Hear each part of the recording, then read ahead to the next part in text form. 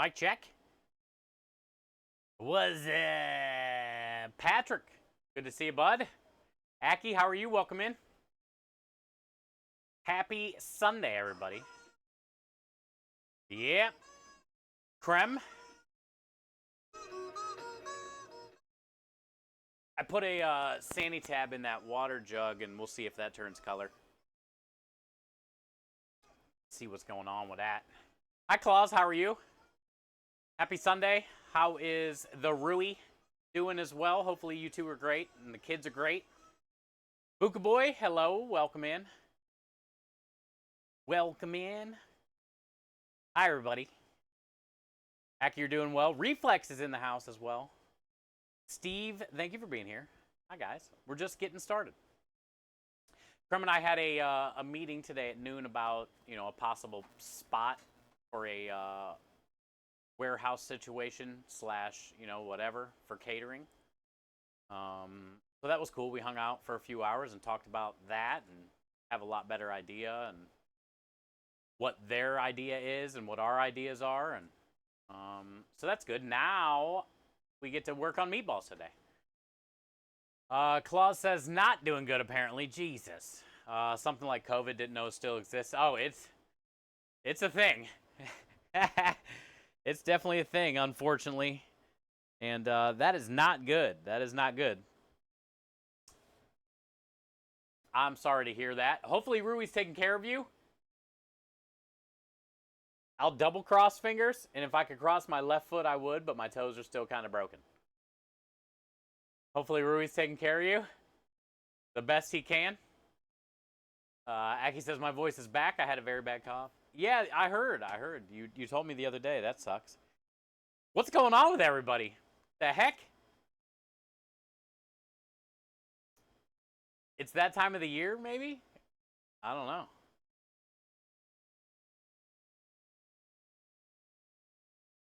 I think he's anywhere in his... Yes, but still. Hopefully he's trying to take care of you, helping you out. I'm sure he is. He's a good dude.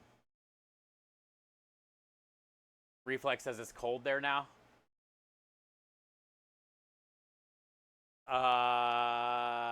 It's pretty much the same over here. Things are getting colder. I don't know what it is here today, but it hasn't been. It seems like it's been kind of rainy today. It's 80. Okay, so maybe it's not cold here. Maybe it's not cold here, Reflex, but it's cold other places over here. Just not here. But yeah, I feel. What do you probably got? 4 months? 5 months? Didn't see him for a while. Yeah, because he doesn't want to get sick. He doesn't want to get no bad juju put his way. At this point, I wouldn't be surprised if he slid the food under the door for you, Claus. Oh, what do you need? Tissues? Okay, here. We'll just stuff them under the door.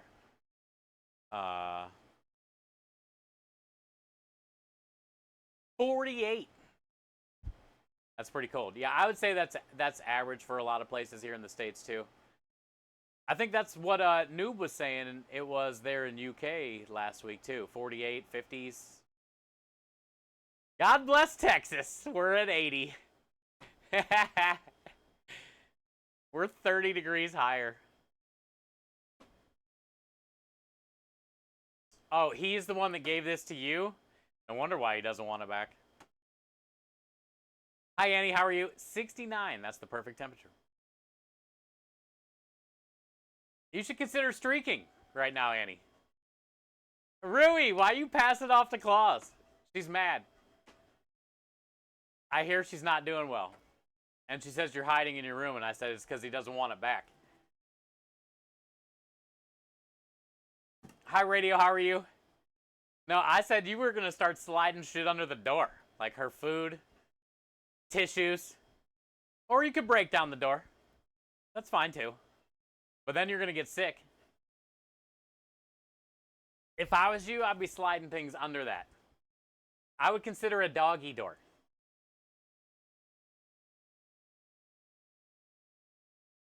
New pot? No. Oh, this pot? Yeah, I don't use it often. I just use it to heat up sauces before the job. But today I'm going to use this to make some stuffing. But yeah, this is the pot I use to heat up the marinara, technically. And then I got another one like this, a little smaller, which I wish I had two of these. But I got another one that's a little smaller, and that's what I heat up the Sunday gravy in. Yes.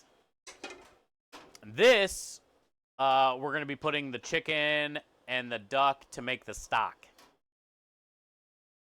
So first thing I want to do today is knock out stuffing so it can cool. Pretty easy to do. We got a little bit of veg cutting and stuff, but then while we're messing with veg for this, I'll get some veg cut for the stock. And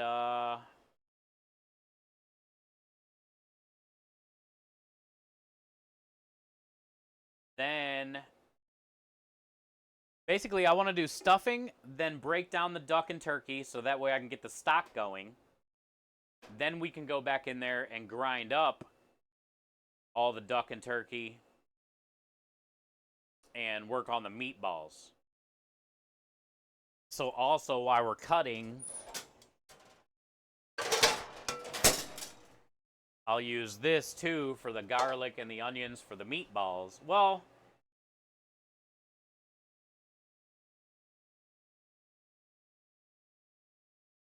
yeah, I'll still put some in the meatballs. Because there's going to be carrots, celery, onions, and garlic in the stuffing in the meatballs. But I'll still add some more onions and garlic to the meatballs. It would be better. It'd taste mo better. So basically, we got a lot of cutting. We just game planned. We just game planned together. Hi, Cheers. How are you?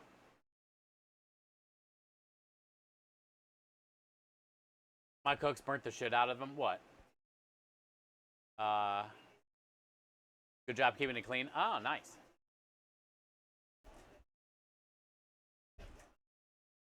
Thanks, man. Yeah, we've had this pot since opening day. And I've used it 4 times a week, probably. And we've had this since before we opened, technically. That's pretty good, huh? Even look right here. Usually you get a lot of shit here. Now, as far as the pans, we're not doing bad. You know, we've had these since before we opened. And I use these every day. But we do have a little bit of that right here. But we can get this off pretty easy. But also, it's not like a crazy big deal. It gives it character. I don't like my stuff like super shiny, you know? I like it to be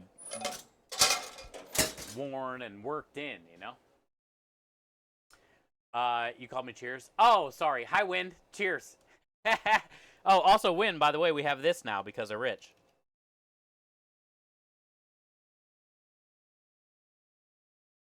I think I got to turn it up, though.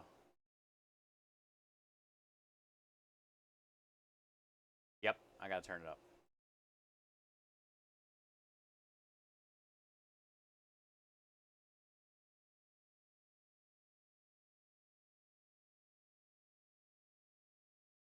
Oh, maybe yeah.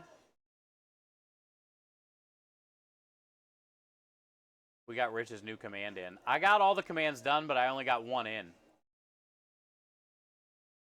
Well, the lists I had.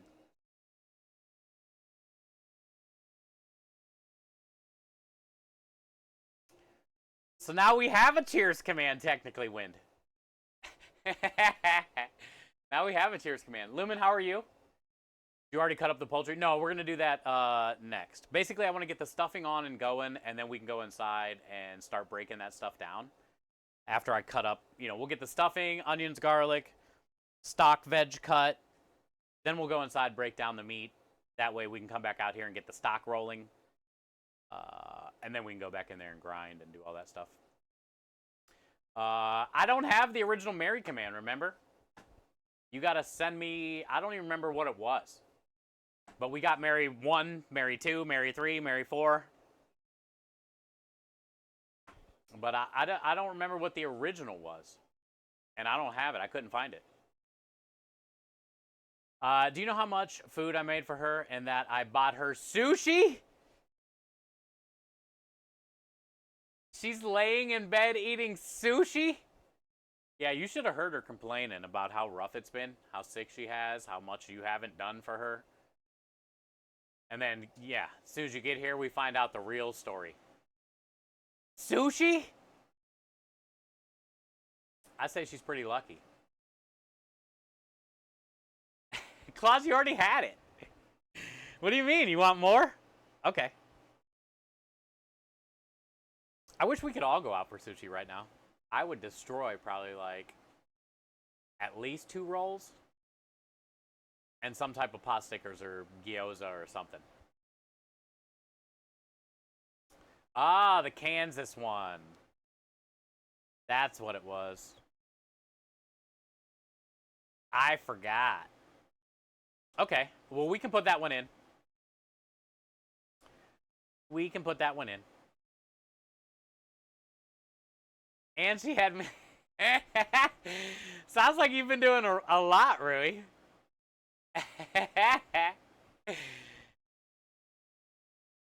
Eat in bed, spread toast and spreadable cheese. Ooh, that's always a good little bedtime snack. Hi, Patrick. Wayward son. Okay, yeah. So we'll get the new Mary command in then. I got like 4 commands done last night, but I only got 1 in. She'll deny, of course. As she should. As she should. I would always push for more. She ain't wrong. You're gonna make Houston unsafe by May 25th. You better not be coming over here putting any juju on anything, tell her. Did she hear me? No juju. No spells. No potions. Can't even fly with that. Hey, Kyle! Happy 27 months of support and kindness, bad decisions, and all the things. Enjoy the wieners, the wiggles, and the smiles. Spam alert is probably going to type. Hi, Kyle. How are you? Thank you for being here always. Bad decisions? Let's get a shout out for her. Make sure you guys are following her. Patrick, thank you for the smiles. I'm good. We're just getting started. Hi, Scrub. How are you? Welcome in. We're just getting started. How are you today? Thank you for the 27. That is very, very kind. Very much appreciated. And literally, thank you for helping keep the lights on. Without you, we wouldn't be where we are.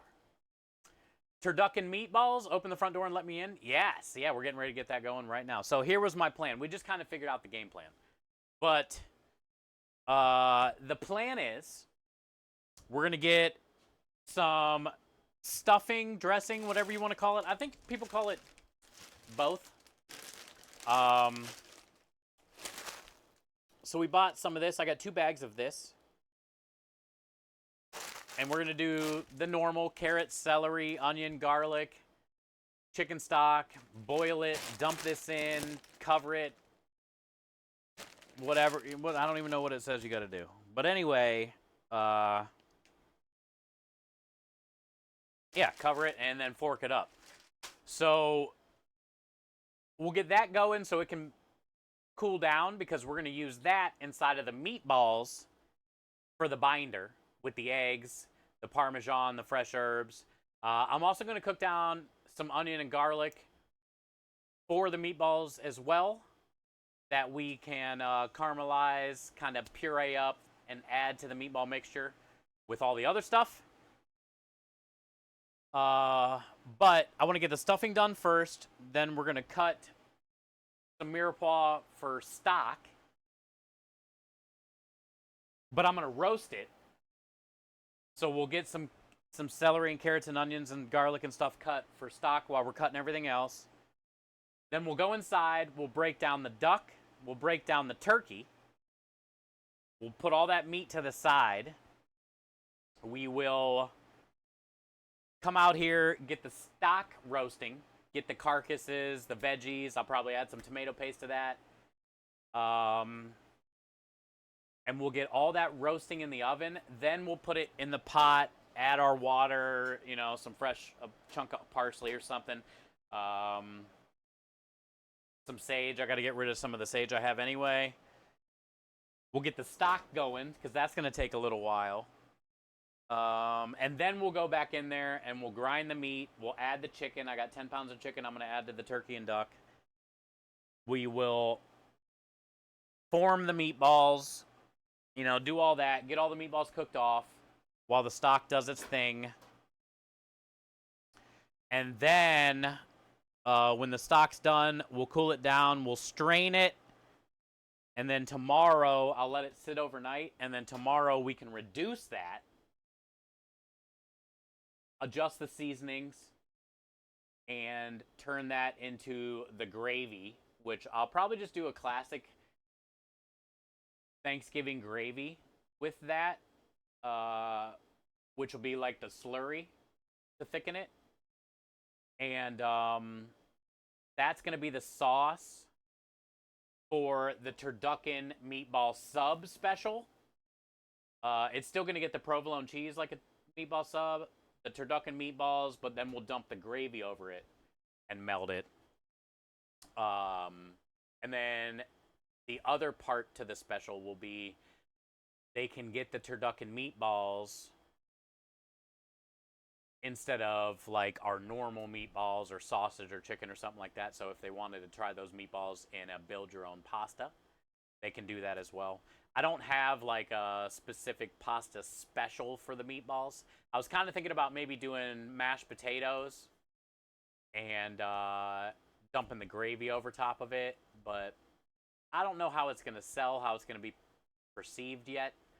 So I think I'm going to stick to something simple as far as like put it on a sub with gravy, which would be amazing, or just sub those meatballs for whatever you want in your build your own pasta.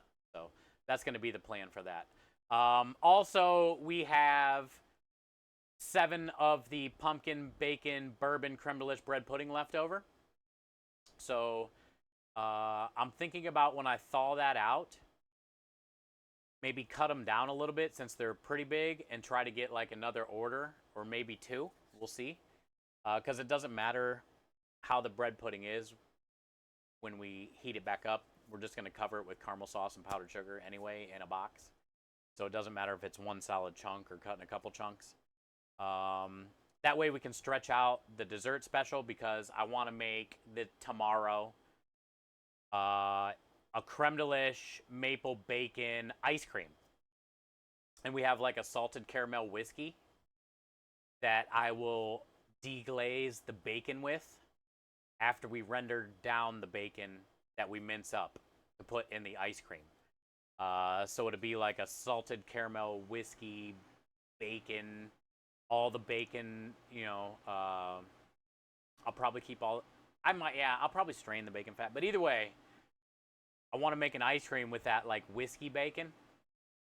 And the ice cream will be just the normal creme de liche vanilla.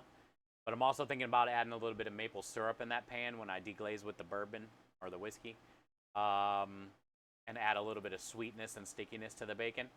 And that maple flavor, I think will go great in the ice cream as well. So, and then we'll take that mixture when we're making the ice cream and stir that in like right at the very end.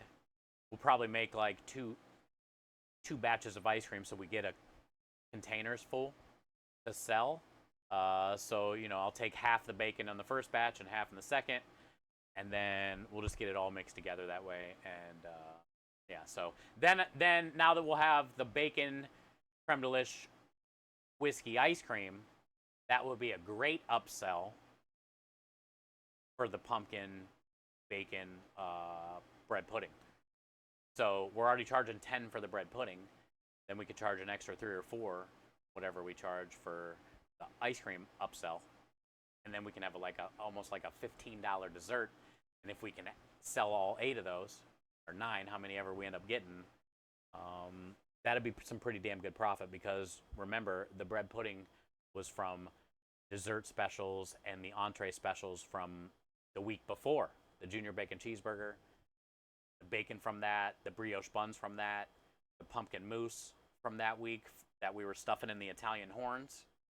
Also, I got rid of all the Italian horns in the bread pudding. So basically, the bread pudding's already a remix. And then now we can like sell it again for even more of a price point just by adding some pretty badass ice cream that would go good with it, you know? So yeah, that's the plan for this week. Those are going to be the 2 specials. Hi, Amy. How are you? Welcome in. Happy Sunday. And I like the ideas of potatoes with it. I don't know if they go with the pasta or not. The meatballs, yeah. We'll see. We're gonna. The good news is we're gonna sell it as the sub. We'll see how people like the idea of the meatballs, and then depending on how many of those we have or how it sells after this weekend, then like next week, say I got 7 orders of meatballs left because we're gonna give them 4 orders of meatballs per order. Say I got 7 orders of meatballs left, then I'll make that a special for next week with like the potatoes, the gravy, something like that. You know what I'm saying? But yeah, so this weekend's kind of going to be science on the turducken theme. Oh, and a hydrate. Thank you for that. You and Joan finally moved? Dang, did you? I'm sure you, hopefully you had a lot of help. You got kids. They better have helped. And those kids have boyfriends or husbands.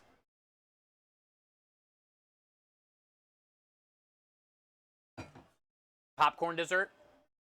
What popcorn? Are you saying we should run one? Hi, Steel. How are you? Hi, Temperance. How are you? Welcome in. Joe, thank you for being here. It is an above average Sunday because you are here. Mahler, welcome in. You made it. Let's go. Patrick, thank you. I'm doing good. So you put them to work as you should.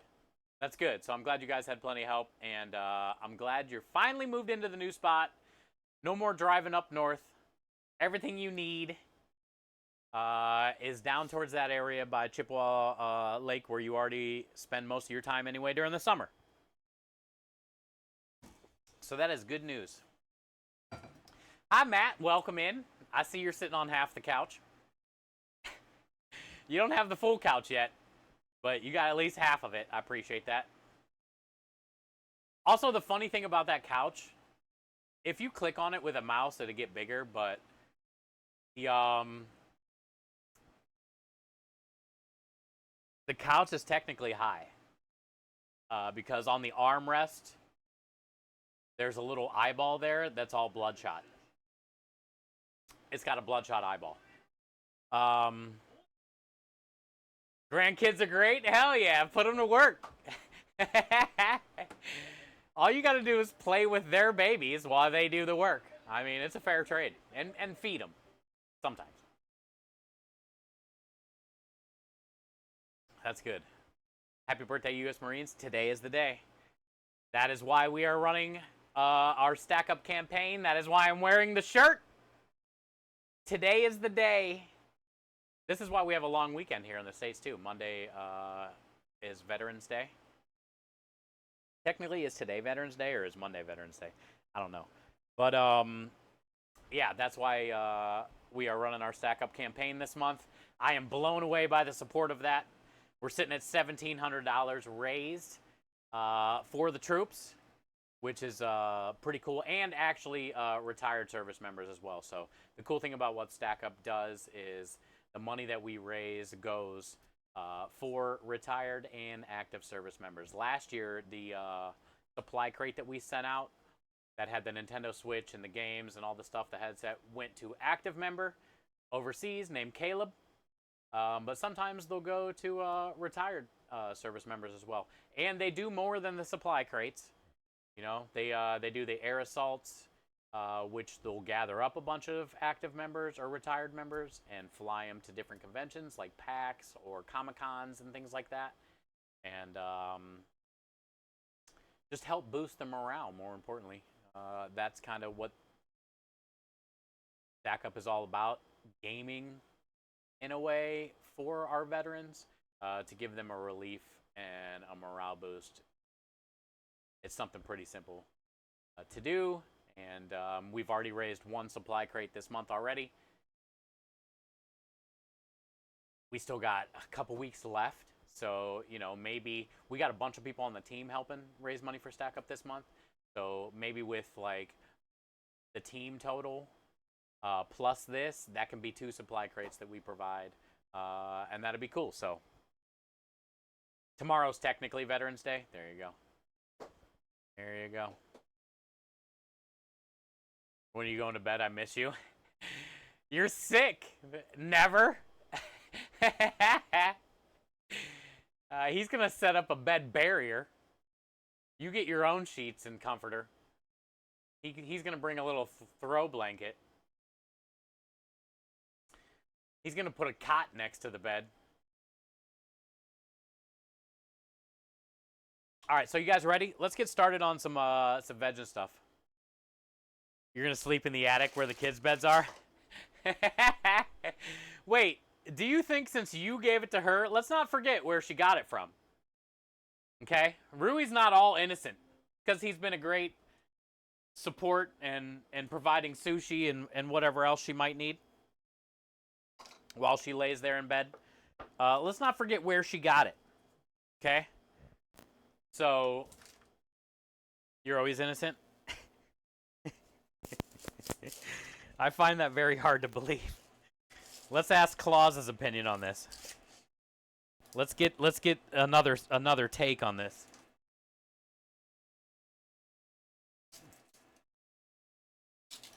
Hey, hi Bluesy, how are you? Good to see you. Welcome in. This onion was busted. Let's go grab a couple more onions. That onion was gross. Sometimes when the middle rings get squishy, it's just not worth it.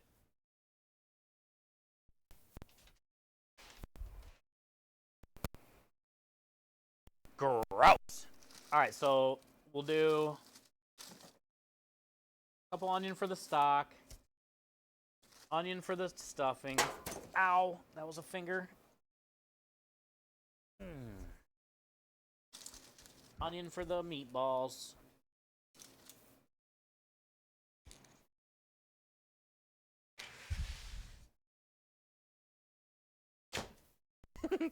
Real homegrown spaghetti. I heard that as I was walking out. Real homegrown spaghetti. What up, Aru?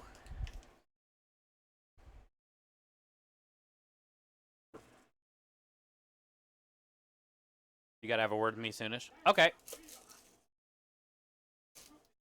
Just hit me up when I'm not live streaming.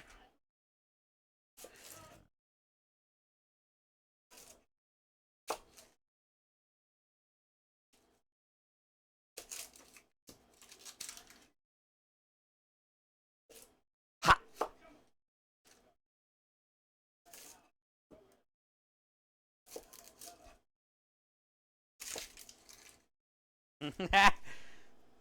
Rest in peace. Rest in peace. All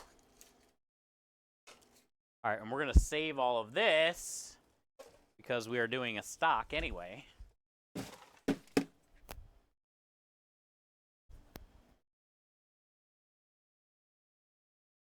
So we can save all this stuff for the stock.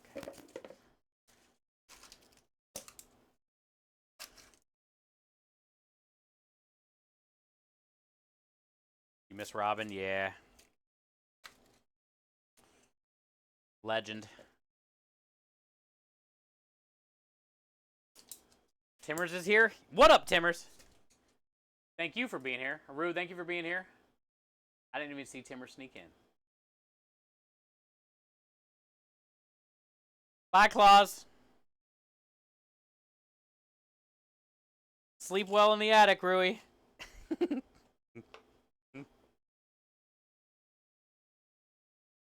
Oh, don't worry. Rui will be in there in a few minutes to check. Don't worry. And make sure he's not in trouble. Don't worry, he'll be in there in a few minutes to check on you and make sure he's not in trouble.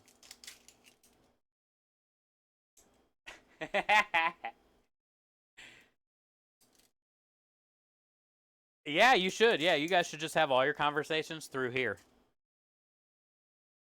Or you should actually do it in the general Discord. While she's in the room and you're in the attic, just ask each other questions through the Discord and, you know, things you guys need. Few hours. Boss doesn't have a Discord. Oh. Well, she should get one and join ours and just spam the general section. Everybody would like it, I bet. So many people get triggered by Discord notifications. I always turn the damn notifications off. So, well, the noise. That way I don't have to worry about getting triggered. Hi, Greener. How are you? Welcome in.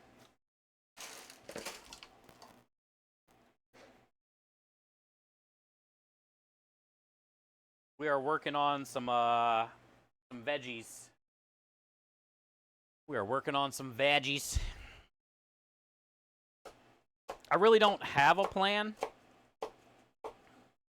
but we're going to figure it out. I'm thinking as far as for this stuffing, I'll do a couple cups of veg. You know, we'll do the classic celery, onion, carrot.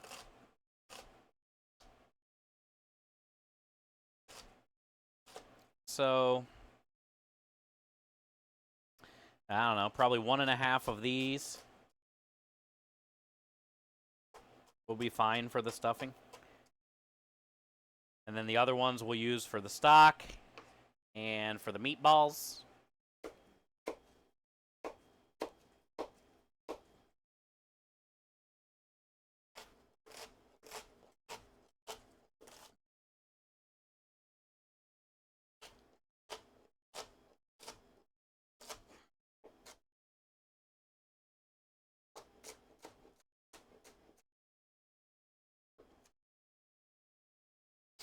Okay, that was one.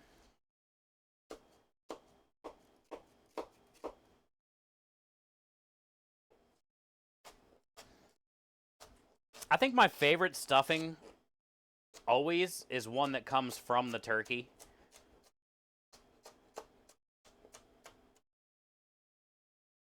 I always feel like that's the better flavored one every year. Like, there's always both kinds usually, because you can only put so much in the turkey, especially if you have a bigger family. But that's usually the one I'm reaching for most of the time. In the bird, dressing, stuffing, whatever you call it.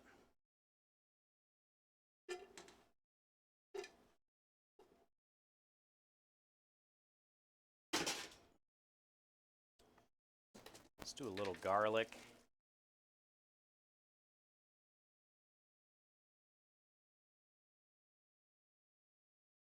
I don't do Ooga Booga that well.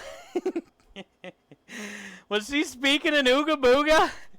I've heard so many people say that. I've even used that word before, but I've never considered spelling it. You think that's how you spell Ooga Booga? Oh, my eyes are burning. I would say that's pretty spot on.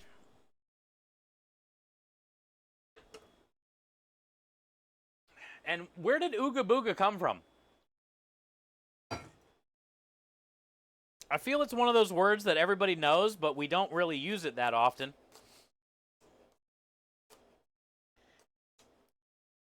Wonder if it came from Scooby-Doo. Ooga Booga. You know? Like one of the bad guys at the end? A ghost or something? You've never heard of? You haven't?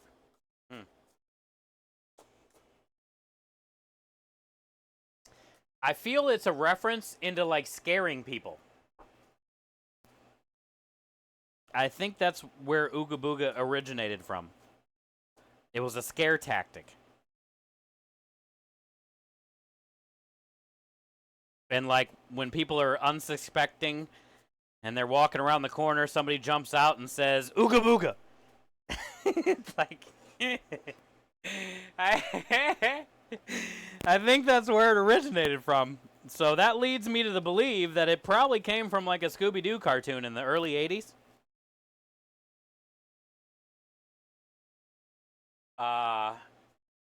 If it's cooked in the burg, Captain Caveman, ooga booga.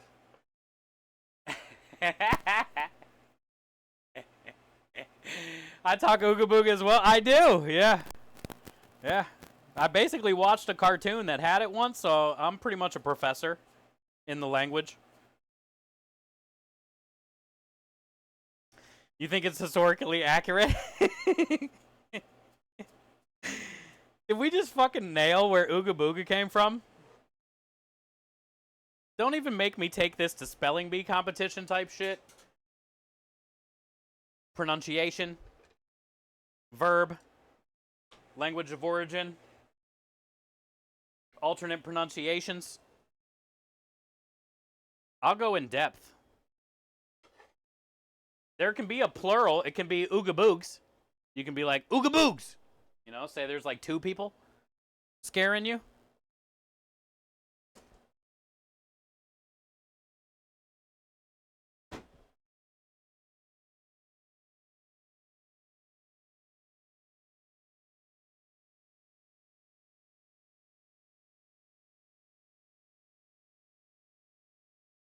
He talks your language. Ooga booga? Yeah. We're basically like best friends already, Claus.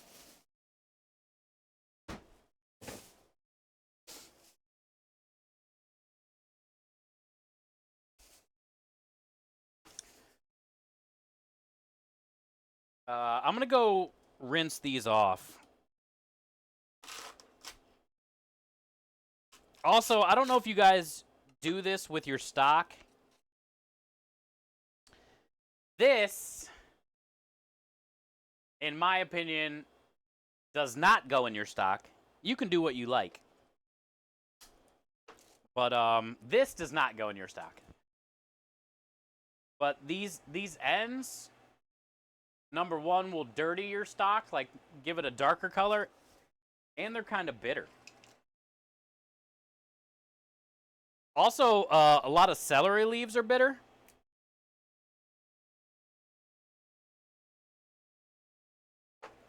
So I try not to put like too many of the leaves in here. And this will also clouden up your stock. All the leaves. But you know, you do as you wish. It's just my take. Go rinse these off.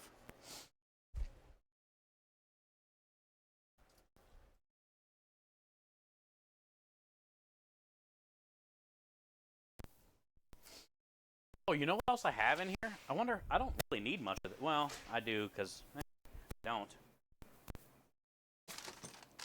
I'm doing. Got a jar of peanut butter right here in my hand right now.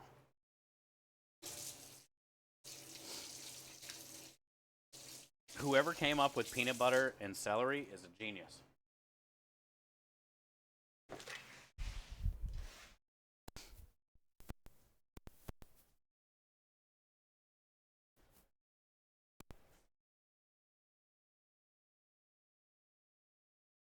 Ooga booga. Hey, hi noobie noob.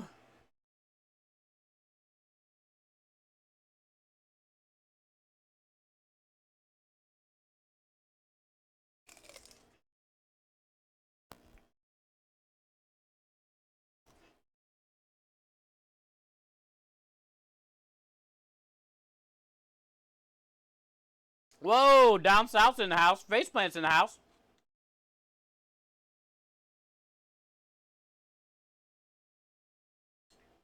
How was your day? Pretty good.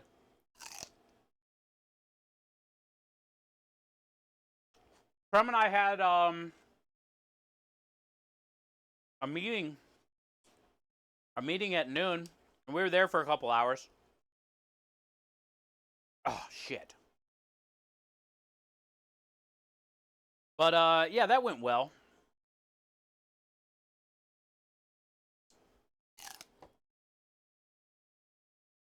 We have like we discussed a lot of good shit. So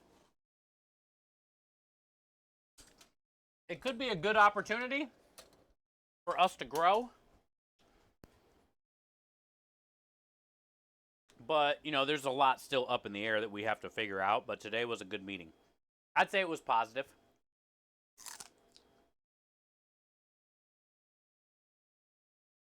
Because it would be nice to get a building. But the ideas that were being thrown around today was this building is going to be kind of like a wine bar. To where it's basically going to be like a restaurant. Which is something I don't want to do. But it's a little bit different.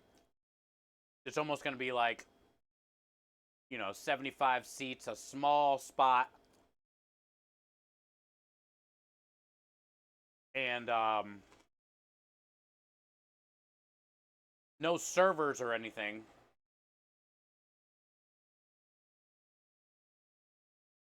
There's going to be beer, but just cans and bottles, no draft. We're not going to sell the beer past 10 kind of thing. And I'm going to have a menu. So then we can still do our catering.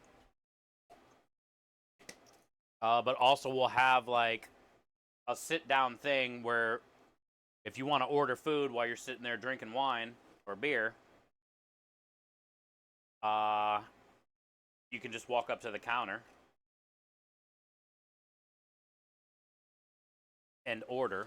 But then also we want to do, you know, wine dinners, bourbon dinners every month, stuff like that. So people can pay money for a ticket to go to the dinner. And so in a way, it's technically a restaurant, which is what I don't want to do, but it's a lot different than a restaurant as far as like all the staffing involved for that and with that and kind of like the flow of it. This is going to be more of like just a cool little chill spot that you can get some good food, pretty relaxed, hang out, almost like not feel like you're at a restaurant.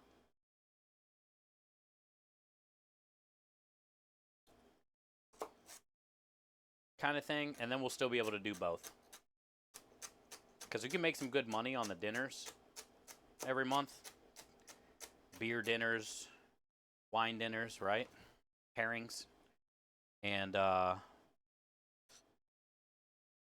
location is really good for a lot of foot traffic. Having the people be able to come in and try the food will also help us get catering jobs if they like the food. You know, and we'll have a lot bigger area to do catering jobs in between, you know, making sure that stays sufficient and runs. We are thinking about doing some changes coming up this next year, though, for the food truck to make it a little bit easier. Since until we can really build up the catering. But I think we're going to be getting rid of the build your own pasta. And just kind of doing like pasta dishes. You know, and if they don't want the artichokes that might come in the one pasta, just get it with no artichokes. Kind of thing, you know. Really thinking about simplifying everything going into next year since it's just creme and I. And, you know, we can definitely hire some help, but you never know when we're going to need help. Thursday, we did $19. The last time we were there, we did $470. So it's very inconsistent. and hard to judge and kind of hard to get help that wants to work pretty much maybe 3 days a week, but probably like 1 to 3 sometimes, you know?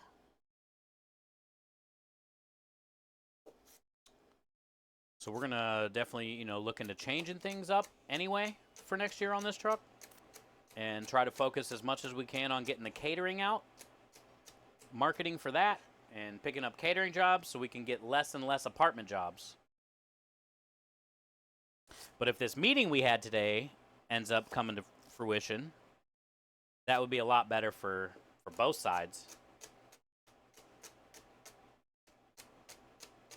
And it would really help out our catering to have a spot that we're open at every day, that people know where we're going to be every day, but it not still be like restaurant politics kind of shit.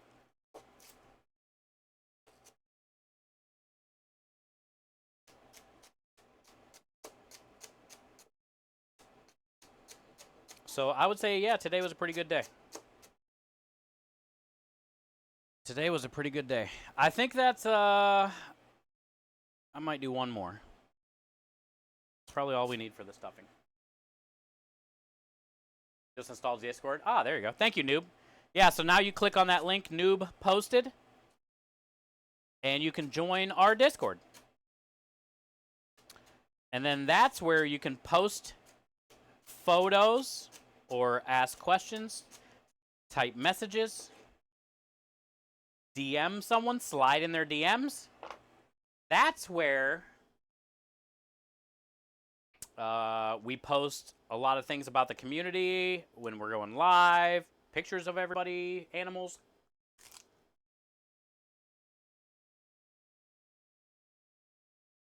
Is that at a wine shop? No. It is planning on being in Old Town Spring, though, where there's a ton of foot traffic. And that's where that wine place was that we went to. Remember that little wine bar we went to in that parking lot? It was in Old Town Spring.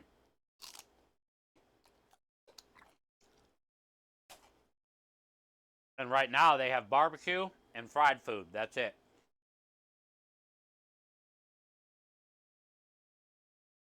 There would be nothing like us. And what I was thinking too would be fun. Sundays after church, try to build that crowd up and do Sunday dinners. Like family style Sunday dinners where I'll put a big, you know, platter of, say, beef short ribs, mashed potatoes, whatever, all the things, right? On the table. They get, you know, pile of plates and they can sit there and just scoop and serve themselves kind of thing. And have it be like a classic Italian Sunday family kind of thing, you know? Come in there, grab some wine, get a Sunday dinner, bring the family. It'd be like a catering event for each table, if that makes sense. So like they're ordering a catering package for each table. We want the whatever this Sunday that feeds, you know, 8 to 10 or something. And then we would just put it on the table and then they could divvy it out, plate it up like they would if they were at home. Family menu, yeah. Now I still want to do like, you know, the go-tos, right? The meatball subs, the sandwiches, the pasta, the same shit, except for it's not going to be build your own. But I think Sundays will be a great day for like, yeah, have it be like a family day. There's not going to be any TVs in there, you know. You're not going to be like watching sports. It's not going to be like a bar. Go in there, drink beer, sit down at the bar, bartender kind of thing. But there are going to be like a bunch of table games. You know, it's almost going to be like the vibe of inside of a brewery that serves food. Usually they have a bunch of like cards and Jenga and random shit, you know, table games that you can do. You sit there, you try some of their beers, their wines, whatever they have, grab a little plate of something to eat. We'll have like, you know, some cool little appetizers, right? Like little dips. I would even consider doing pizzas. Just have a couple pizzas, easy. Which means we'll have to start making pizza dough, but we'll have a walk-in cooler to make dough.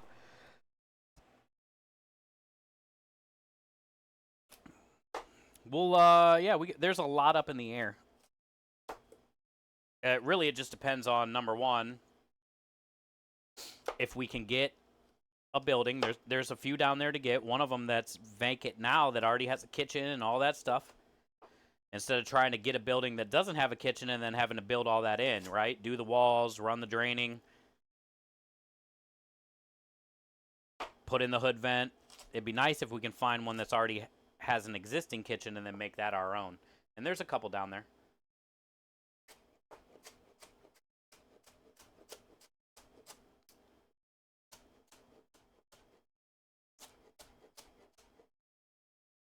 It's not what I originally wanted to do when we got here for the catering. But if this is our only way anytime soon to get us more space and a better opportunity for catering, and I gotta, you know, make a tiny little menu for basically a wine bar that I've already done multiple times before. Little tapas bites and little, you know, just a couple little things. It is what it is. It'd be worth it in the end, instead of trying to wait on Krem and I to build up some money to be able to buy some type of warehouse or rent that we can focus on catering out of. Because having this little restaurant thing can help us probably get more catering gigs. Because more people will be trying the food and know where we're at and all that kind of stuff, you know?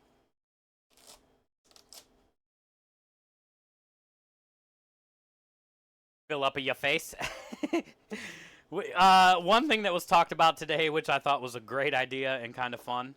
You know how you can get like a bucket of beers at some places in a literal like stainless steel bucket filled with ice and then packed with a 6-pack of cold ones? A bucket of balls or a bucket of pasta, right? So dump all the noodles and sauce and then pile the meatballs and shit on top of it. Have some like garlic bread around the base. You know, set the bucket on like a thing and then have some garlic bread there and then set that in the middle of your table. Feed 6. Bucket of balls. Yeah. That's kind of what... That's the kind of place, you know. I definitely don't want it to be like a sit-down, fancy Italian restaurant. I don't want to do a restaurant. But I want it to be, you know, what we were talking about today is just like a chill spot. Serve yourself kind of thing. We don't need servers walking around, going to tables. If you want to order, you got to walk up, you know, to the screen type thing or to whoever. You'll get like a little number. Okay, you made an order, you're number 22. Here, take this little 22 flag and set it at your table. And then we'll bring out your food when it's ready. You're in? Yeah! How you doing, Claude? Good to see you. I love your face. Pizza oven. I don't know if we're going to go, you know, we'll see what budget-wise we have and building space-wise we have, right? We'll find out about all that. If we can't get a pizza oven, it's no big deal. I'm going to have a double deck oven for catering anyway. So then I'll just get a couple little pizza stones that will just always sit in there. It'd be fine. That's what I did at my last wine bar. We had some pretty banging ass pizzas that came out of a convection oven, and I had a couple like stone plates that would sit in there. So, and then we can use that same dough for like dips and breads and all that stuff too for like little appetizers.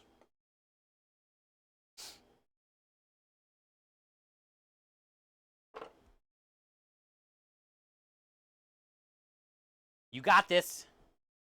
You got this, Claus. Thank you for being here. Okay, so now we have our garlic, onion, celery, carrot, right? Go turn on the propane. Let's get this cooking down with the most important part to a stuffing. Butter. We'll also use a little oil because the butter will burn.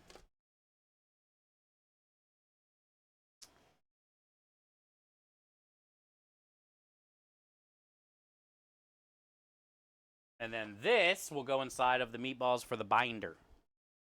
The binder. Also, we'll have enough extra stuffing to eat because it's stovetop. I helped.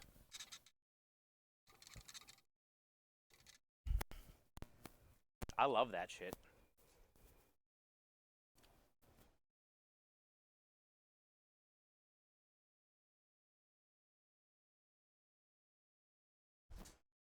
So let's get this on.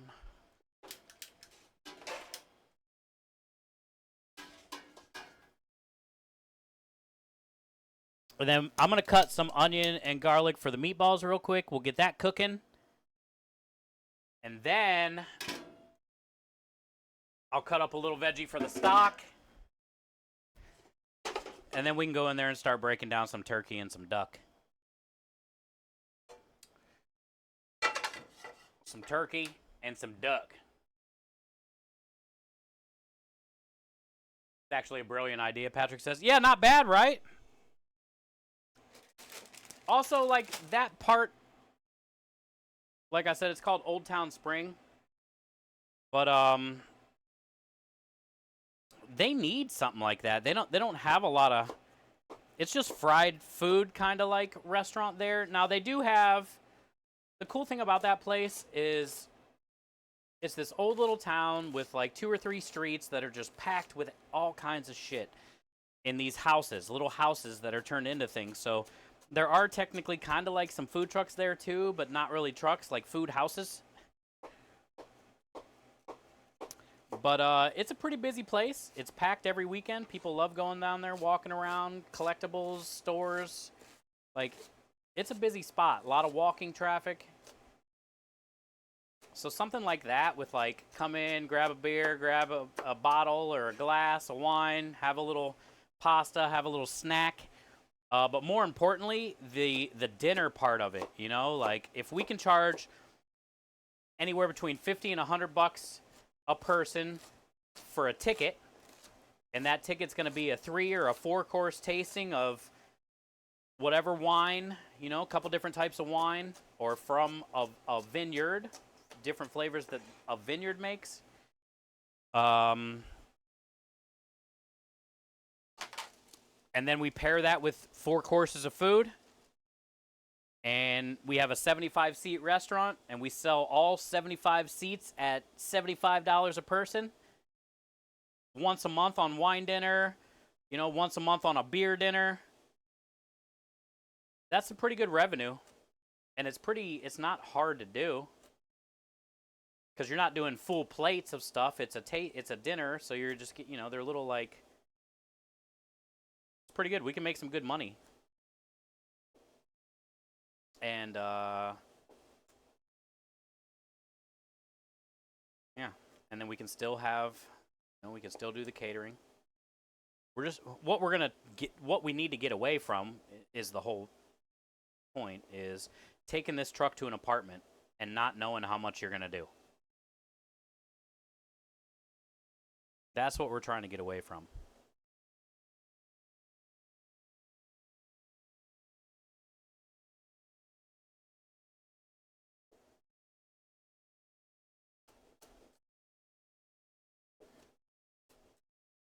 But until, you know, that can happen, that's what we got to do. So that's why we're looking forward to next year, probably taking away the build your own pasta part and just having a couple specials like normal. And then, you know, the meatball sub, sausage sandwich, all that shit's going to stay the same. It's just going to be the pastas.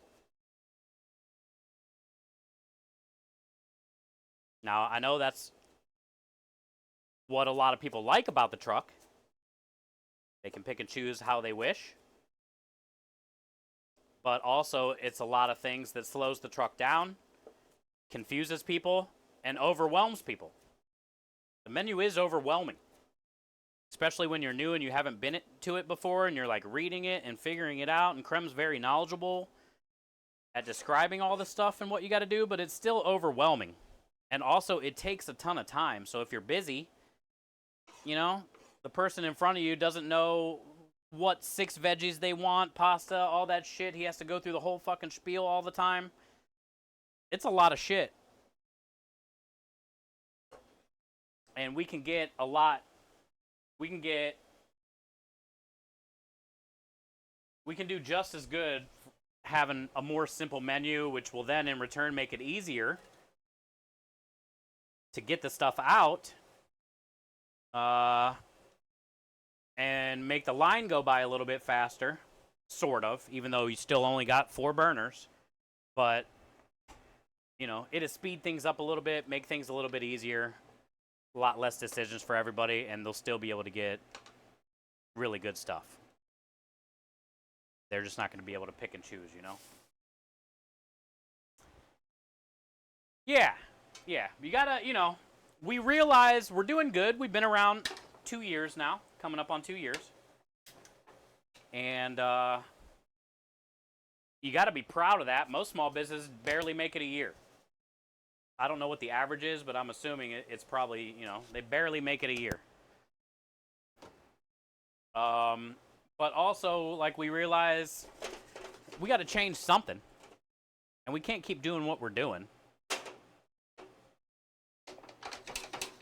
So by changing something to make it easier for us, that's a good start, I feel.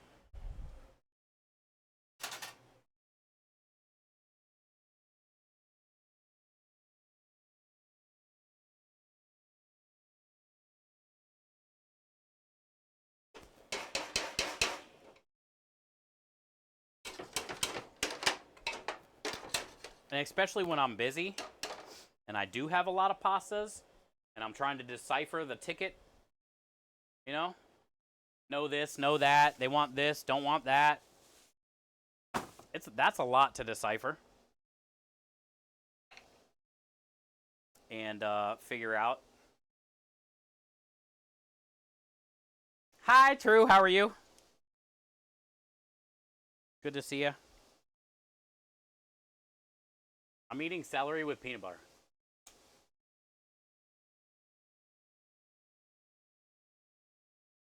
That too. Yeah. That too, noob. I agree.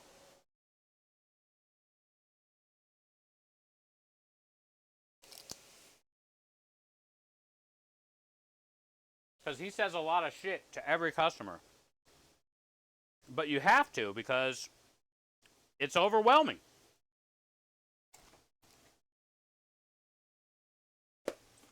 I mean, it says build your own pasta on the menu and all the shit, but like, if you don't have him there describing it, kind of like how it works,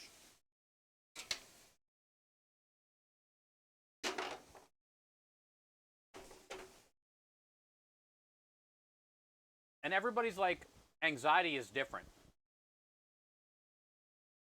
Some people can't even look at our menu because it's so much, you know, and even begin to figure out like what do I do, and then when there's a line behind them, they're probably all nervous.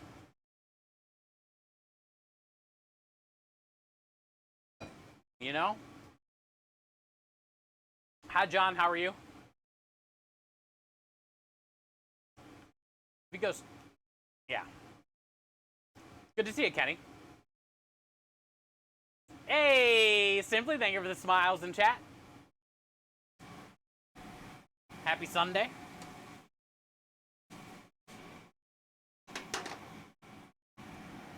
Temperate says I'm going to order everything when I... We're going to hook you up. You don't have to order everything. I'll let you try it. A bunch of stuff too, you know. Good to see you, man. I just had some celery and peanut butter, and I forgot how great that was. And whoever invented that is great. A great person.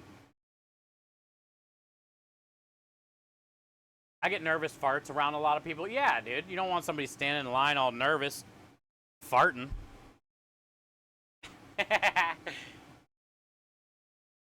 50% of the people have a 6th grade or lower reading comprehension. Menu signs aren't going to help. Yeah. Definitely probably doesn't help at all, huh? So that way, if we can just simplify it for everybody, still have good choices, it'll be a lot easier on us, a lot easier on the customers, and we don't have to compromise anything other than the fact that they can't decide everything that goes in their pasta.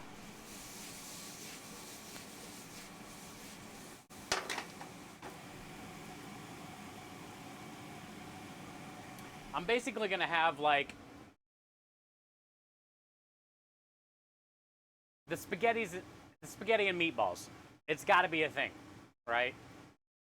I don't know how I want to put it on the menu, but basically it's going to be like spaghetti, sauce, meatballs, but that also goes good with sausage. So you can, like, if you want, sub sausage instead of meatballs kind of thing. So they're still going to have like a little bit of leeway.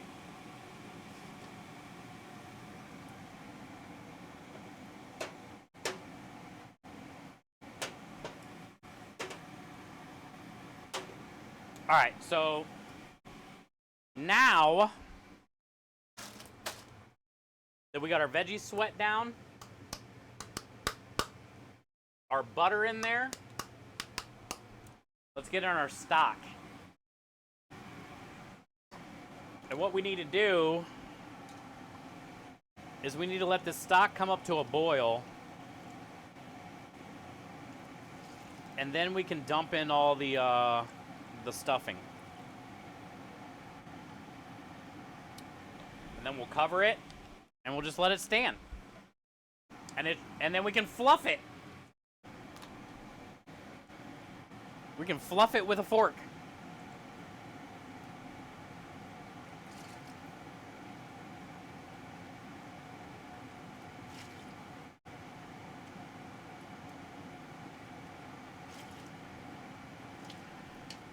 All right, let's try that. Let's try that.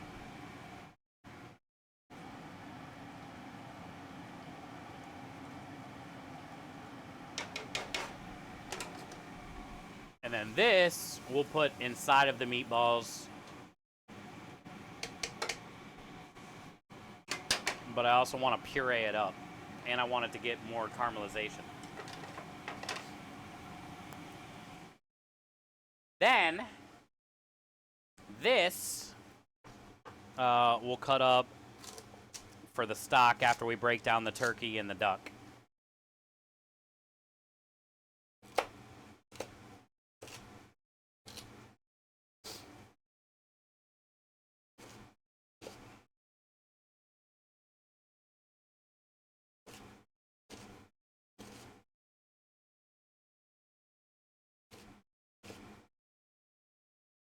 And I'm going to roast all this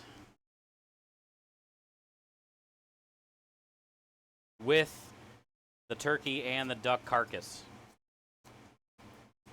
I'll probably add some tomato paste too.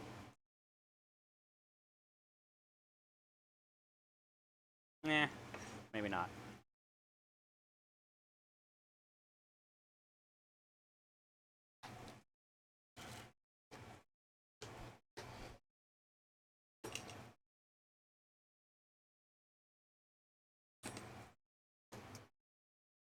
That. And then these carrots are going to be for the Sunday gravy that we're going to be making tomorrow. So I'll keep these up here. And we're set. That was the perfect amount of veg for everything I needed.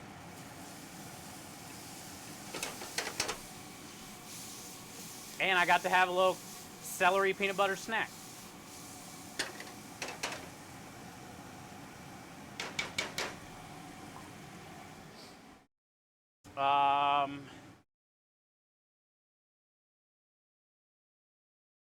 Hi, Stony. How are you? You like my thing? Look, it's got a skull on it. Got a guitar. Quote the Raven, nevermore. It's a vegetable. Arugula. Hi, John. Hi, Kenny. Simply thank you for being here.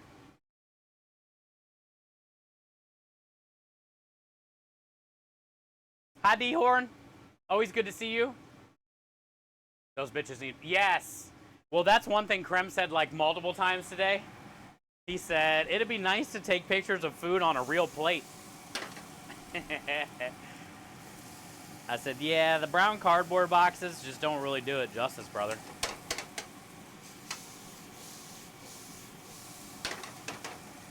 Yeah, we'll be able to get some good photos.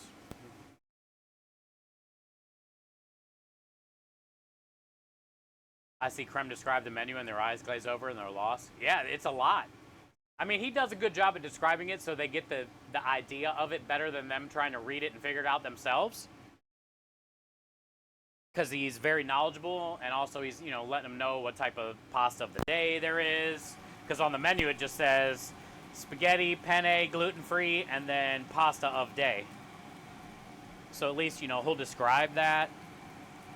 He describes the specials instead of taking it upon them to read it. But a lot of times when I talk to the customers and I say, our specials are on the top right side, they're still like, don't even understand what I'm saying.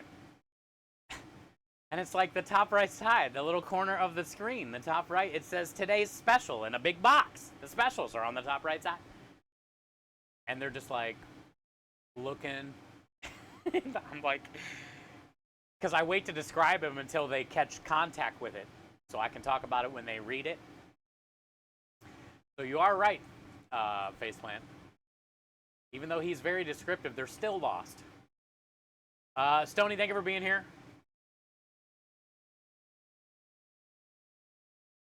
Where's Krem? Krem is always in the warehouse doing his work.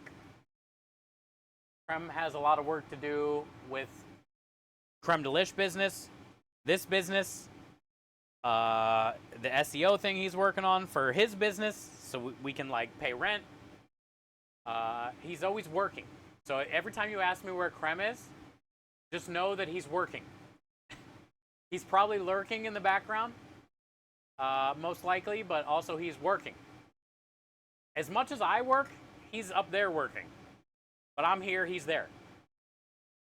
You know? But he's like in here, lurking. But most likely he's working. Also, D-Horn, thank you for the 3-stream streak. Your girls say hello. So, Stony, I forget. So, Paisley's one of them, which is a great name. Also, she looks fucking just like you. But what was the other one's name?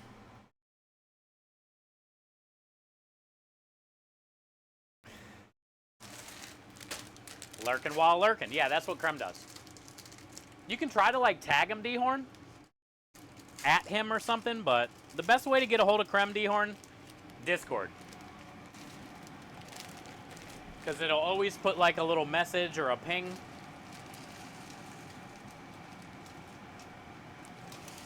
Also, when, like, I start cooking bacon or desserts, old Teefy McTeeferson will be out here to grab a little snack. So you can count on that, D-Horn. But we're not making any cookies today, so we're not making any bacon today. Tomorrow, I guarantee his ass to be out here. Get a little piece of bacon. You had nothing to do with this special? This is brilliant. I actually looked up Turducken Meatballs today when I got back from the meeting. There's only one thing on Google, and it was like a weird one. Sweet and sour, maybe, or something, Turducken Meatball? Everything else, when you look up Turducken Meatball, is just like Turducken regular. Well, I did see maybe another one that was like some type of Turducken meatballs on a skewer.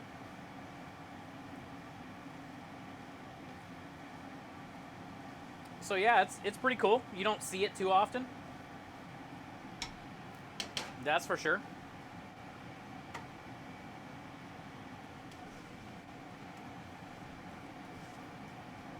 It's a good special. And in my opinion, it's a great way to introduce something like duck to someone who says they don't really like duck. Because this way, they'll be able to have the meatball, but not really have all that duck flavor, you know?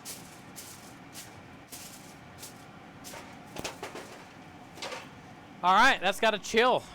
Easy. This is done. I'm happy with the color. Stock veg are cut.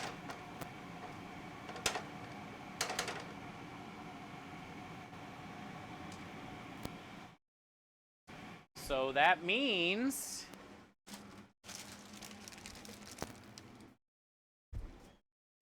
we need to basically go inside and break down the turkey and the duck so then we can get the stock rolling. I'm gonna put all that in there for the stock, but then this other pile of stuff over here, I'm gonna grab a sheet tray. We'll light the oven.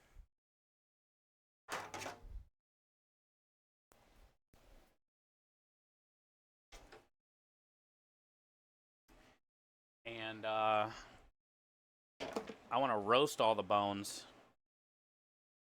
and roast all the veg, so that way we get a deeper gravy.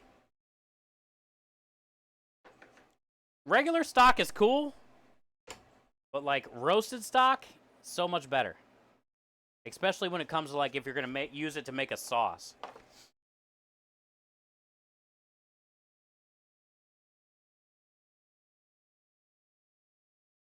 And then we'll just set this should be big enough to set the turkey and the duck. Probably not. I'm probably gonna need a big tray. But this will work for now. We'll see what happens. You can make a free kick account.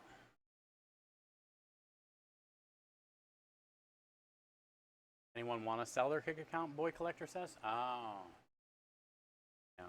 But like Reflex said, you can make a free one. Aki, thank you for the hydrate. D-Horn says, at least you have a sharp knife. I do. I got a couple sharp knives. This one is way sharper, the Johnson. But I use this sometimes. I use this sometimes while I'm on the truck, but it's a nice knife. This one's an old banger. I've had this for like 15 years. And I just like the way it feels. It's just a good, like, workhorse, you know? Just like a, cares if I drop it. You know, that's a nice knife. This is like a, just, you know, get her done kind of knife.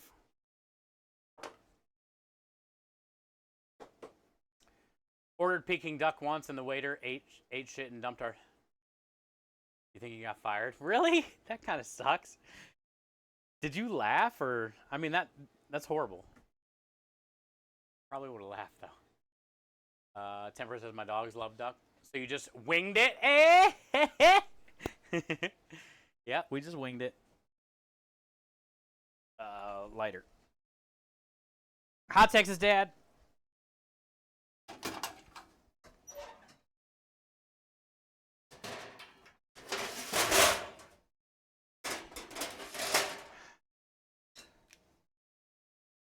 Here's some burnt cheese. If you guys want it, there's a snack.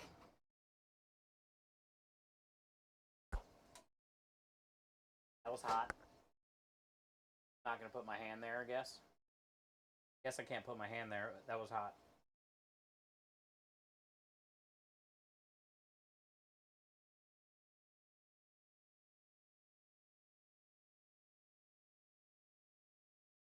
Can I let go of the button yet, you think? Yes. It's always a guessing game. When can you release the button? Nailed that one today. Okay.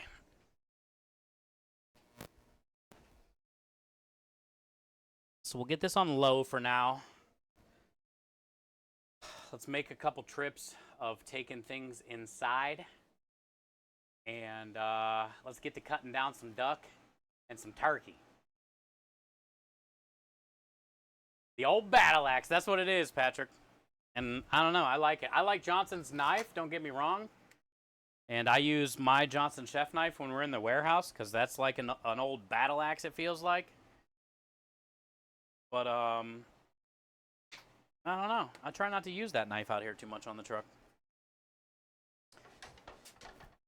Johnson's is like a nice, you know, it's a new nice knife. I'll wait till the old battle axe is like dull or something, and then I grab it.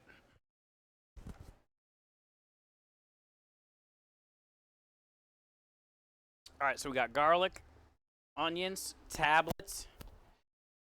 Thought I was going to make a couple trips out of it, but apparently I'm going to do more than what I should be carrying on the first trip, and then probably like very minimal on the next trip, because I'm not very bright.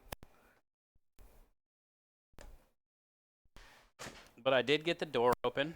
The garlic and the onion that was on the top of the garlic did not fall. Both tablets are in. I didn't ban creme on the way in.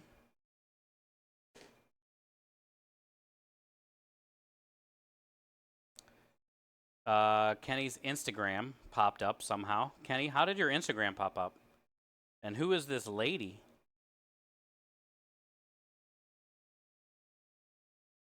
Who's that lady, dude? And why is your Instagram here? Oh, because I Googled Kenny_Roberts84. I Googled Kenny Roberts 84 on the way in, somehow carrying this tablet, and this is what showed up.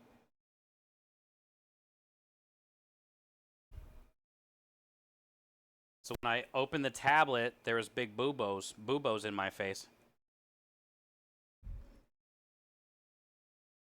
Good news is I didn't ban creme, but I Googled you.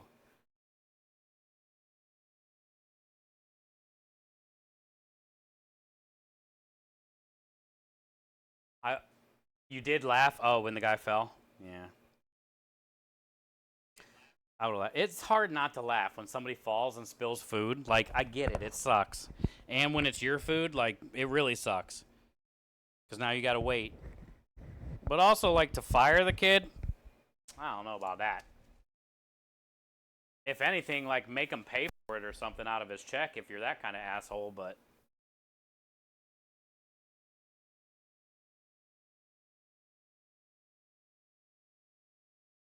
Yeah. I mean, Peking duck isn't easy to do, but also, like, fucking accidents and mistakes happen, right?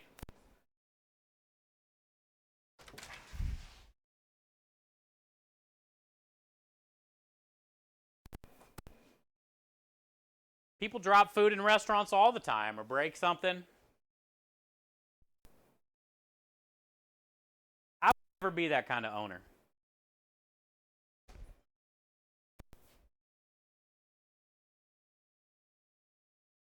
Those are also the type of owners that don't, like, ever offer a raise. They wait for you to get pissed and be like, hey, what's up with a raise or I'm going to leave. They're never like the proactive owners that's like, oh, hey, you're doing like way better than you were last year. And you can do like 10 different jobs now compared to last year. I think I'm going to bump you up another $1. Instead, they'll wait till you're sick and tired of being sick and tired and broke. And then you got to basically beg for it. That's the type of owner that probably runs that restaurant.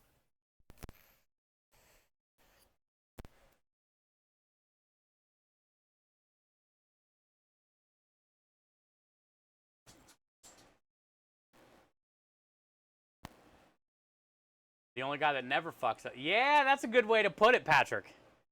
And it makes a lot of sense. That's how this country was built. By fucking up. And learning what not to do. Yeah, basically, Aru. That's a good way to look at it, too. Pretty much barely had that job to begin with then. No matter how expensive Peking duck is or whatever, like how much time it takes to make it. Motherfucker made a mistake.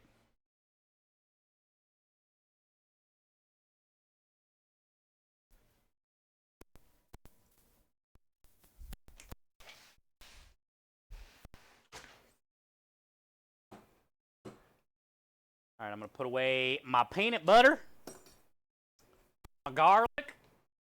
I guess we'll start with the duck since it's smaller. Let me grab a tray to put the meat on. Start with the duck and then bust out the turkey. There's one fly in here that I don't want in here.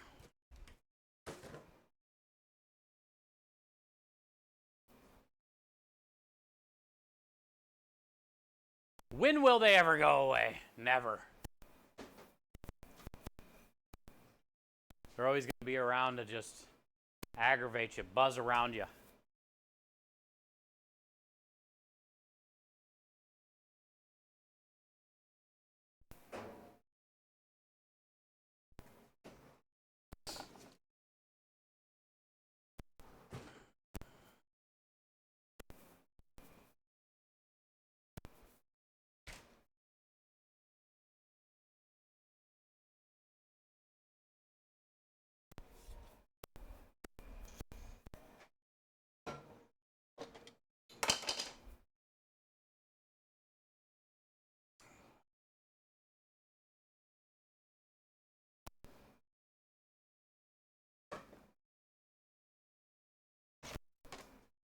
All right, trash can.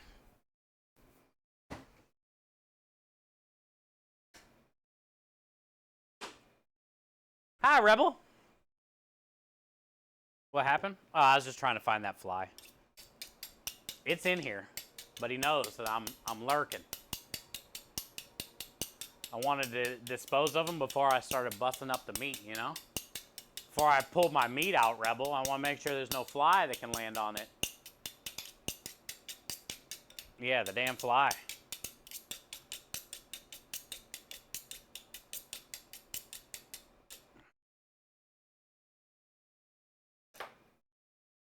Trying to think what I sent me. No, it wasn't nothing you sent me.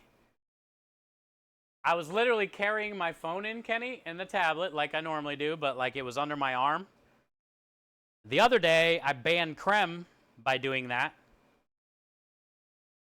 So today, when I brought the tablet in here and pulled it out from under my arm, there was a big set of boobs in front of my face.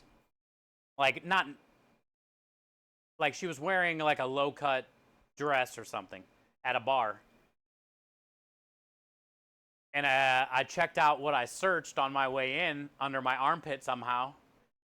And I must have copy-pasted your name because it put your name, how you spell it on Twitch, in the Google search bar and Googled it. And that's the picture that popped up for Kenny Roberts, 84. Was the blonde hair girl with the big boobs in my face. Yeah. But I didn't ban anybody, and I got free boobs out of it. Yeah.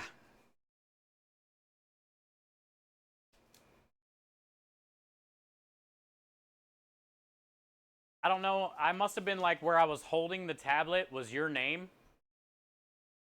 So then it like copied that because I was holding your name maybe. And then somehow my finger hit the search bar as I was walking. And yeah, I Googled you. Have you Googled you, Kenny? Kenny, you should Google you. There might be a girl on there you'd like to meet. Was that Barbie? I don't know who it was.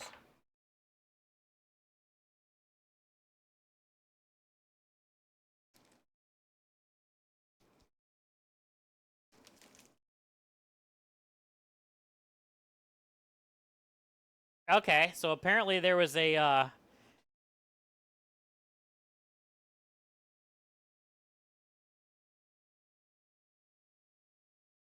an orange sauce packet in here for some reason.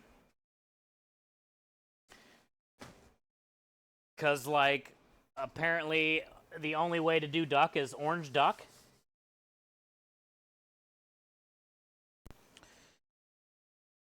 But it exploded everywhere. Because I must have cut into it, cutting open the package. At first I was like, that's a lot of weird looking fat. Because it was like orange and congealed. And then I realized I cut open. Oh, there's that fly. See? Then I realized I cut open the orange sauce packet.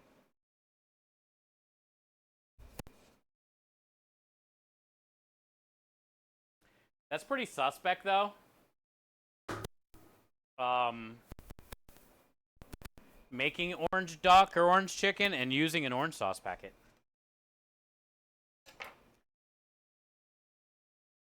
I just Googled Kenny Roberts and no boobs. It was Kenny _ Roberts 84. And I had to scroll a couple pictures down to find it when I looked it back up again. So yeah, maybe it wasn't like on the first picture. But it was some chick at a bar. What is this? Is it stuck in here? Yes. Can I have it? There's a little heart.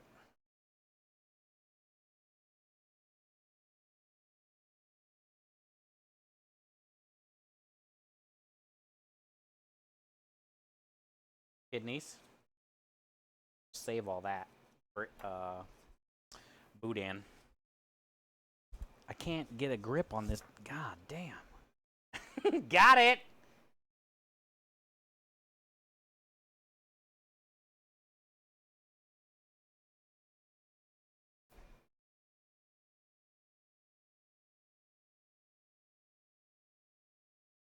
What else is in here? Oh, another kidney.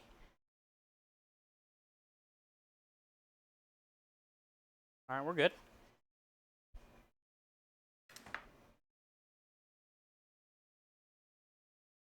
I don't think it was like anybody you knew. Technically.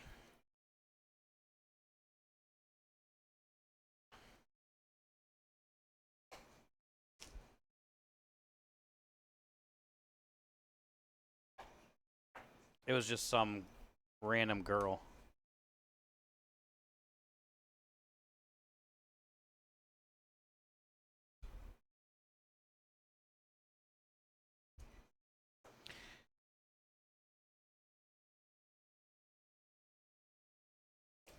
Now, there is some meat on here. Let me see.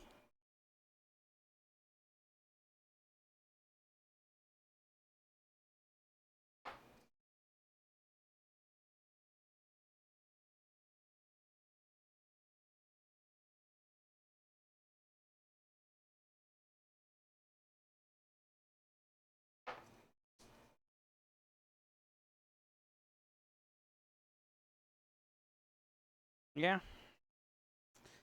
It's worth doing. I was gonna see if it's like even worth doing, but it's worth doing.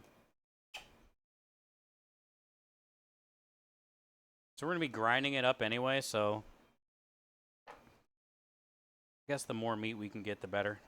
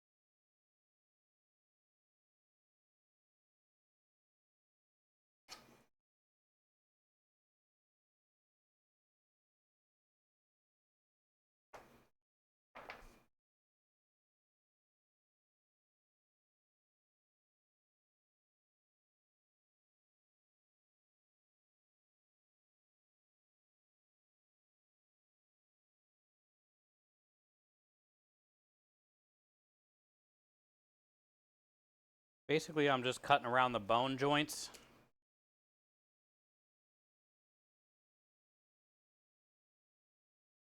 And getting all the meat around the bones. As much as I can. I mean, there's a lot of like stringy stuff here. But still get some.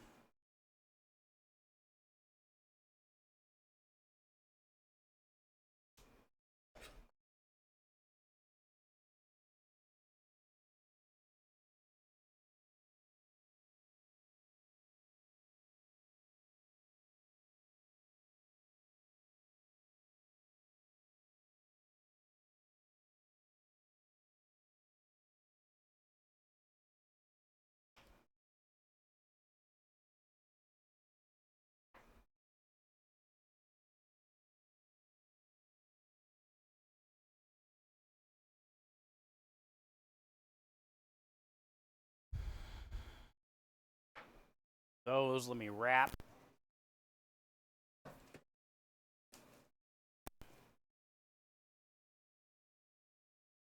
I'm gonna get some from the turkey though, I bet too. We'll put that in our sausage. Sausage! Oh,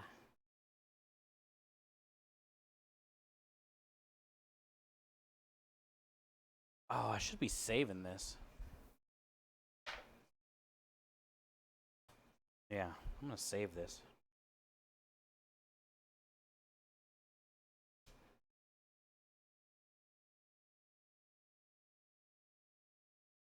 Okay, so this would be for stock. This would be for rendering to get fat.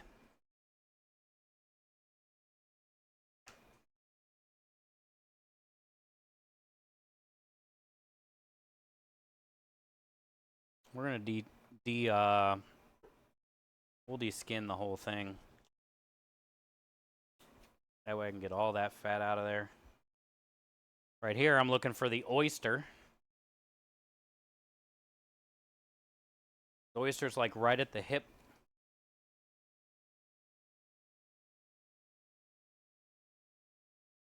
And you can kind of like cut around it. And it's an extra little piece of meat that you can get out of it.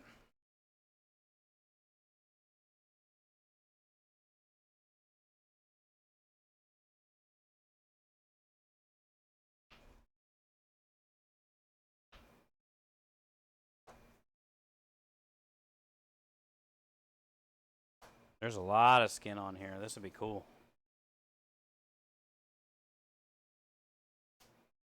So here's our little leg thigh combo. There's a little oyster.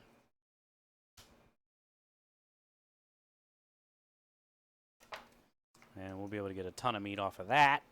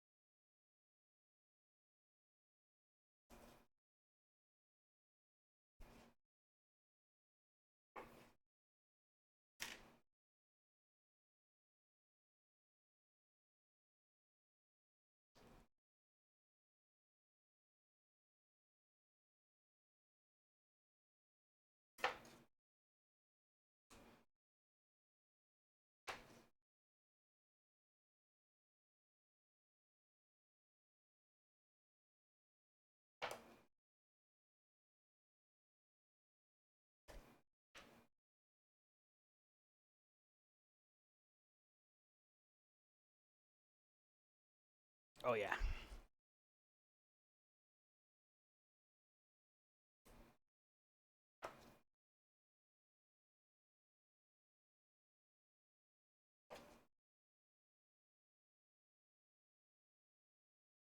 Very nice.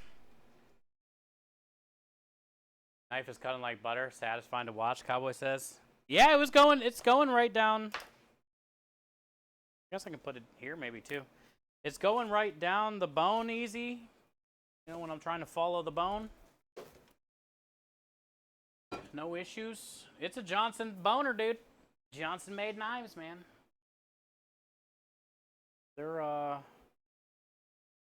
They stay sharp. I like them because it's like a German steel, but it's not. So it's kind of like thick, but it cuts light. If that makes sense. Because I never had a bunch of German. I always had Shun's Japanese style knives. So this is like almost like a hybrid of like a Japanese style knife, but also a German knife. And it's got great bend.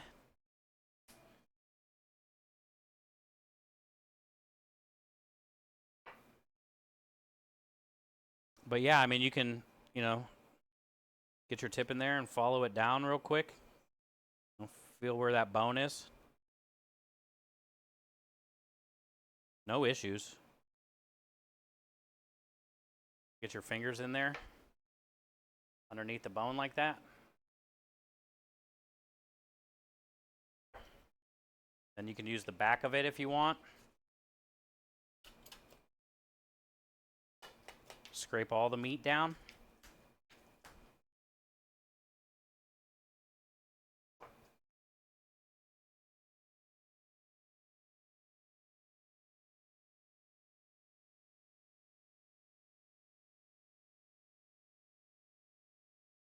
Same thing on this side.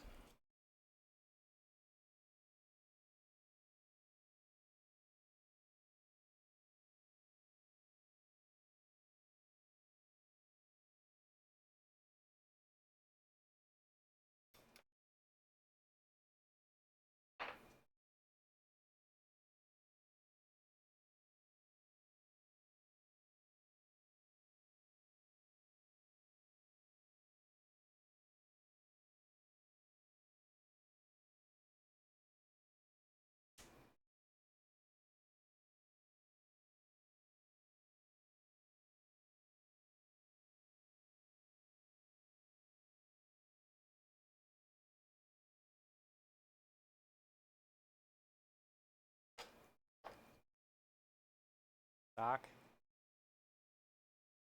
Clear off some of this little stringy cartilage. Tendons and shit.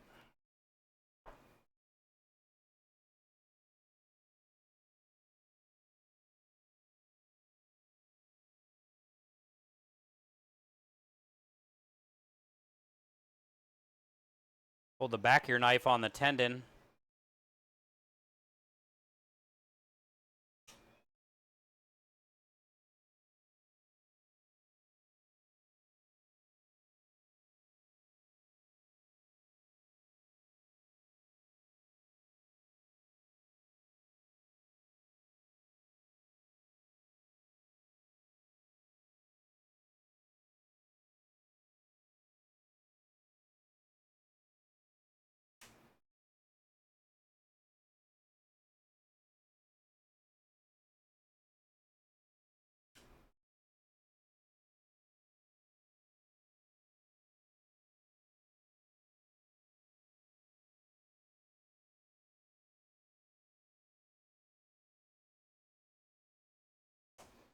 Cool. That's one.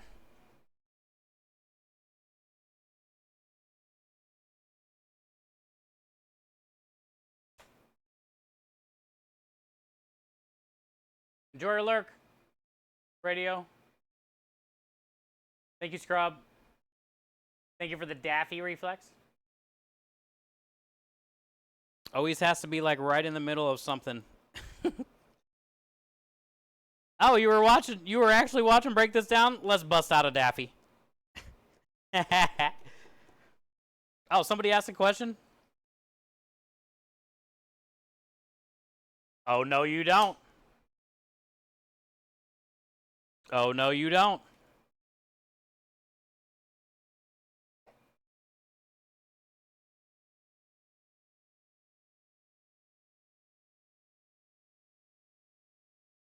Duck and turkey both have a lot of these like stringy cartilage things.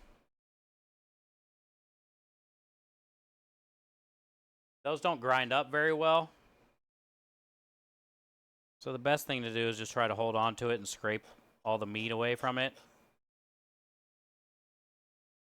And then get rid of it, you know what I'm saying? I'll use that for the stock and stuff, but... So that's kind of what I'm like picking out of this, if you're wondering like what I'm trying to cut away.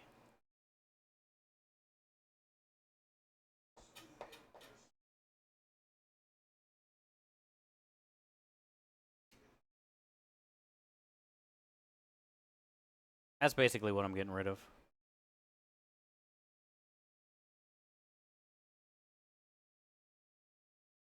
I mean, we're not going to get a lot of meat out of, like, you know, this wasn't a very big duck, but we're not going to get a lot of meat out of the thighs and wings and shit, but we'll get something. Majority of our meat for these meatballs is going to come from that breast. This is probably, you know, almost a pound's worth of meat just from this stuff, so that's not too bad.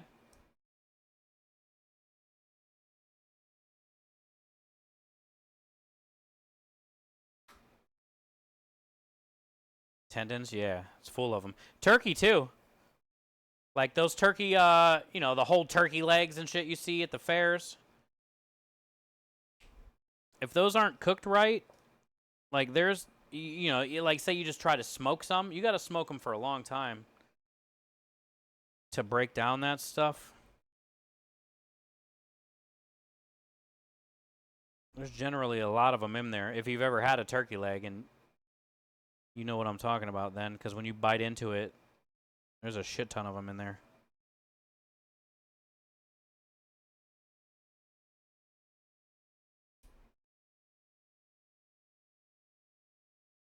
Also, duck meat is like really tender.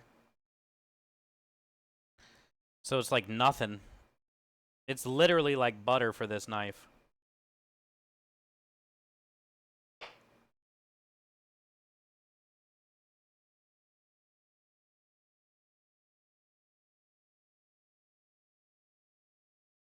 All right, here's some little bit I missed on the oyster McDoyster.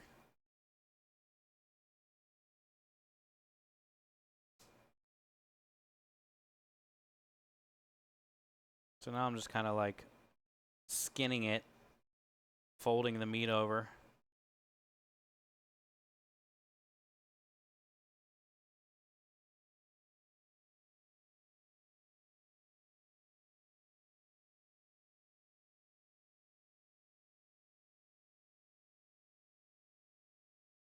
I got that one pretty good.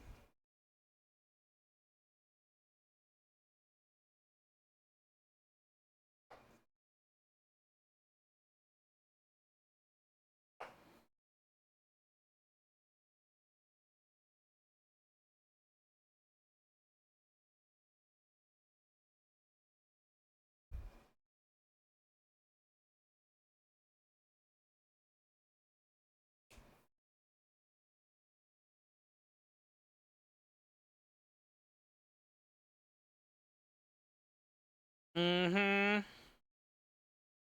Okay, so now we're on to the breast. And it's not even that big of a breast, but... This is my favorite duck skin. The one that goes on the breast. A lot of times, like in restaurants, when you order duck, since the skin's so thick and fat up here, but it really helps in the cooking process. Especially if you put this on a grill, skin side down. A lot of times when they cook a duck breast, they'll always like do something like this with the skin. It'll make it look really cool. But also, you know, there's more than that kind of benefit to it. But look how fat it is, though. I'd say duck breast is probably like one of my favorites, but it's hard to beat confit duck legs. But duck breast is good. Also, this is still a little frozen. But, it's good enough to cut. You just want to kind of free it. It's like a weird bone here. And once you get that separated, you can kind of just use the tip of your knife and let it peel. This one's still a little frozen, so it's just not peeling like it normally would.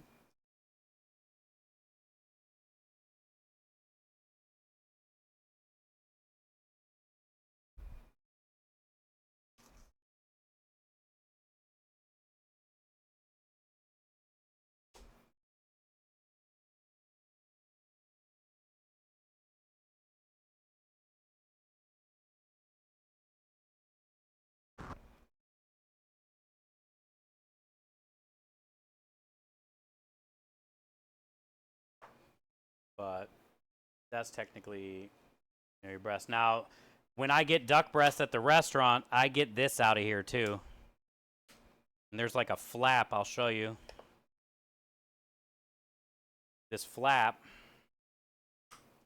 And the silver skin starts way down here.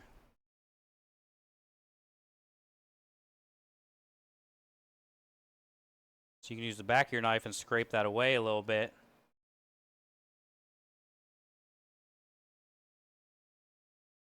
Then you can get rid of that little piece of silver skin. And this little joint thing.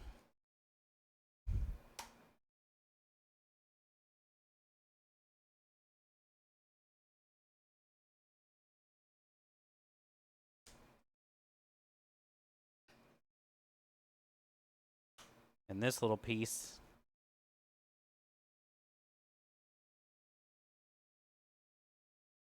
Then you can kind of fold the flap back up.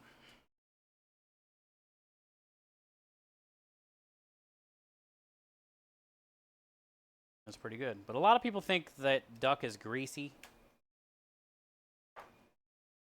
And it gets that because of this big fat ass piece of skin right here. Which is like the best part. Well, and the fact that it's like a dark meat technically makes it a little greasy, but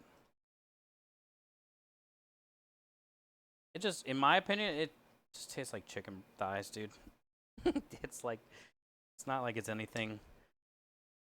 It's how you prepare it, what you prepare it with, brine it, marinate it, whatever, you know, grill it, smoke it. But in the end, it pretty much just reminds me of chicken thighs. It looks like a chicken thigh.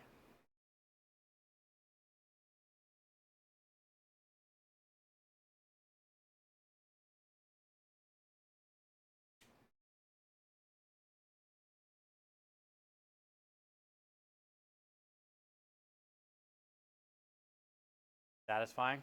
Yeah, I mean, it's gross, but it's, you know, it's life. But, thanks for being here. I know not a lot of people have messed with duck before. And, I don't know. I'm not too much of like a teaching channel.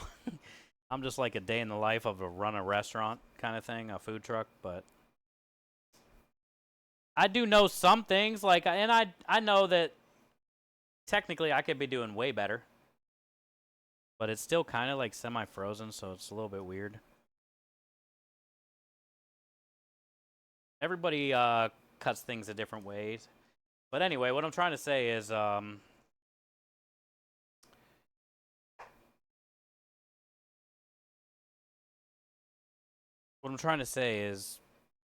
if you can break down a chicken you can break down a duck, a turkey, a pheasant, a quail. You know what I'm saying?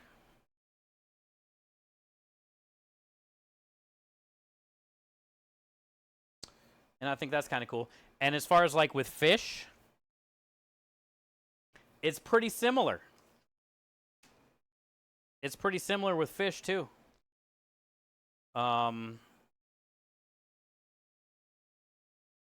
There's either fish that swim on their side or there's fish that swim like flat. But for the most part, there's probably maybe like 5, 6, 7 ways to break down different types of fish. And I think that's about it. There might be like a trillion fish species, but there's only a few ways to. They all break down pretty similar. So technically, once you've done one, you can do them all. And, you know, I don't know much. I've never went hunting or anything like that, but I think I would be a good person to take hunting if you did catch something. Because, like, I don't mind. I don't want to kill the animal, but I can cut it up. If that makes sense. I don't know why that makes sense in my head. Like, I feel like I would have a hard time hunting because I'd have to kill the animal.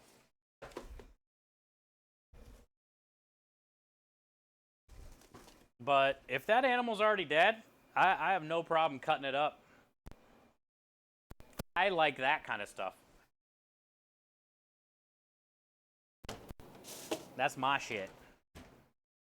That's my shit.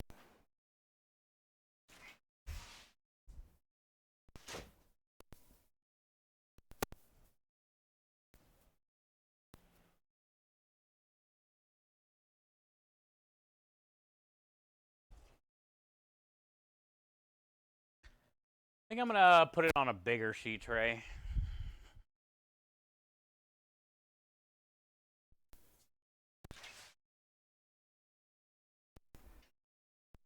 Because this one's pretty tiny. We haven't even got out the turkey yet.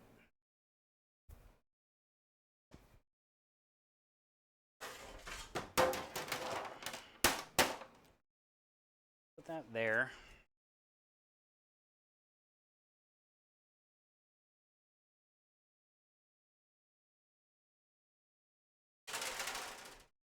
Put this here.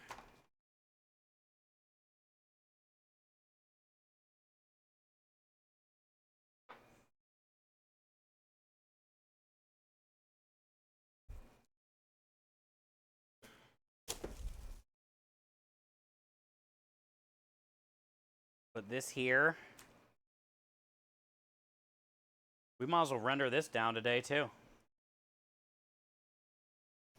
We'll render down all this duck fat. I got a little pack of the hearts and kidneys that we'll put in the boudin sausage.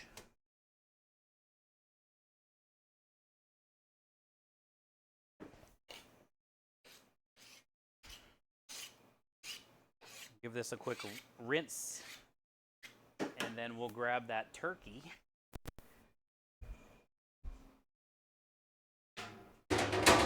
I'm not gonna save the turkey skin and shit like that. I'm just gonna put that in the stock.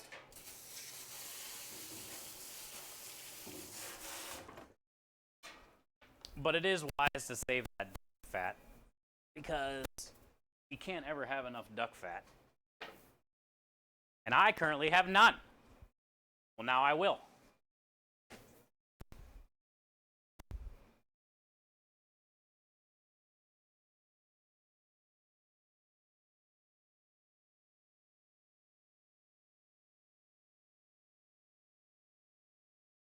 Hi, barcode.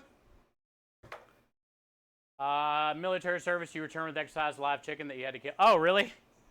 I mean, I could do that if I had to, I bet, Reflex, for sure, but I don't know. I don't think I'm ever going to be like a hunter. It's just not my thing.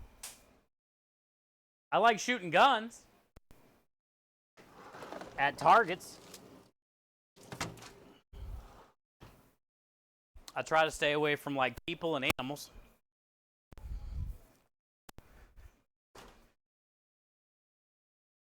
I'm doing good, Barcode. We're making turducken meatballs today, so pretty happy.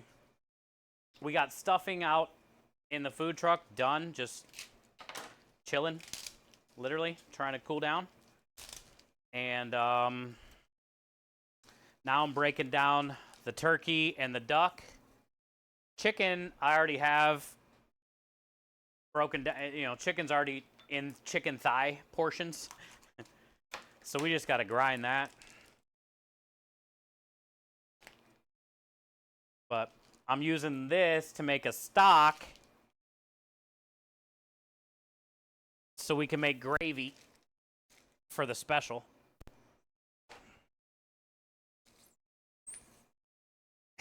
Chat, what are you looking at? Don't look in there.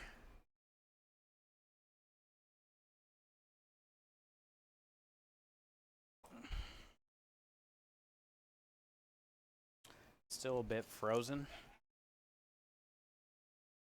I know.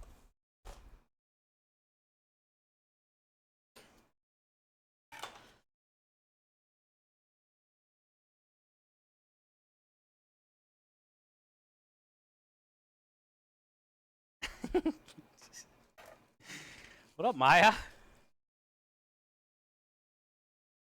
Yeah, don't look. I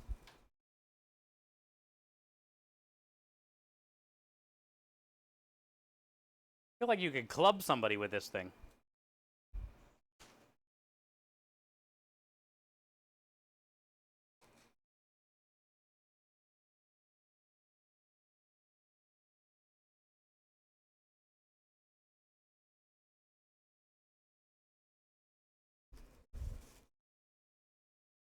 The organs are mine.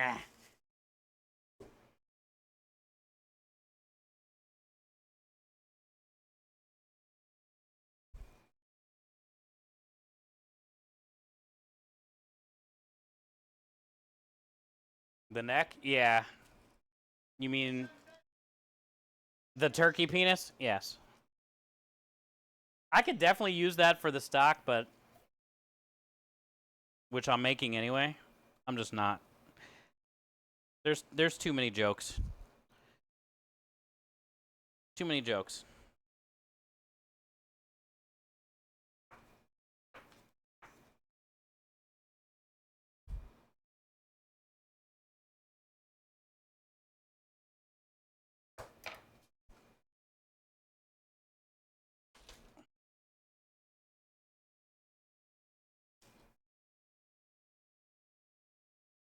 It's like Fred Flintstone foot.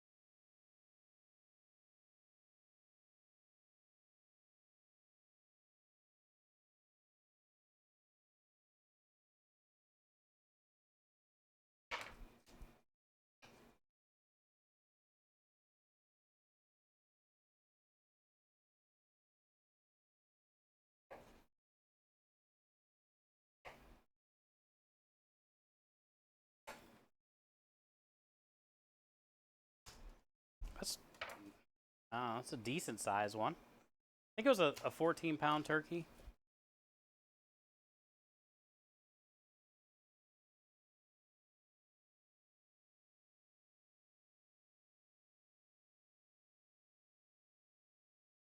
Same thing, it's still a little frozen.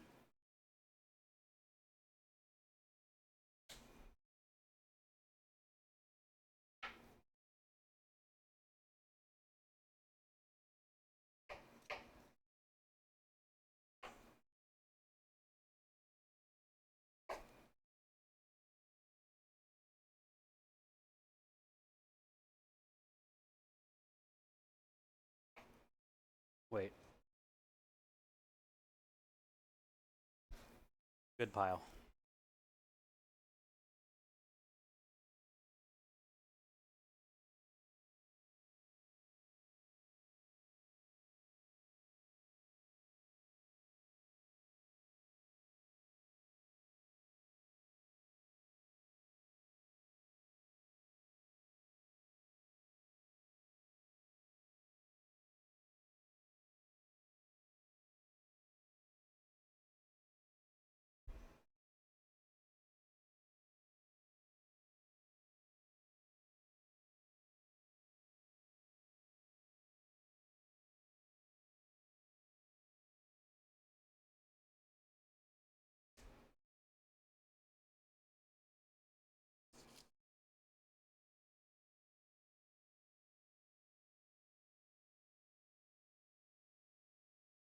Since we're just grinding this, we don't have to be like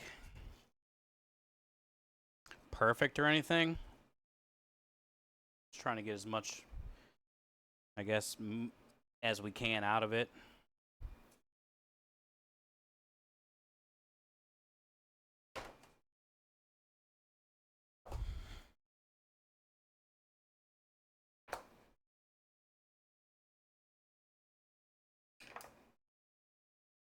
Knew that was coming. Gonna try to start running all over the place. Not today, turkey. Okay, same thing with the bottom. Hi, Rochester. How you doing? Good to see you. Welcome in. Kenny's dead anyway. He has no say. Patrick, thank you for the lurk. Same goes for chicken and duck. A chuck, you mean? Do you roast the carcass? That's what I'm doing right now, Honey Badger. Yeah, we're going to make a roasted stock for the gravy for the special. We could easily make a gravy out of just like normal stock. But I like roasting it down sometimes. It adds like more depth, I guess you can say. It makes it a little bit darker colored stock.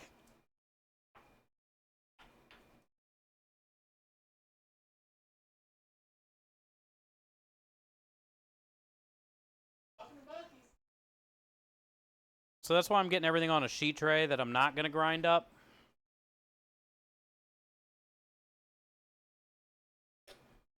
The duck's already done in the cooler waiting for this meat to get added to it.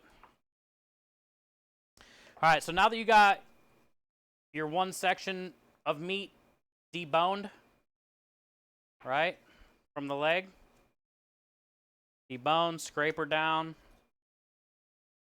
Now you can follow the bone down. And same thing here.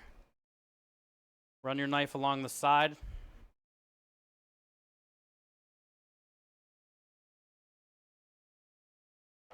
Get your fingers in there.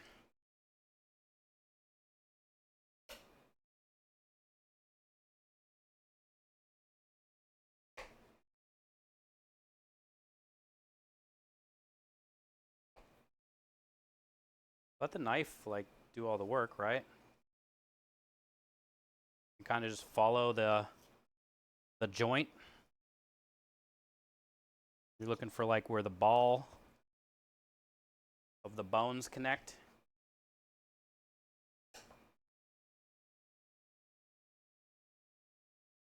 Hold on to both of them.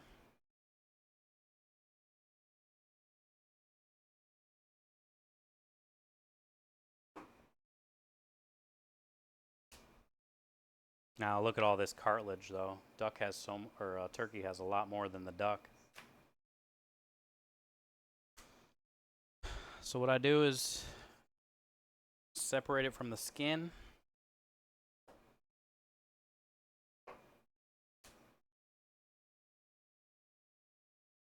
Then you can like hold on to them and either use the back of your knife or the front of your knife. You can scrape that meat off of it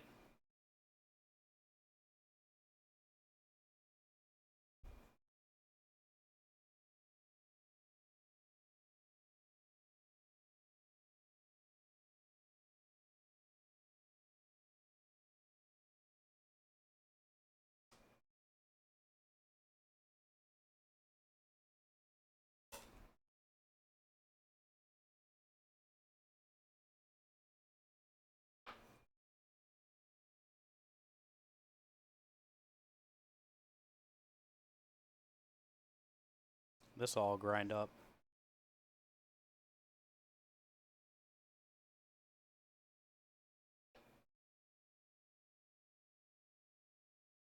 You know, it's okay to leave some of the fat on here, but we are going to be using chicken thighs as well, so those are going to have some fat. Because we are making meatballs. And, you know, the fat's not a bad thing to have in a meatball. Gives you a little bit more juicy juice.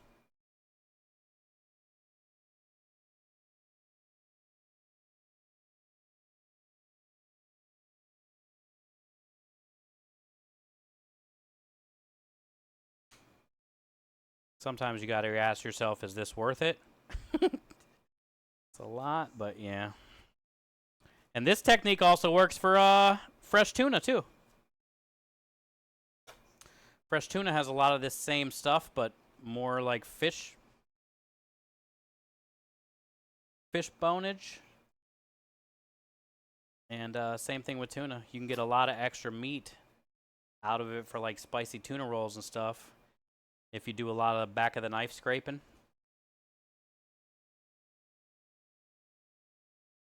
Most people don't use the back of their knife that often, but it's pretty useful in certain situations.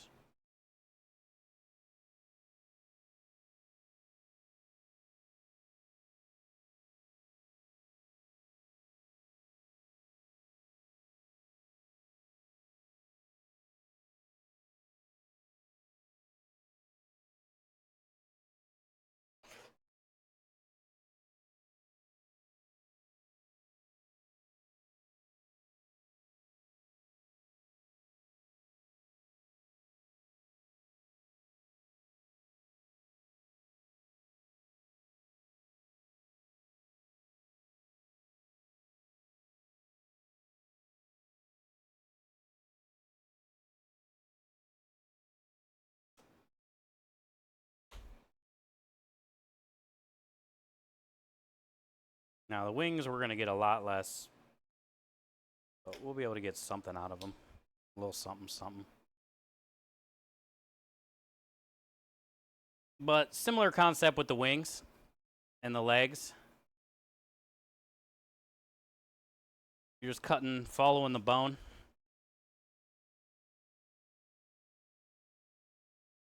Except for I'm not going to break it down like I did the legs because there's not that much meat on here.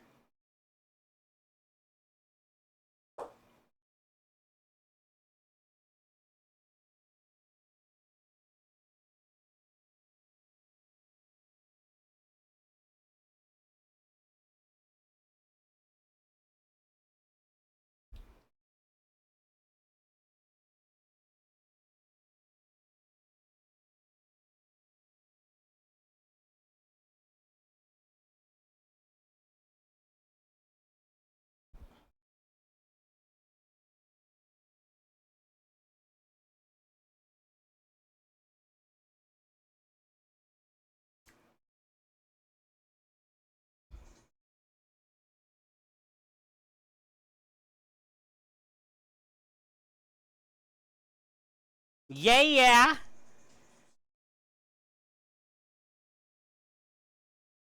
Happy holiday weekend. You're too sexy.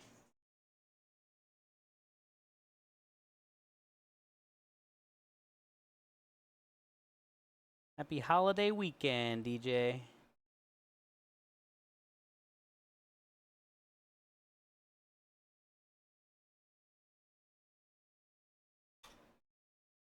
Yeah, fucking with that.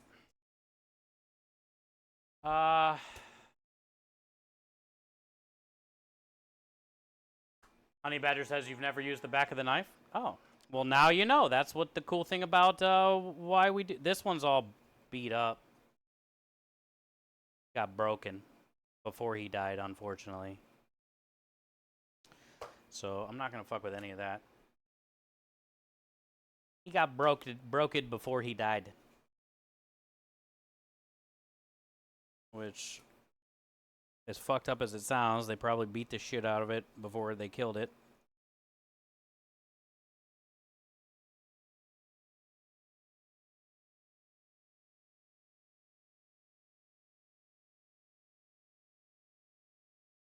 Well, now you know. We're all here to learn together.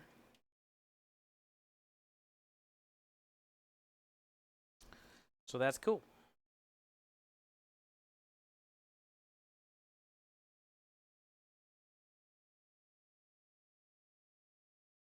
The main thing is, you know, boning knife. That's the main thing.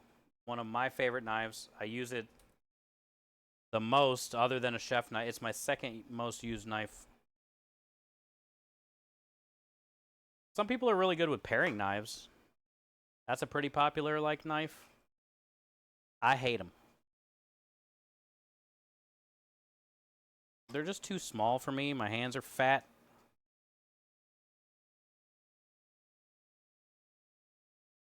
But I love a good boner. A nice sharp one.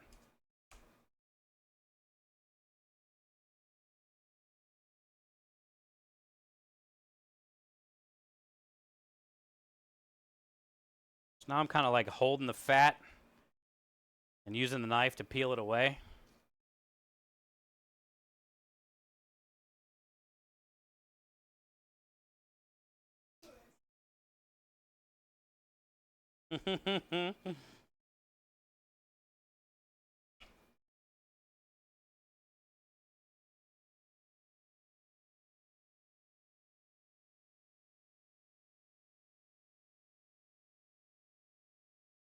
Grind it.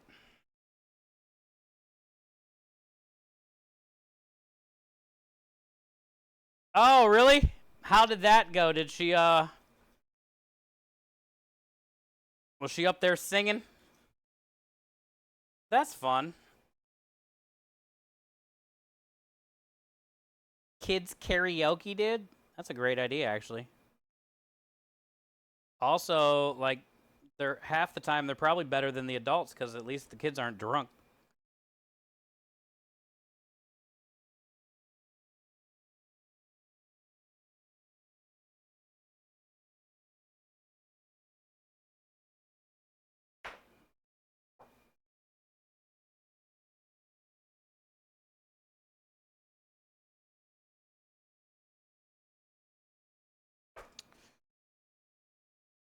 So many of these, like, little tendon things, man. So annoying.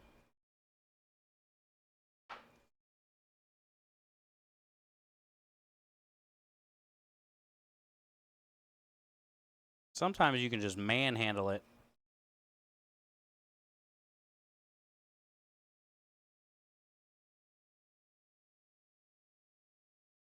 I don't need no stinking knife. I just pull all the meat off of it. Kids karaoke. Yeah, doesn't that sound cool?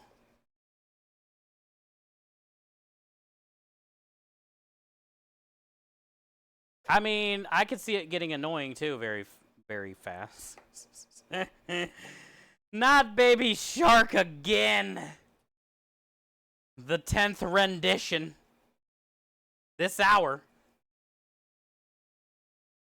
But I still think it'd be fun.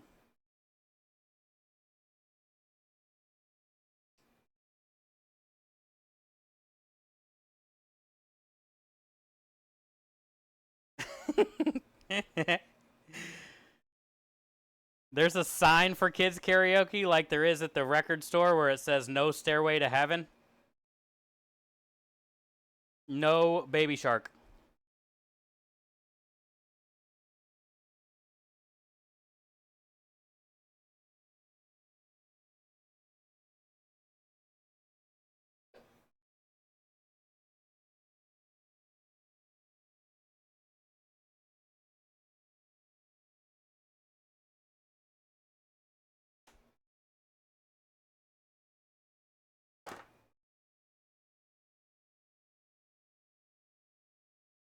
On to the breasts. My favorite part.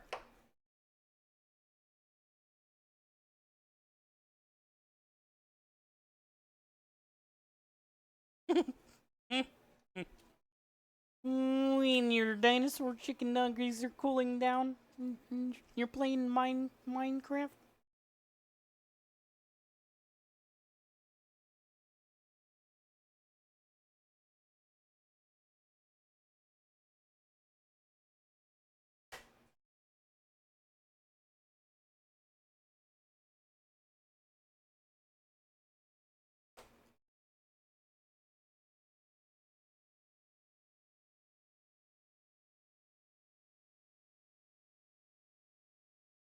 So I bought some pre-made pesto sauce, some raviolis with chicken prosciutto in them.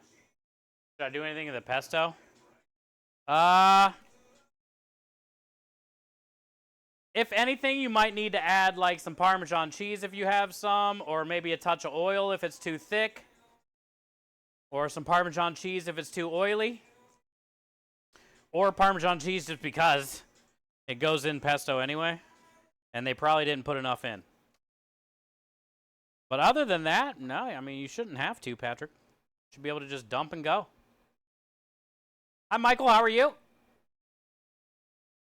You should be able to just dump and go. I like the chicken with prosciutto ravioli. Sounds really good. That's always a winner of a filling, and then the pesto to go with that. Yeah. That's a certified banger, dude.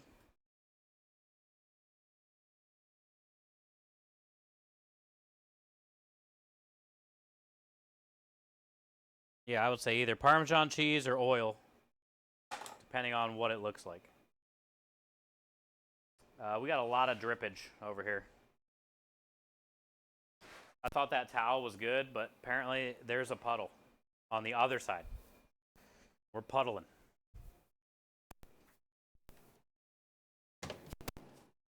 Which means we're mopping.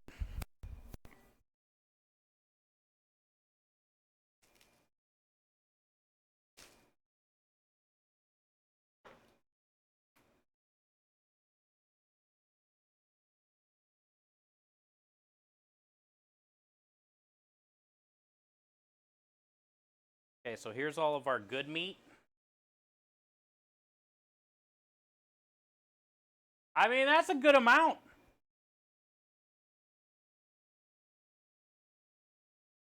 And then I got the 10 pounds of chicken thighs.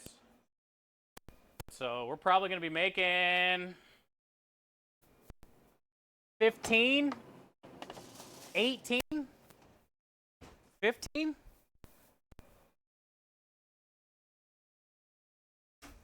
Pounds of turducken meatballs.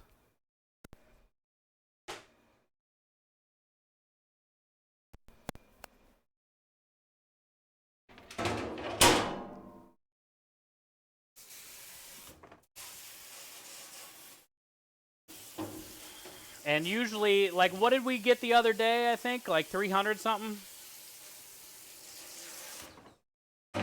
We got 3 full trays and a half a tray. And that was around 30.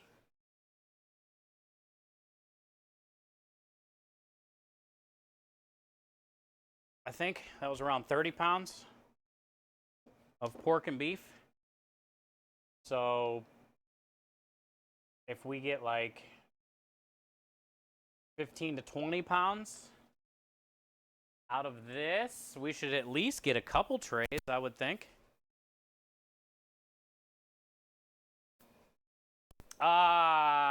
Too late.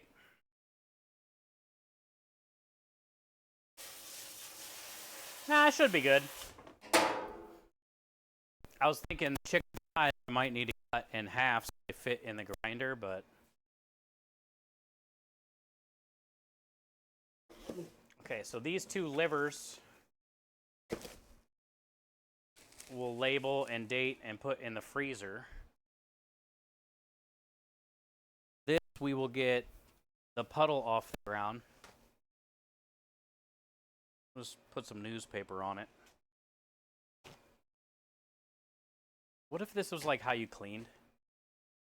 Like in the movies? All right, all done. All done. Sanitized. Done.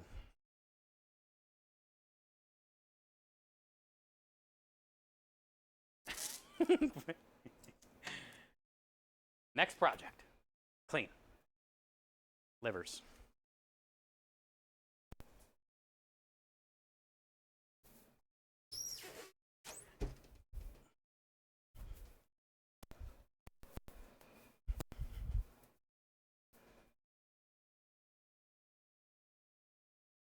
Ah, you've had the shit weather day. We were in the 80s today.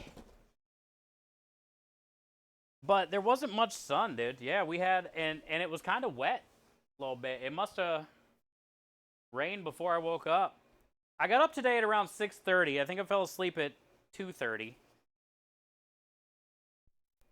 I got up at 6:30, and then I was like, you know, watching YouTube weather stuff, scrolling through my phone. And I think I ended up falling asleep at like 8 o'clock. And Krem started knocking on the door at like 11:30 and was like, "Are you up?" I must have been tired. Because he was like, "Are you up?" Because we had that meeting at 12. I was like, yeah, I'm up. Been up, dude. Been up, bro. You definitely didn't just wake me up. I didn't realize it was 11:30 already, so I fell back asleep and then didn't wake up. Usually I wake up all the time. I can't ever like sleep for more than an hour or two. So that means I went from like 8 to 11:30, no wake ups. That means I got some dang good rest. Because other than that, it's usually wake up all the fucking time. Lay down at like 2:30, 3 o'clock, finally fall asleep, 3:30, 4 o'clock, 5:30, 6:30, something around that range. I'm back up. I'm like, okay, cool. Been an hour and a half. let's see if I can get tired again here real quick while I lay here and try not to open my eyes. And if I can get another hour and a half. But today I got like 3.5.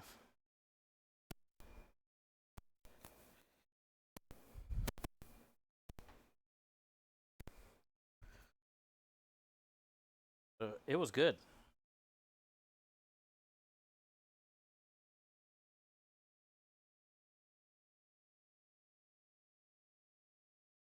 And then we get to make turducken meatballs, which is fun. That's something I don't get to do every day, the same shit every day. So this is cool. All right, let's oven is on low, so let's go get this in. I'll grab a little pot for that fat. We'll check the stuffing, and then we'll come back in here, get this pan ground up of onions and garlic. Get out the little grinder, grind up all the meat.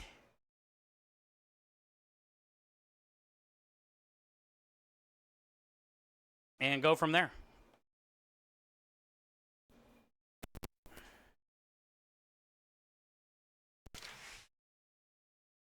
The stock, it doesn't matter how long it takes because we're going to reduce it more tomorrow. After I strain it tonight, we're going to cook it down more tomorrow before we thicken it.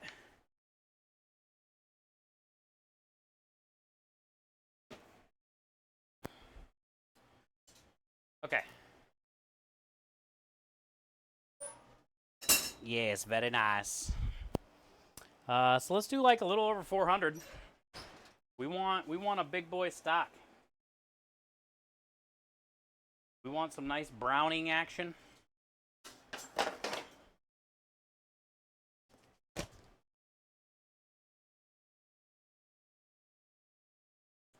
I'll add the herbs once we brown this and get it in the stock pot. Then I'll add some like sage and parsley and shit. But right now, all I want to do is just get color on this.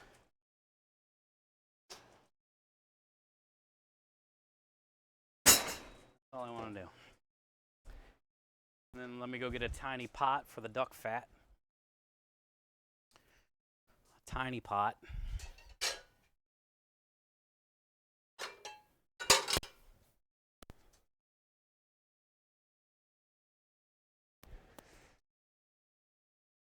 And this shit can just sit here on super low.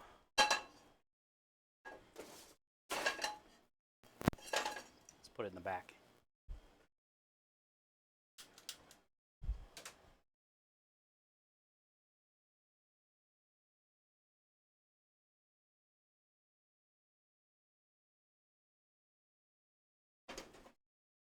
And we'll just let that do its thing. You be good, little duck fat.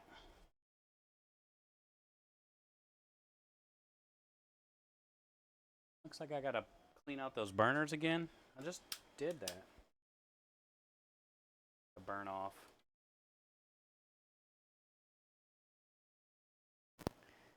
Okay.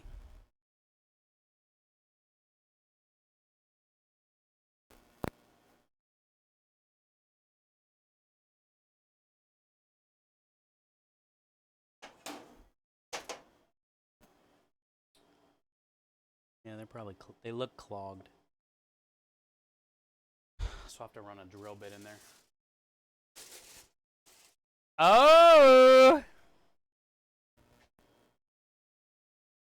It smells like your classic stovetop. You need to fluff it.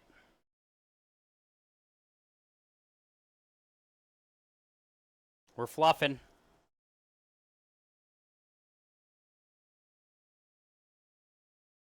Oh, yeah.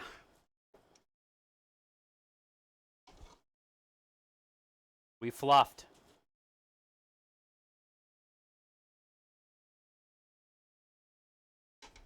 You fluffy now.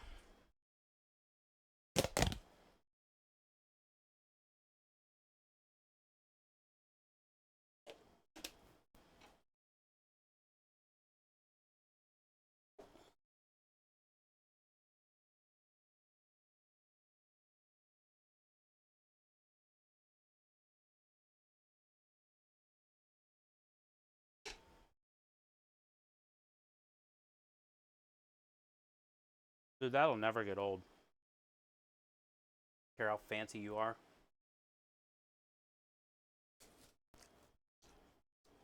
That's nostalgia, every bite.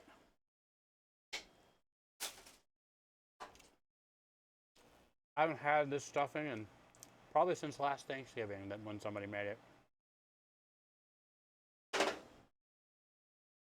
I never buy that bag stuff like that.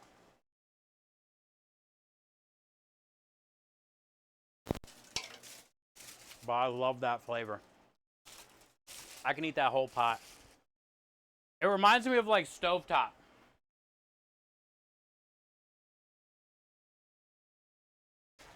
Which is not a good stuffing by any means.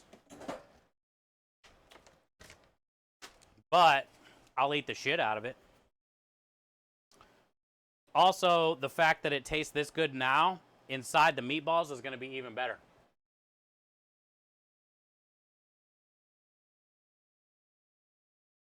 And you're going to get that in your meatball. That's brilliant. I'm happy with that. Hi, Ouija.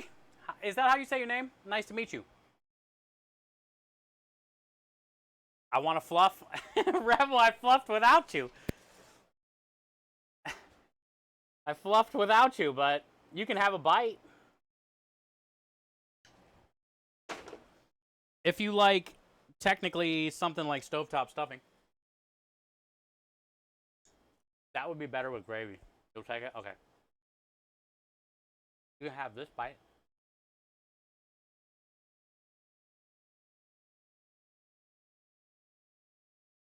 Aki says, I'm trying to make my mind up. Past the pizza or pasta. What's today? Sunday?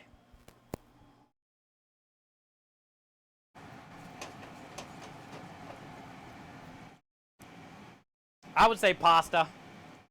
Pizza's like a Friday, Saturday thing, dude. You can eat pizza every day. But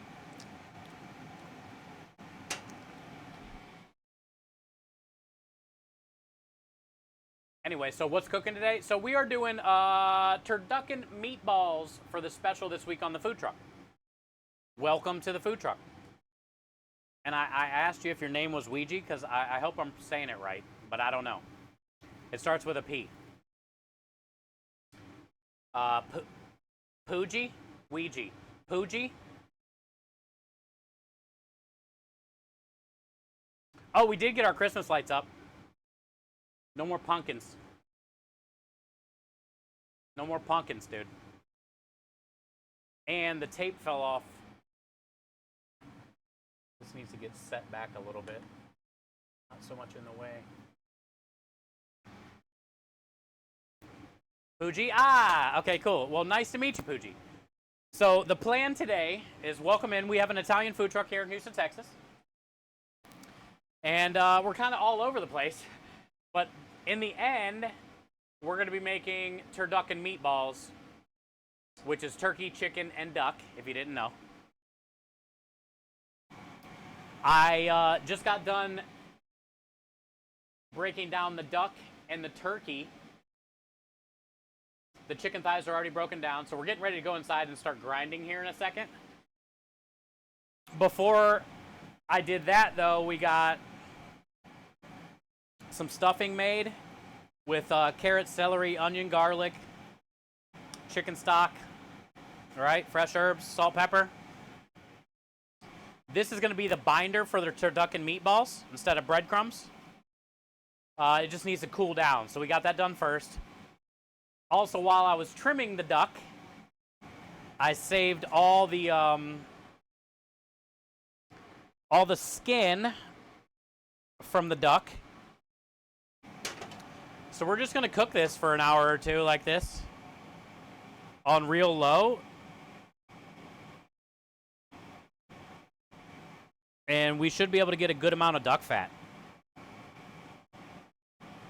And then we can play around with some duck fat. And then I got the turkey and the chicken, or the turkey and the duck, bones, and all the other stuff, scraps, carrots, celery, onion, garlic, all on a sheet tray in the oven at 400 degrees right now. So then I'm going to roast all the bodies and the veggies. And then I'm going to dump them in here with the rest of our veggie scraps. And we're going to make a turkey duck stock, like a roasted stock, today, which will probably even be going after stream. Then I'll strain that tonight, late night tonight. Tomorrow, during stream, we can reduce that down and then thicken it up, and that's going to be the sauce for their turducken meatball sub. You're in Brooklyn? Hell yeah.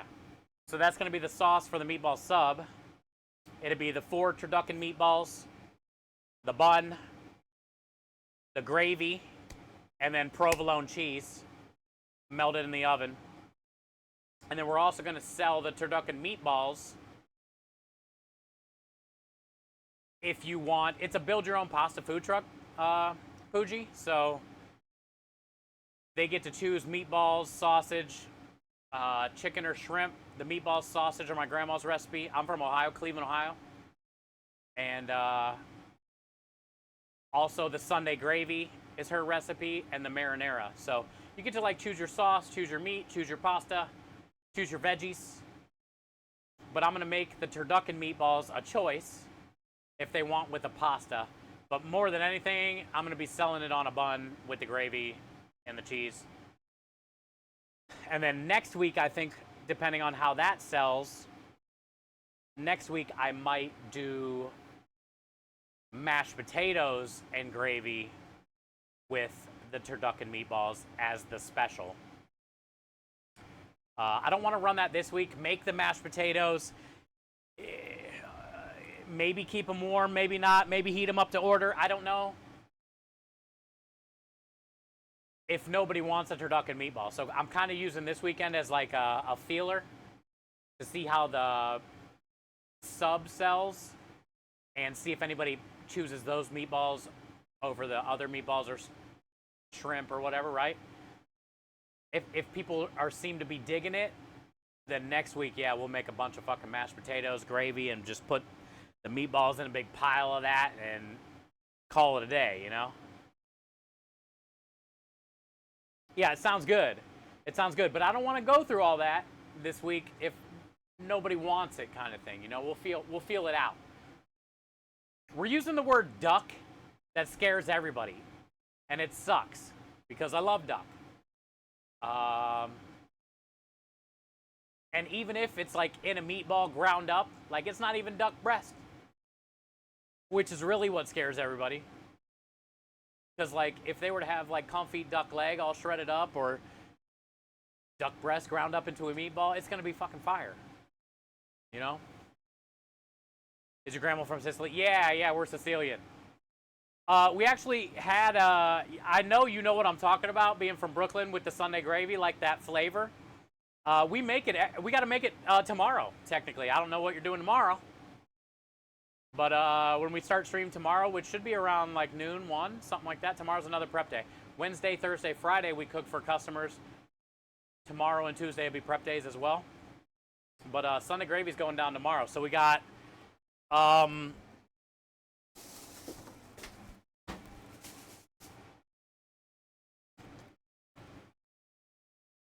we do roasted pork neck bones.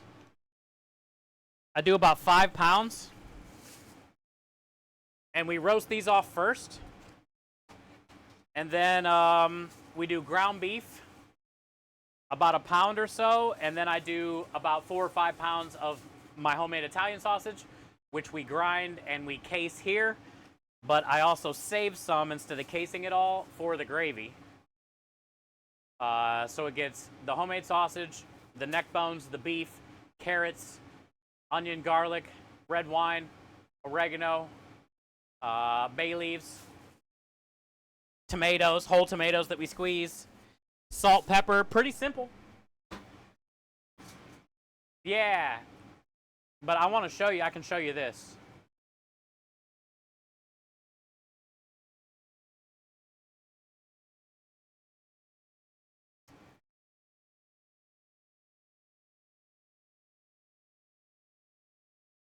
Let me pause it, because it plays my Twitch stream when I pull it up, so then it's like double noise and shit. But, here it is. This is my website, chefsteve330.tv. Then you can go up here to the recipes.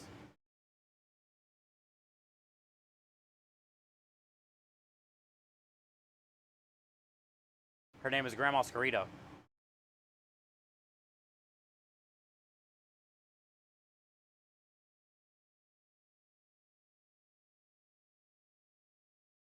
We'll scroll past that cinnamon roll. Trust me, you wouldn't like that. You don't want to make that. Don't worry about the wiener. don't worry about the wiener. But yeah, so there's a lot of the stuff that's on the truck, recipe-wise, on the website. If you're curious, like what goes in our sausage or our gravy, or if you want to make it. We did get our 95th review. Let's look it up and look at it together, and then we'll go inside and start grinding some meat. We did get our 95th review yesterday.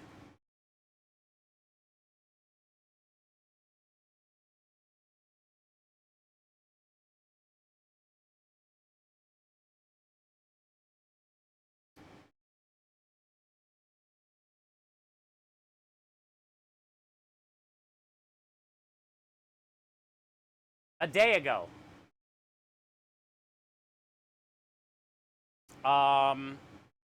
First time customer, and I can assure you it won't be the last time. Food was amazing.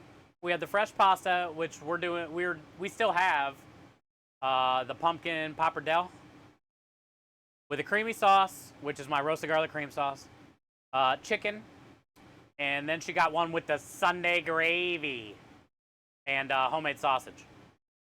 She also got the bourbon bacon bread pudding, which we still have some to sell. Literally, oh, she also left out a pumpkin. Oh, here it is. The pumpkin bourbon bacon bread pudding. Literally one of the best desserts I've ever had during my 60 years on Earth. If I could rate these guys 1,000 stars, I would. Well, thank you, Linda Parsons. These are the other pictures that she has shared of like other places. But that's a pretty cool 95th review.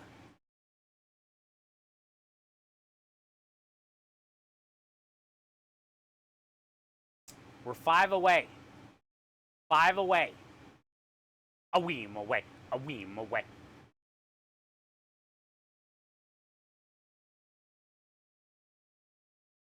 It's been a week or two since we got a review, honestly.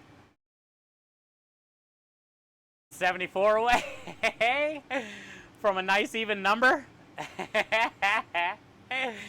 Yeah, that too. 169. Hi, Warhide. I got your command done, but it's not in yet. But it's good to see you. Welcome in. Okay, so you guys ready? Let's go grind some meat. Oh, Keen, I didn't even see that. Keen coming in with the 39 months of support, kindness, and definitely amazing decisions. Keen, enjoy all the wieners, the wiggles, and the smiles. Spam all over Twitch, probably like everybody. Have a disclaimer. Welcome back, bud. Thank you for the 39, man. Thank you for everything you've done for me and the business, and I appreciate you, dude. I hope to one day get to give you a big old hug, brother. It's a good review. Yeah, and the ice cream we're making this week is going to go great with that bread pudding. Because we're doing a salted caramel whiskey bacon creme de lish ice cream. Maple. I want to put a little bit of maple syrup in the bacon when I render it down and then add the whiskey. And then dump that in the ice cream. But we're going to be making the creme de lish vanilla for that. So you'll get that cinnamon, vanilla, bacon, salty, caramelly whiskey, maple. It should be a good ice cream. And it'll be a great upsell for the bread pudding. So I think we're good. Duck fat can just sit here and render. We have it on super low.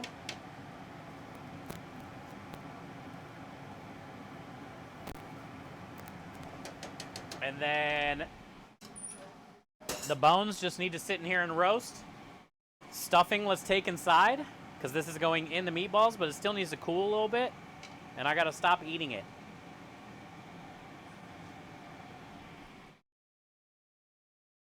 I almost want to just push some in each cheek.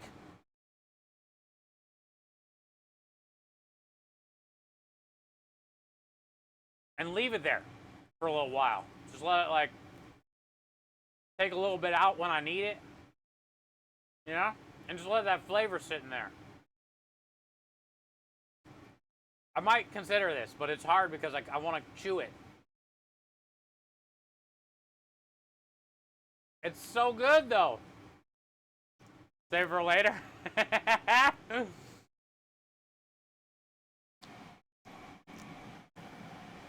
I can't wait for Thanksgiving. I'm so pumped.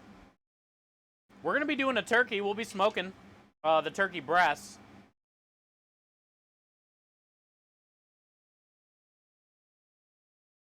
I got the same size turkey as I broke down today. And I'm going to sous vide the legs and the thighs and the wings. We're going to smoke the breast after we brine it. We're going to brine everything.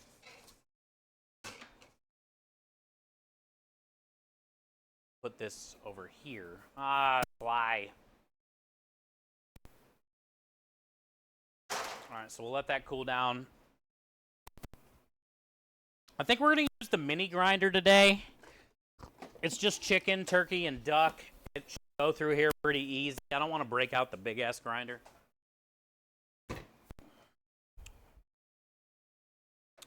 So we'll just do the mini grinder today. Shouldn't be an issue.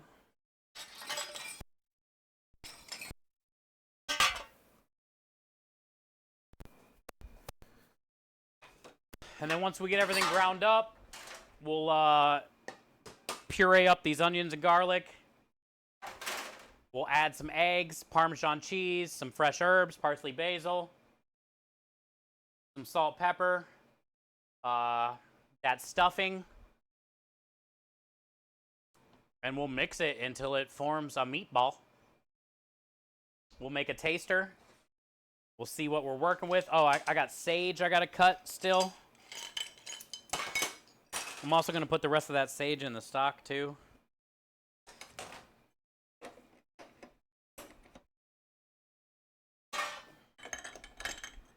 Hi, Spunky's mom. Hi, Hungry. Appreciate you guys for being here. Happy Sunday. Yesterday, we made about 35 pounds of our regular meatballs. 30 to 35 pounds of regular meatballs. I think we got a little over 300. And that's with our pork and beef we ground up. Today, we're working on turducken meatballs. The old duckin'.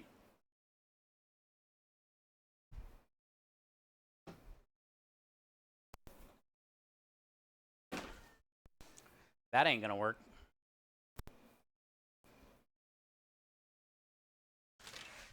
We need an extension. We need a riser. We gotta rise it up together. Turducken meatballs together.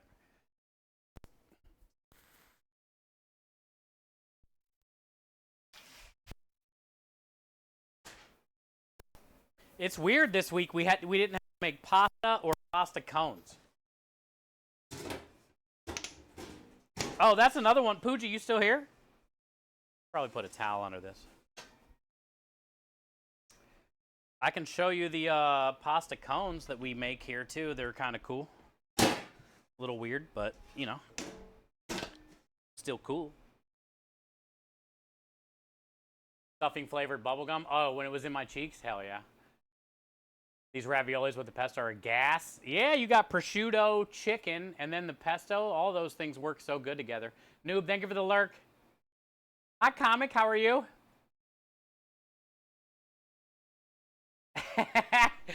Keen, I would love to give you my plump sausage.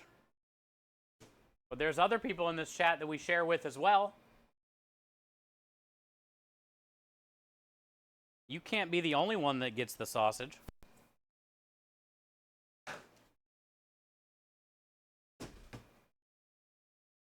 Fuji's still here? You're good with the group? Okay, cool. Then you got it, dude. Then that's fine. I'll save you some. Actually, Keen, we are working on going into next year, figuring out how to sell a family 4-pack. The cheapest route for you guys. A family 4-pack. All right, I think I'm going to grind the chicken, and then we'll knock out the turkey and duck.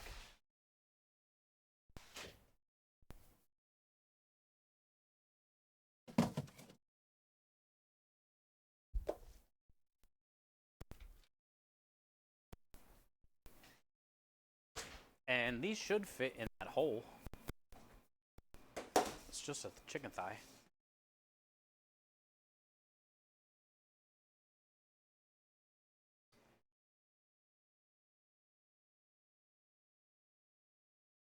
Yeah, we're going to have to do dry ice.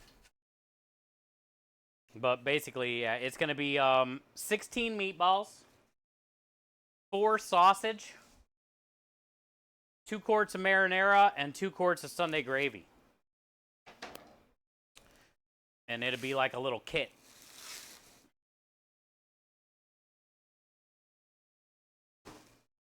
And it'll be enough for 4 people, 2 meals. Or 1 person, 4 meals.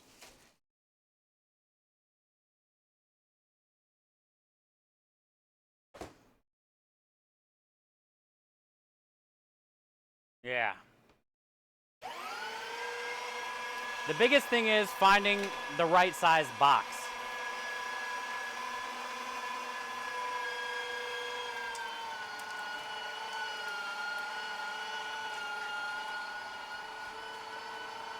This is still semi-frozen, which is good. That's what you want when you're grinding anyway. I'm not trimming any of it because it's meatballs and that fat will be good.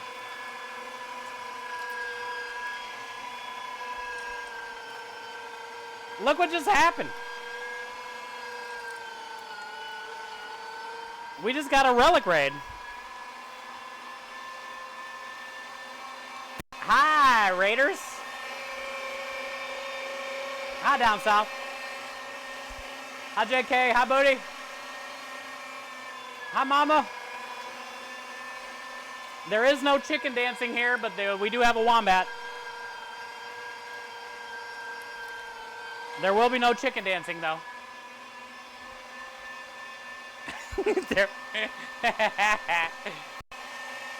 Yo, what up, Neen? Good to see you. Welcome in.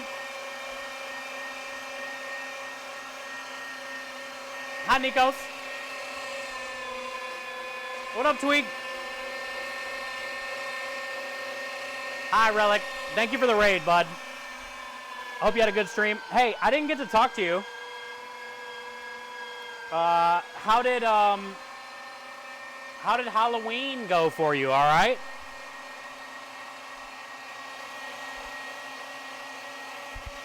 You guys were you guys busy? Mama, thank you for the follow. He just had a chicken dance at the gas station. You guys are fucking brutal. You guys are literally fucking brutal. That's not nice, Booty. Except for the rain on Halloween night. Oh, yeah, that sucks. I just know how much you work your ass off, dude. And I respect the shit out of you, man.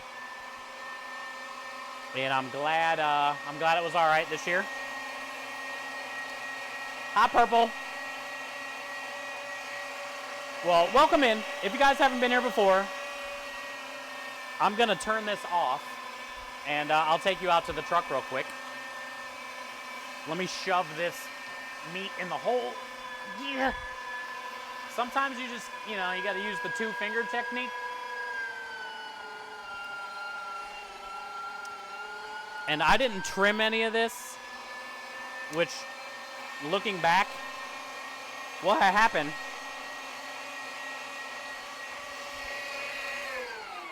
Probably should have trimmed it so it would fit in the hole better.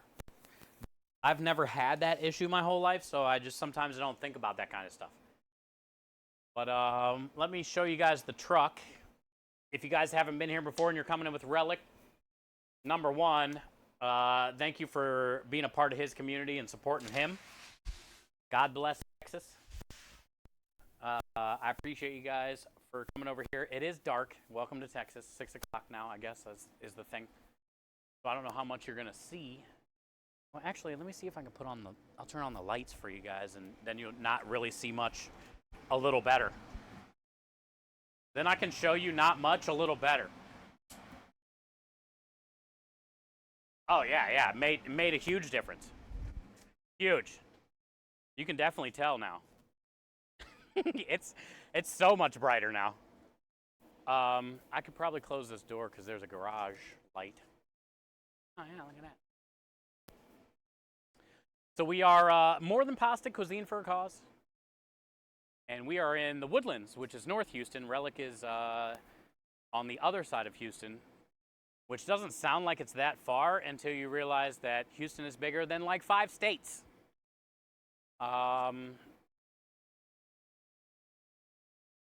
So we stay up this way. We don't get down towards him often unless it would be like a catering job, or if we were to come out on a Halloween for like, a Friday or Saturday one weekend would be cool. But, this is the truck. And we cook for customers on Wednesdays, Thursdays, Fridays right now. That can all change depending on how much catering and stuff that we have. Or if we book a job on one of those days. But for the most part, Wednesdays, Thursdays, and Fridays are when we cook for customers. Saturday, Sunday, Monday, Tuesday are all days that we're prepping. Which is what we're doing today. We're prepping, but I do have a quick video I want to play for you guys. Booty says, dude, we've been on Relic's ass. Clab was trying to get me to twerk. Wait, he always does that. Never mind. We've been asking Relic for 2 years now, Booty. For 2 years. But eventually we'll get there. I don't want to be there like the whole fucking month. I want to come like on a Friday and Saturday or something, Thursday and Friday. Show you guys that side of it, maybe from like that perspective of it, you know? We'll get him on the truck to not eat carbs, even though he's going to eat carbs.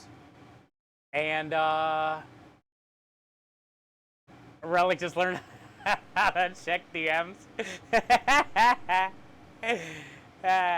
Because technically we don't have a license to sell food in Harris County, which I'm assuming is probably where he is. But if we get invited, we don't need, nobody's going to like call the fucking food department and be like, hey, that trailer doesn't have a license to be there. You know, we have a license for Montgomery County, but if it's like a catering job or whatever, they can't stop us from cooking anywhere. But yeah, I think it would be cool for content. Like, I don't know if like, I would definitely have a different kind of menu. Like we'd have a couple pastas, but I don't think that's what they want there with the trucks that I've seen there. Like, I think our meatball subs would be a great thing. The sausage and pepper sandwich, our cannolis and shit, the tiramisu. You know, ice cream, homemade ice cream. I think that'll all be some pretty cool stuff. We'll do like a sandwich special. I don't know how many like pasta, you know, you go to the, go get scared and shit and eat a pasta, maybe, I don't know. But yeah, so like, you know, it's typically probably not a truck that you would see there, but I think it would be cool for content for everybody to see like that side of it, you know. But yeah, that's a little bit about us. Let me play a quick video. It is a build your own food truck. I know at some point Relic could get some time to find us wherever we are. There's enough people that hang out in both communities that can be like, hey, this is where he is this weekend, or he can DM me. And yeah, I mean, I know eventually we'll see Relic on the truck at some point. Like, I think it'd be cool to watch him like try to flip some pasta or something, you know. I'm also curious to see what he thinks about, you know, my grandma's recipes or our you know, our food, because he eats out a lot. He's always going trying a lot of food with you guys. So I think that would be a cool little road trip for him. There's a bunch of stuff up here in North Houston that he can go fuck around with, I'm sure. We just got to get him to drive up this way. Not like it's that far. Within an hour, 40 minutes. Rockstar coming in with the raid as well. But yeah, so let me play a quick video, and then we'll get back inside to prepping. This video will let you guys see what it's like to be on the truck. Rockstar, thank you for the raid, dude. Happy Sunday, brother. Thank you for all that you do as well for us and the team. We just got a Relic raid, so we're going to play a quick video for all them who haven't really got to check out the truck, and we'll be right back. We'll be right back. Not that video, sorry. This video. It's more than pasta, it's cuisine for a cut. A $5,000 donation courtesy of Twitch for the kids. Yes, sir. Thank you. I'm going to give it to the kids. Thank you so much.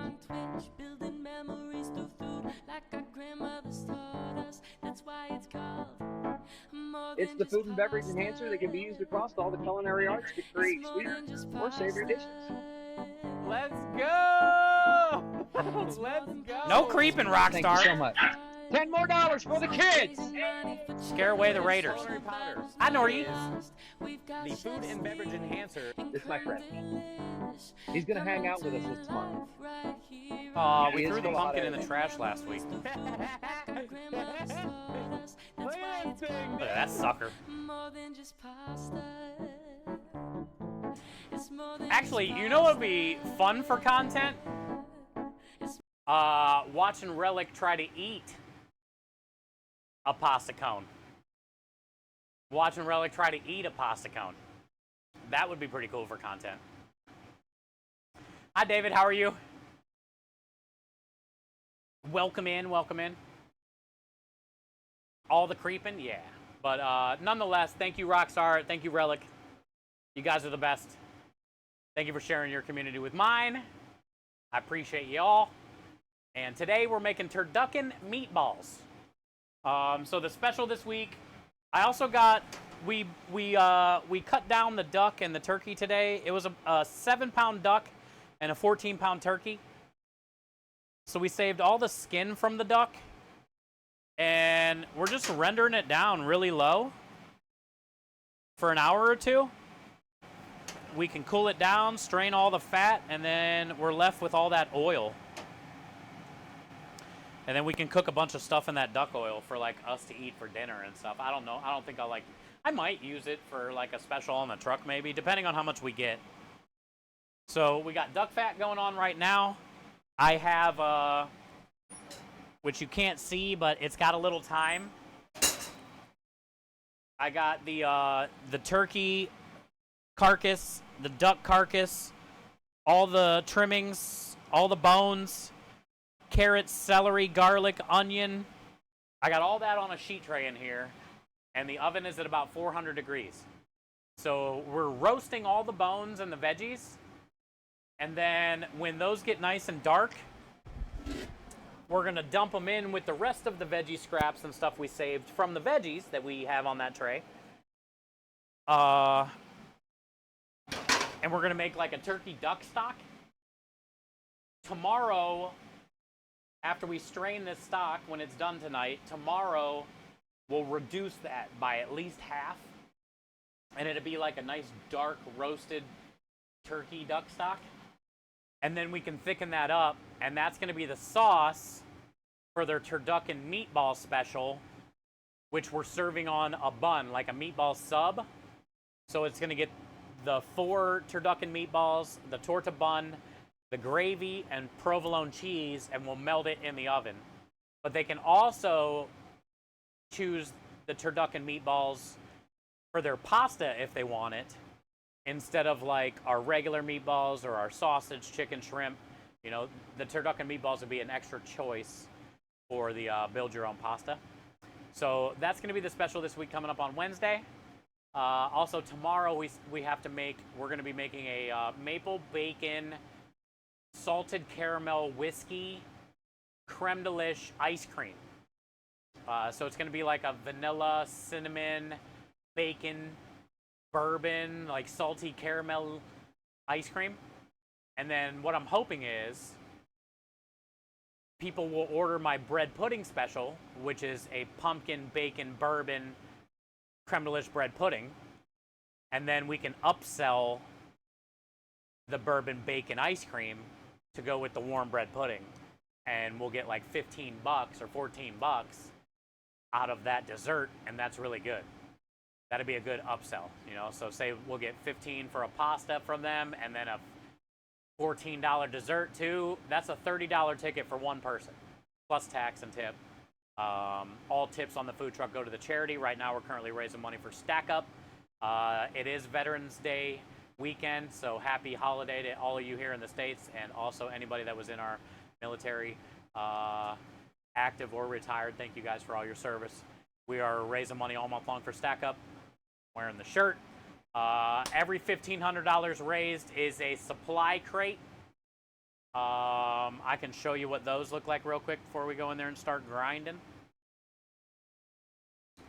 Supply crates are cool. Stack Up helps out with active service members and veterans through gaming. And here's a supply crate from a couple years back.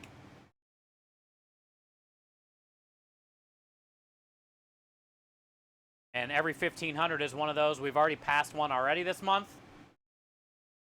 We have a lot of people on the team. Rockstar, Sai, Leo, Tifa, a bunch of people helping us raise money for Stack Up this month. So maybe between the team we can get 1,500, and then we've already got 1,500. So we can provide a couple of these supply crates. This one went to a retired service member, but the one we did last year actually went to the Middle East to a kid named Caleb. And it was a Nintendo Switch and controllers. This is a PlayStation 5, a shirt, some games. That's a happy bear hug. So these are the things that the $1,500 goes for. So that's the goal this month, was to at least raise one. We've done that. Couldn't be more proud of our community. And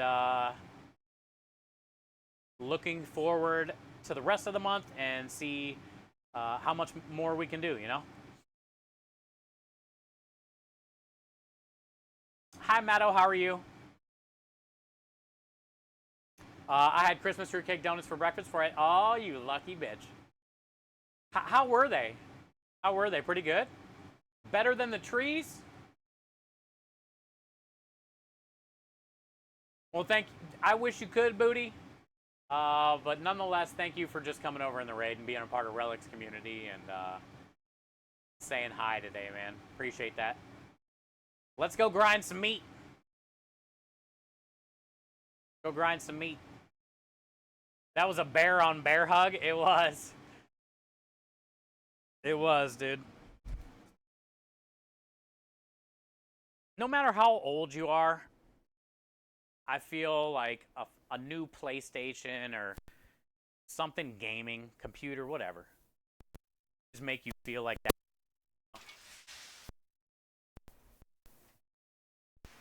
Like that feeling of never, no matter how old you are. Like we all in that situation, if you got a PlayStation 5, we all would want a bear hug, you know?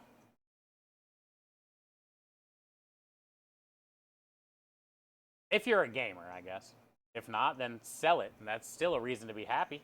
You get a couple $100 out of that shit on the street.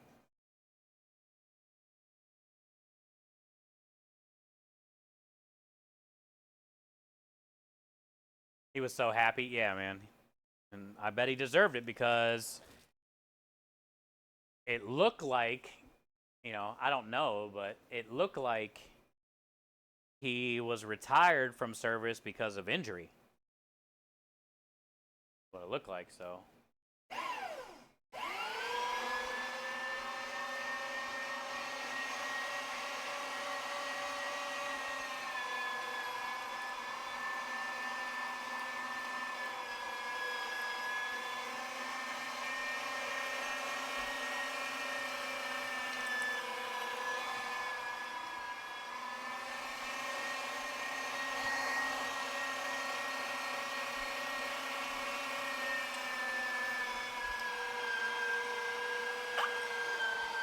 But yeah, so what's the verdict, Rockstar? You like the donuts better or the tree better? I don't know if I'm going to be able to make it all of December too without buying a pack of them, but I'm doing pretty good so far. I walk by them at the grocery store all the time. The donuts, the trees, all the things, dude. But I know that's only going to go so far, and I'm going to cave.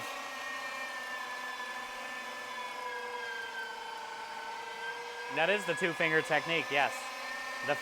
Yes, the two-finger technique, yes. Ancient Chinese Kung Fu. The two-finger technique.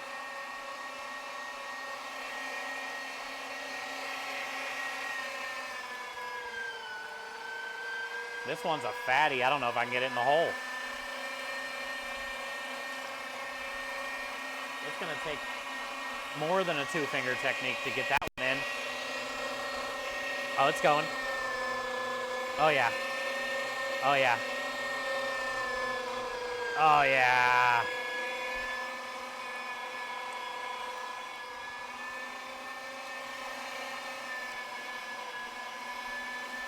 You like the cakes better? Okay, that's good to know. Well, the donuts don't have that like marshmallow cream filling that the cakes have, you know? And I think that's one of my favorite parts about the Christmas tree cake is that like inside marshmallow.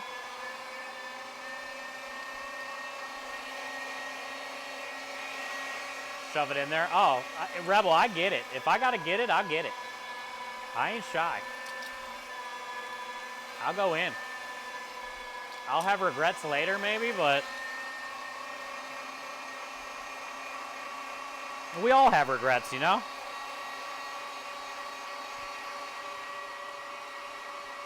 The problem is it's a little frozen in the middle, which is perfect for grinding, but I'm probably gonna have to cut it.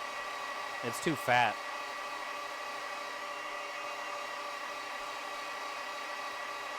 And I didn't do any trimming, but I might be able to break it down like that. I might be able to manhandle it. See that? Sometimes you just gotta be creative and manhandle it. You gotta let it know what's up. No elf dances.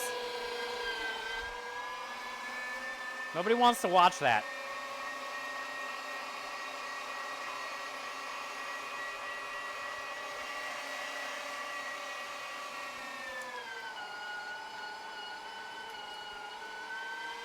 It would be cool if you could dress up like a Christmas tree cake. I wonder if there's a Christmas tree cake outfit. I love doing things I'm gonna regret later. I wish more people were like you and me. I'm the same way.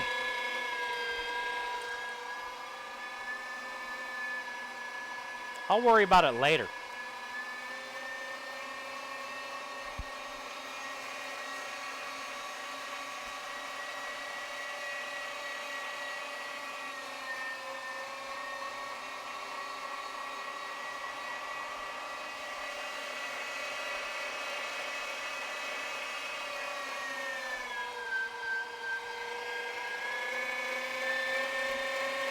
All right, maybe I should have used the big grinder. I didn't think.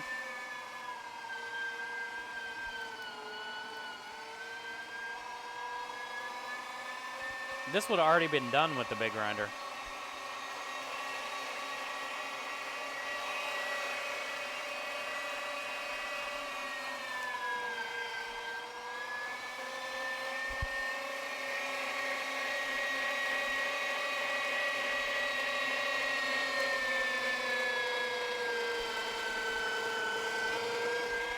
Oh, yeah. It is nice that it's frozen like this, though. Because chicken grinds like shit if it's, like, not frozen.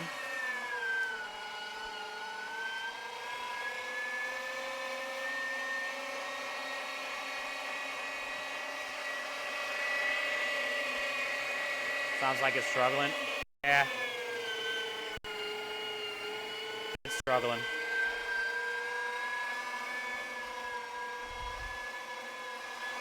It's a workhorse, like it can do it, but the other one would have been better. It doesn't do good with like super cold stuff like this.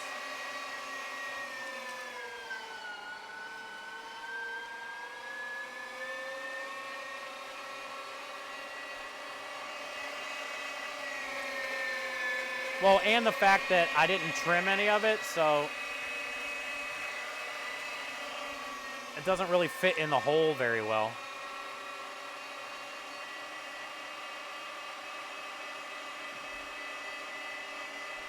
Usually if it fits in the hole, it'll like feed itself, you know? I gotta kind of like force it to catch.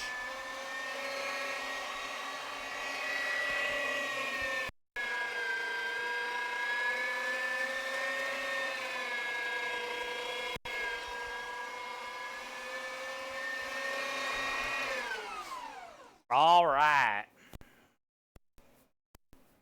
This stuff will be a lot better because it's cold, but not as cold.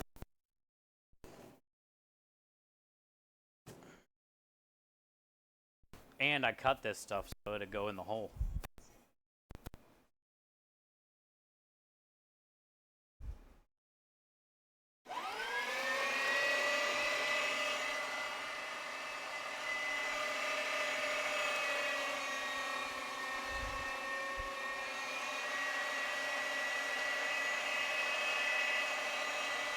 The turkey is like the same color as the chicken.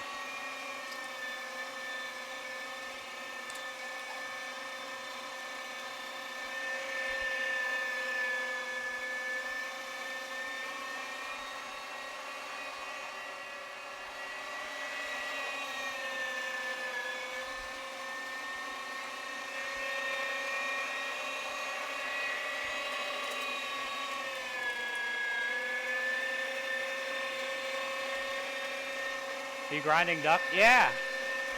Turkey, duck, and chicken. We just got done grinding 10 pounds of chicken.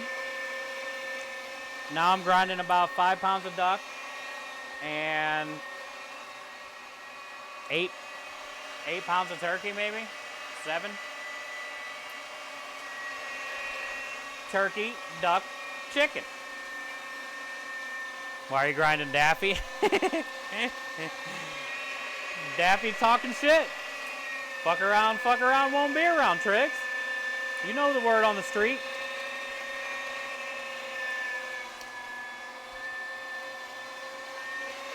He's got to go with the fishes.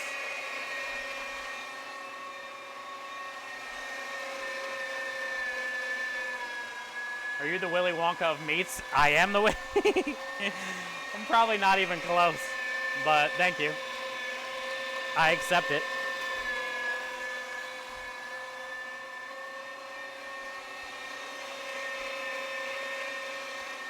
I like breaking down meat. Like, it was fun cutting that duck and turkey with you guys. I used to do it every day at my restaurant. I would get whole lamb, sheep, quarter cow, half cow, rabbit.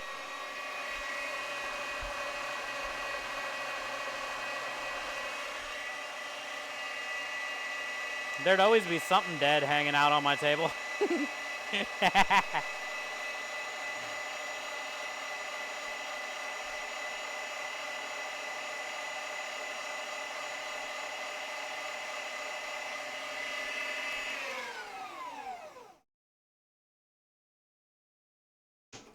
See how fast that went when it was trimmed properly and not completely frozen?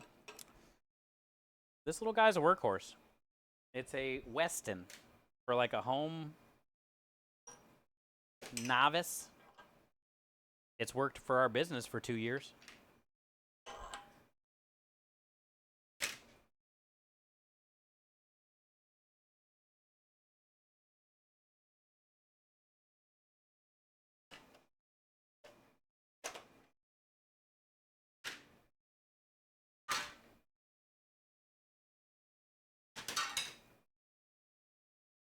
Like to play with my meat and beat my meat too. I am a master baster at my craft. So I can baste with the best of them. I feel basting also isn't utilized enough in home cooking.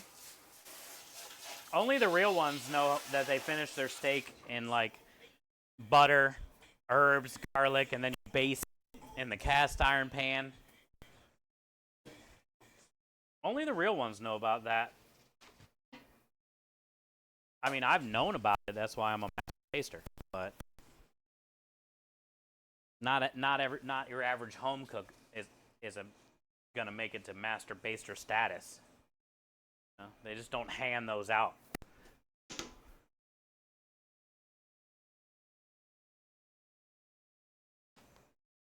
If I didn't say anything. Yeah, thank you, Scrub. I like that you do that. I don't know if you're here or not. If you're gone, we're still here, but I appreciate that you do that. You say lurk or I gotta be back. Rockstar does it a lot too, though. But I appreciate that you guys do that. It's always good to know. My issue is like, did you say it?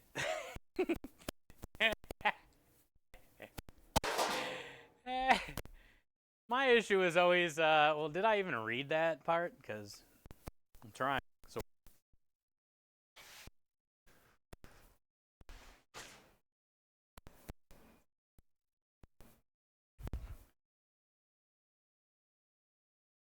I baste my steak, but not other meat.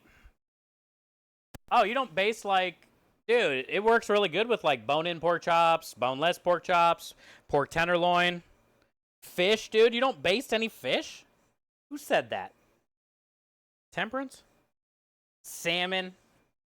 You don't baste it, huh? I feel it's a very important step. A lot of different cooking techniques.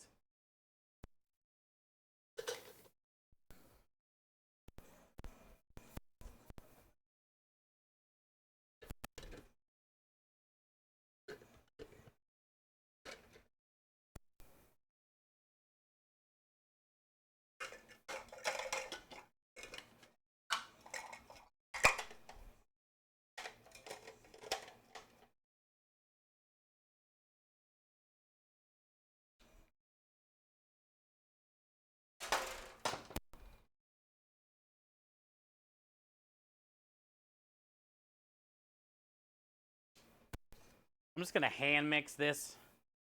If it was like beef and pork, I would definitely put it in the mixer. Because you're trying to like smear the fat. But this stuff doesn't have like a ton of fat. I saved some when we were trimming it. But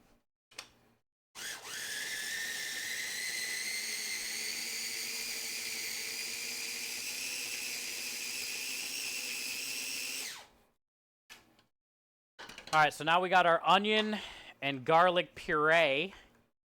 Hooray! This is all caramelized onions and garlic. It's almost like a paste.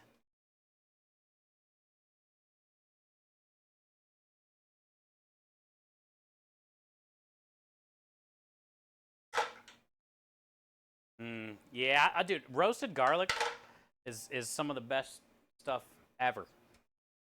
Ever. Yeah.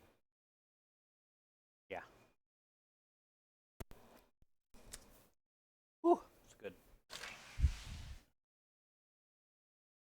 I got the herbs out here on the truck, so I'm gonna grab them real quick. I also got sage that I'm gonna grab. Where did I put those herbs? Oh, there they are. Also got sage that I want to add to this, but I need a new cutting board. Oh, I can just bring this one. This one already had veggies on it and shit.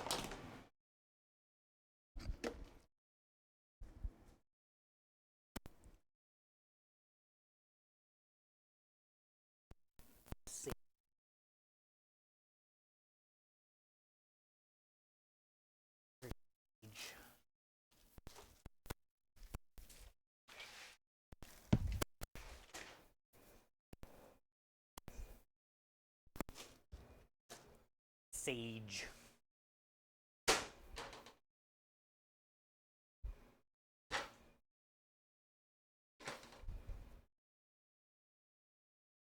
I make home fries. You add so much garlic to the home fries. Home fries.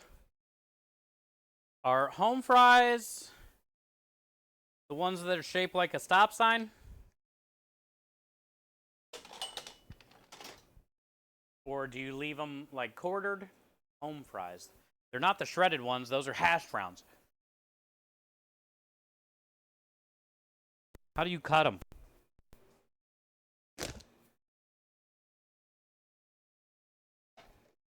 Parsley, basil.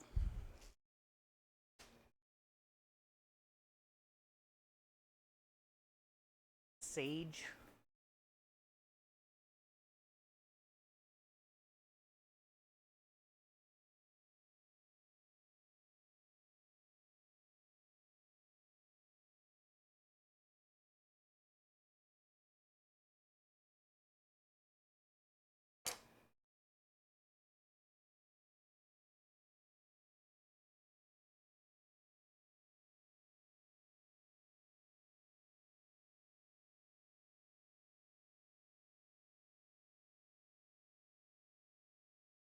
I love that name. Welcome in, motherpuckers. You know, a couple days ago, motherpucker, we got followed by a motherfucker. And turns out, motherfucker's pretty cool. Now we got a motherpucker. That's awesome. I like your name. Nice to meet you. I think motherfucker was in here yesterday again, hanging out.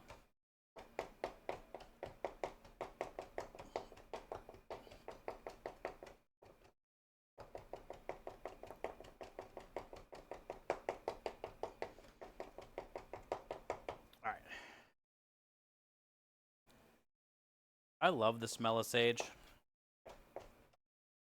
I think basil and sage and cilantro some of my favorite smells.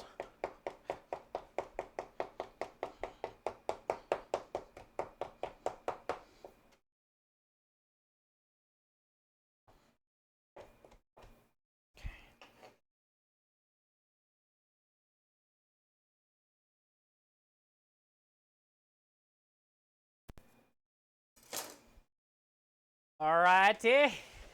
So we got sage, garlic, onion, parsley, basil. I'll put this in the stock. This in the stock just to get rid of it.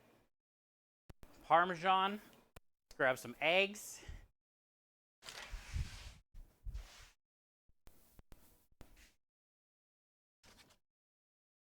Eggs.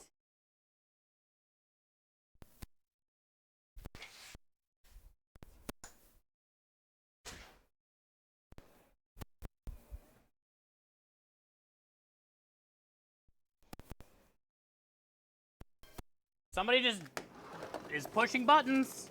Who is not sitting on their hands?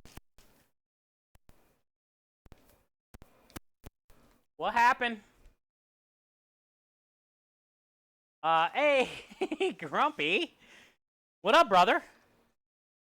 Grumpy, thank you for the gifted sub to Mother Pucker. Mother Pucker, welcome back. Wait, you've never been subscribed here before. Officially welcome.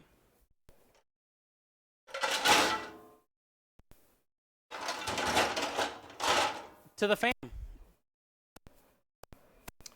Enjoy all the wieners and the wiggles and the smiles. Spam over to try like everybody have a disclaimer. Yeah, it's good to have you. And enjoy the emotes, and now you don't get ads. Grumpy is a blessing, Mother Pucker. Grumpy's a blessing. We have a lot of amazing people in this community. So I don't know how you found us, but you stumbled in a pretty cool spot. We are a full-time charity stream, so we're always raising money either for children's charities and cancer, like St. Jude, Starlight kind of thing. Extra Life. This month we're raising money for the veterans. And Stack Up. And we sell my grandmother's recipes, essentially, to people in Texas who want and love Italian food, but there's nowhere to kind of get it good. And we're just a tiny little food truck. So we're trying to make our little mark.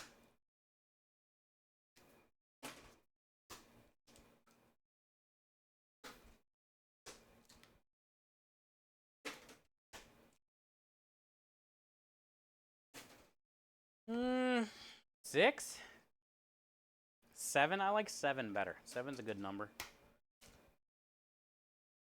A good roulette number. We'll do 7. Get it good.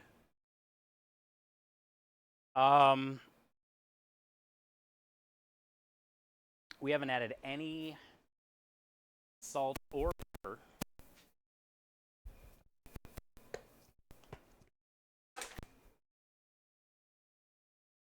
Come on, knock on my door. We'll be waiting for you.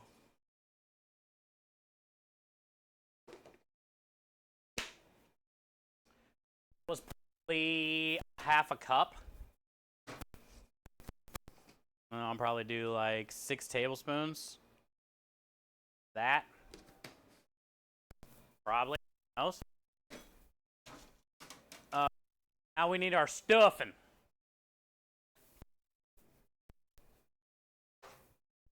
Now we need our stuffing.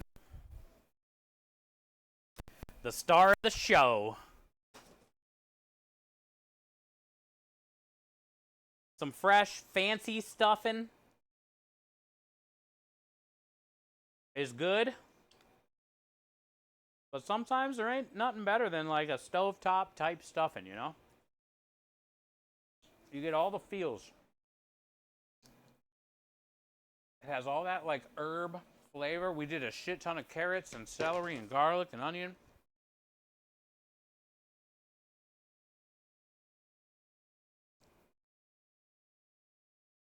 This in itself has a ton of flavor. And then the rest of this we can probably eat. But let's see. Let's see where we at. 7. We did it. We did 7. Thank you guys.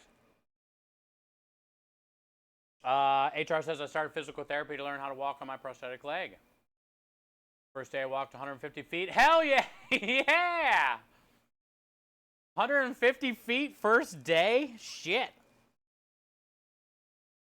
That has to be some type of record. For you. It's a record for you. But still, man, if that doesn't make you smile, if that doesn't give you a little bit of hope, which is something that you fucking deserve, that's good news. Because that's not small, man. 150 feet.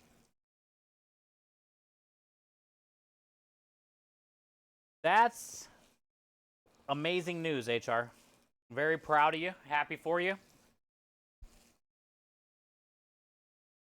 It's you still got a long journey. It's been a long ass road. I guarantee already, but progress is progress. And that sure seems like progress to me. And it's only going to get better. Oh, also, HR, think about like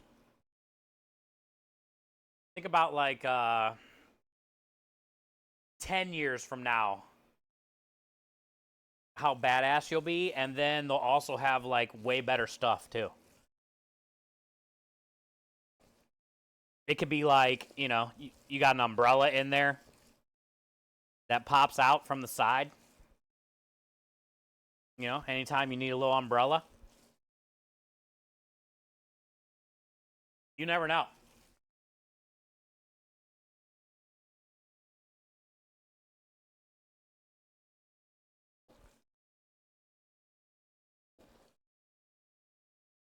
Honestly, I think we're going to need more stuffing. I mean, it's pretty tacky, but it is like chicken, turkey, and duck. I might need more cheese, too. Like, I feel like we might need more binding. It's got a cool color, like, mixture. But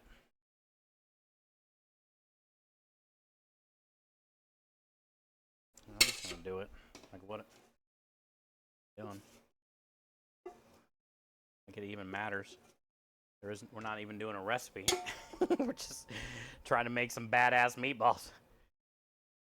How much? I don't know. Let's put this much in. Actually, I think I'm going to go get a little more cheese. Might be something better than an umbrella that pops out his leg. Hey, don't hate on umbrellas. I feel not enough people have them on them when they need them. And then they respect the umbrella.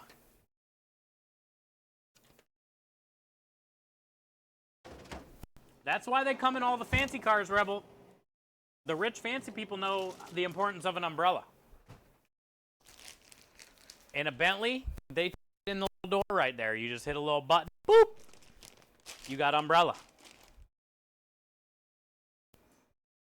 Us poor folk, we're used to walking soaking wet, getting a mud puddle splashed on us. Wouldn't it be nice if you had a little umbrella in your little leg pocket? You can dig it? Yeah, me too.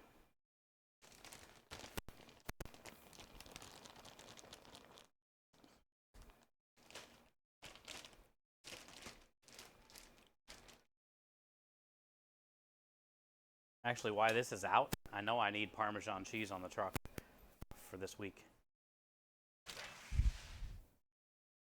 And because that popped into my head when I emptied that bag of cheese, that I remembered I need Parmesan cheese this week. Don't forget, is most likely something I said on Friday. We were breaking, and I seen we only had one in there. It just popped in my head now when I had it open. And if I go to put that away without doing this, I would probably, most likely after stream, go out there and do it. So I might as well stop what I'm doing now and just fill it up. Or I won't be able to let myself close this bag and not stop thinking about it. So we're going to do it now. And then I can close this bag and probably won't need to get into it till like Thursday or Friday. Set it and forget it, dude. It's done. Look at that. Now we got Parmesan cheese backup for the truck that we need on Wednesday. Done. Today. Sunday. Ahead of schedule.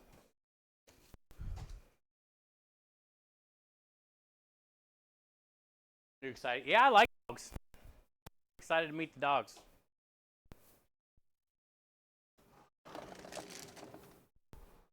Big fan of dogs.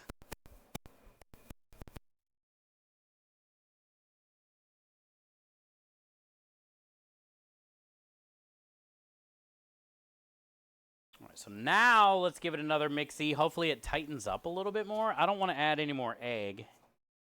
I don't want to add any oil, which is something we put in our meatballs. Where's my meatball recipe? It's already pretty wet.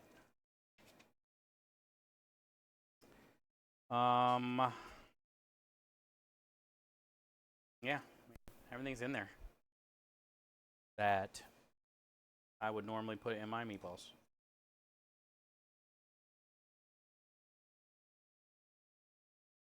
Yo, Chop coming in with another gifted month to Temperance. Temperance, that's your 7th month in a row of support and kindness. Also, chat, you guys are going to get to meet her soon. She's going to be driving here with the puppies and hanging out for a few days. She's not going to be working on the trailer, but, you know, she'll probably be hanging out with Krem outside there. We can bring another chair. And, you know, she can hang out for a little bit, eat some food. You'll probably get to meet her that way. And then I'm assuming, you know, we'll meet up with her and hang out as well. Yeah, this is a lot better. This is exactly what it needed. It's way more like tacky now and less wet. So it's like pulling my gloves off, which is kind of what you look for in the meatballs. If it wants to take your gloves off, you're good to go.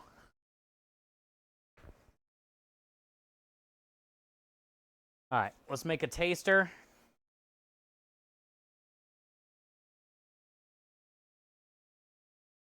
We'll grab from right here.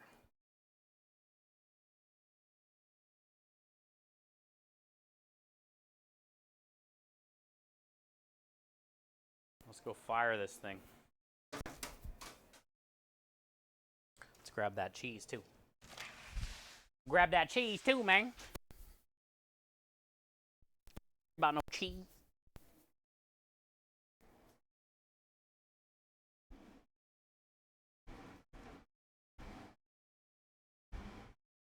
Now I haven't put in any you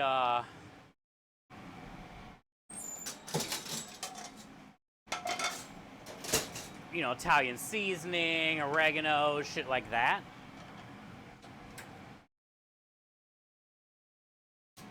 We got parsley, basil, and sage all fresh, but we don't have any dry. So I might want to put some dry in here. I just want to see, I guess, what it's tasting like, how close we are.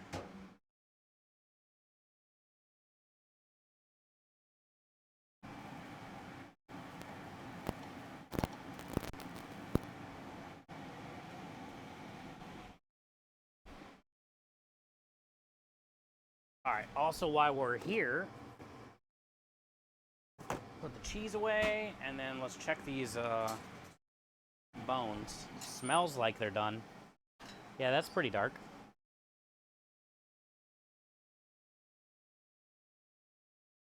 Yeah, I'm okay with that.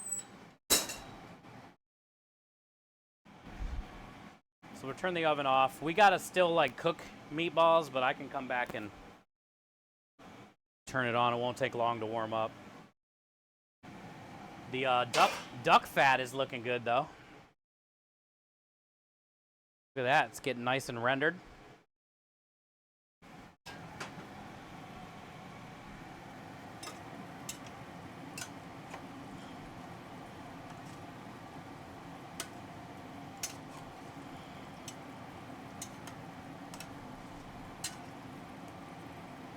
We're basically making duck chicharrones.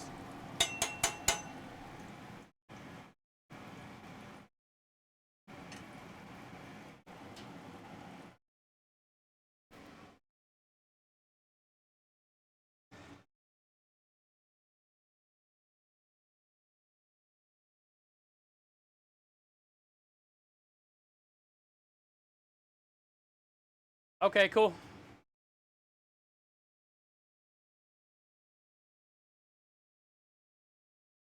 We will be here. We don't usually leave till about 3 to get to the job.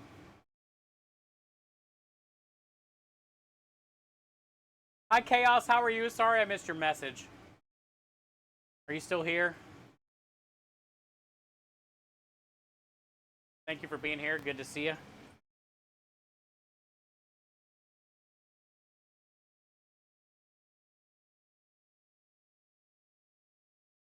You are? Cool. Yeah, we're doing turducken meatballs for the special this week.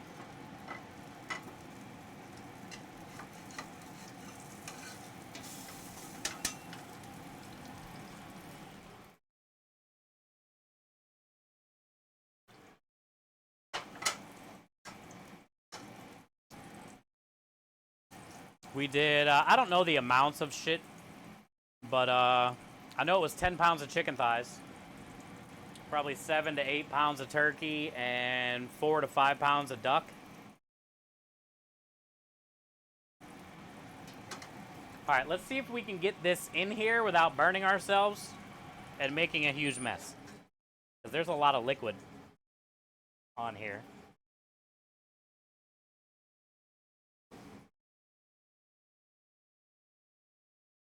This is why we need a rondo, but this is fine.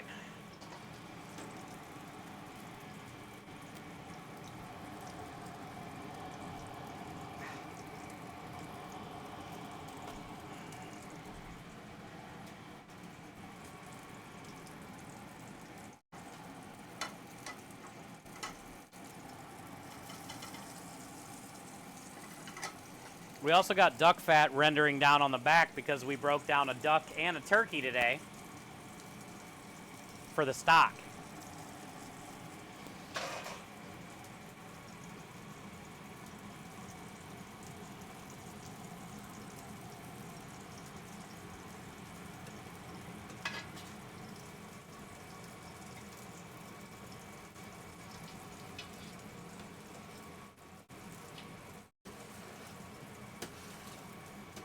So we're gonna get we're building all these flavors for the stock.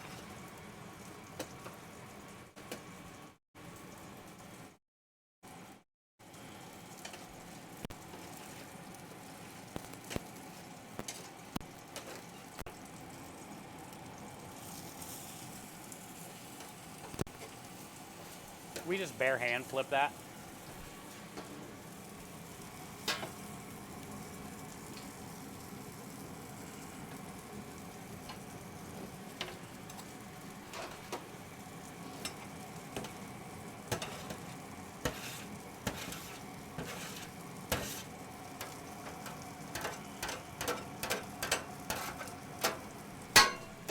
Runaway carrot.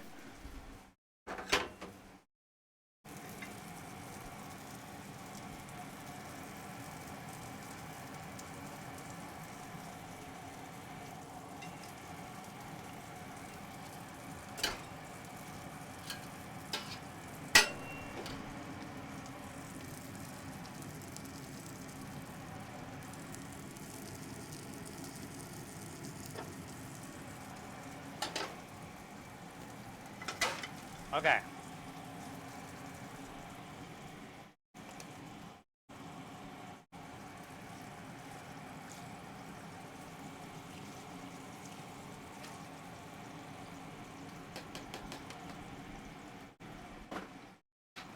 I'm gonna go grab water too, but I want to just use some of this older stock we had on the truck. When I roast bones to make stock, I like using stock to cook them down so you get a real nice dark stock. But that's all I had. So we're gonna have to work with that, and then we'll just go get water for the rest.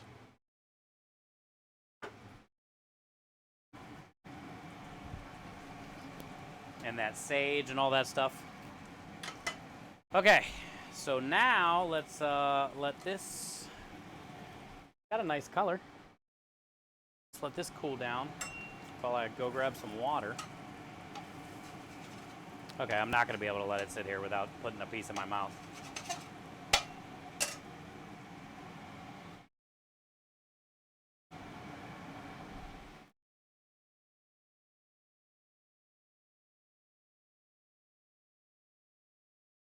Very juicy.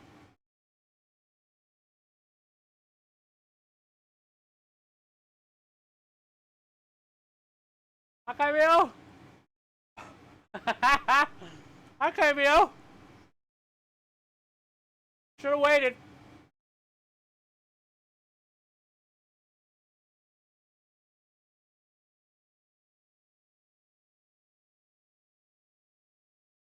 All right, let me go grab some water. And then I'll be back to let those cool so I can actually taste it. And then, oh, I got water right here. Perfect. Oh, it's hot. Ah.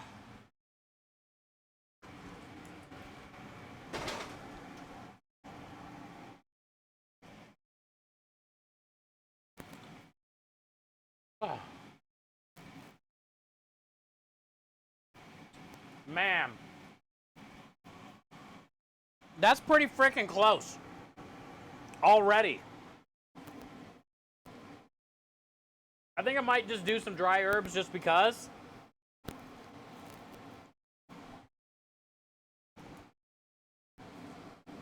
I stole a new lid off of one of these at the grocery store. Bad idea. There we go. The old lid, even though it didn't really hold well, it was easy to get off. Who would have thought? One that's actually sealed is hard to get off, but I don't like it.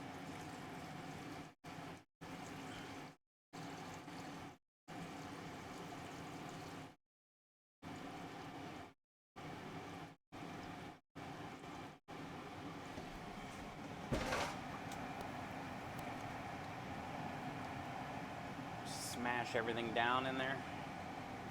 That's good.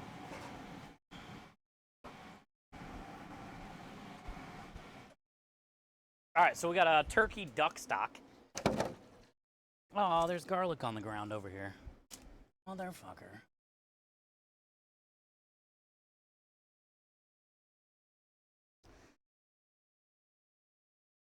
Throw these away.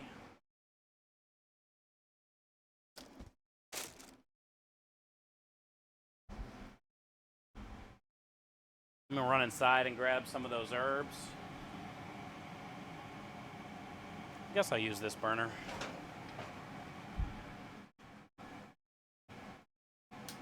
I don't know. Kind of like this burner.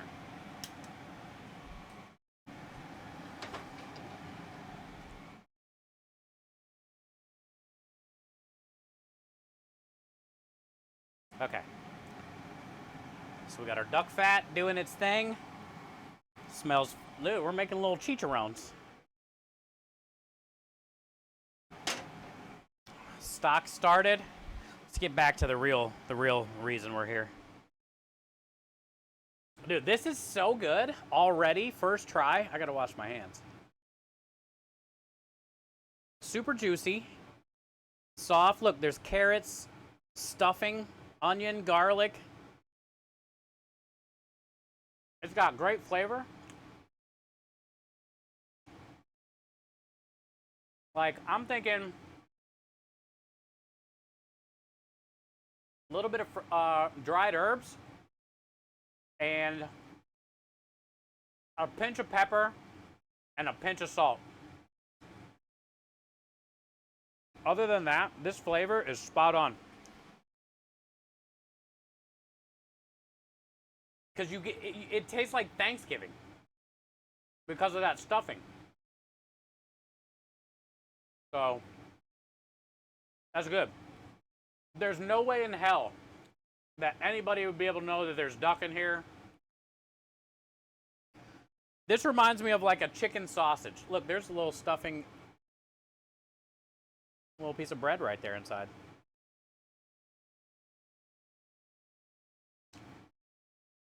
Texture-wise and color-wise, you can tell it's like a chicken sausage. There's no way anybody would ever be like, well, there's turkey and duck in there too. It just tastes like a chicken sausage. But it tastes like Thanksgiving, so. I'm getting that sage we put in, which is good. I'm getting that like stovetop stuffing flavor that I love. And we just need a little bit more of some pepper, a little bit of salt, a little bit more dry herb. And I think it's good. I think we're good. I'm happy with that. I'm happy with that. So for a turducken meatball,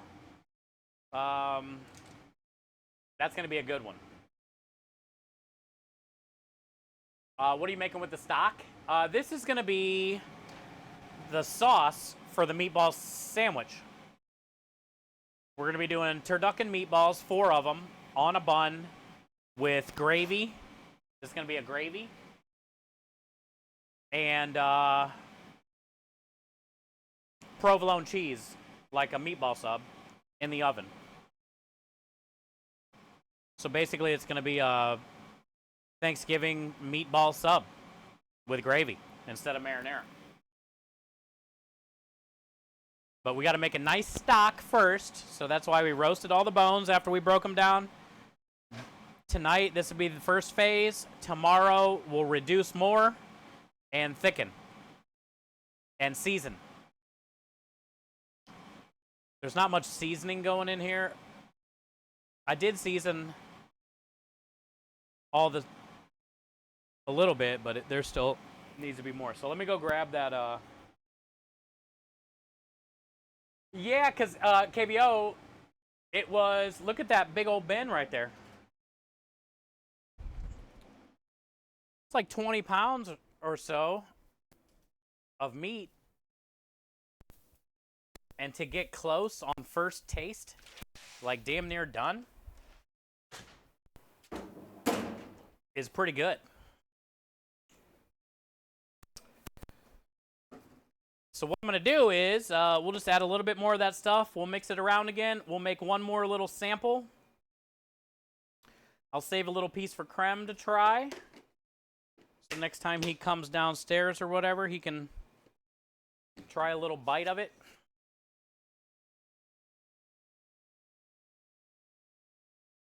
See what he thinks.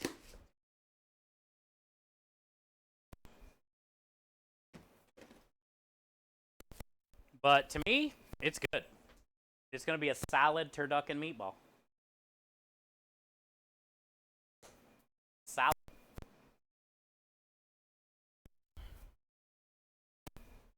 Then I can take these herbs and sage out there, throw that in the stock. Actually, let me put these eggs away first. Then I'll mix that.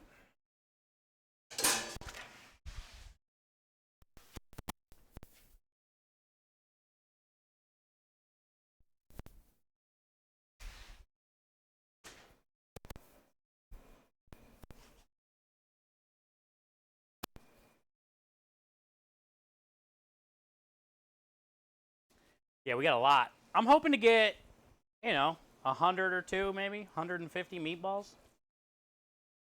We're going to give them 4 per order.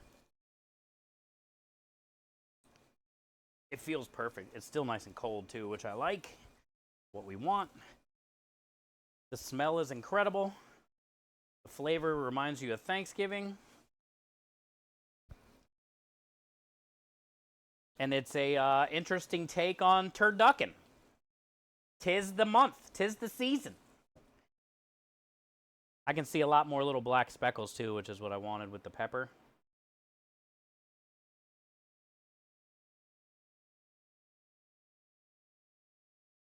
Let's go do one more sample. But I think we're good.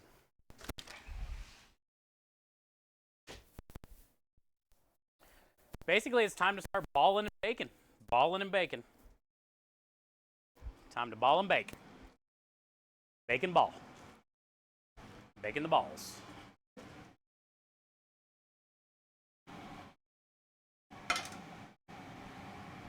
You know what's even cooler?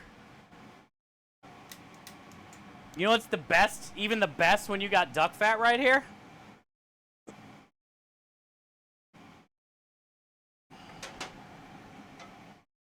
We'd be stupid not to.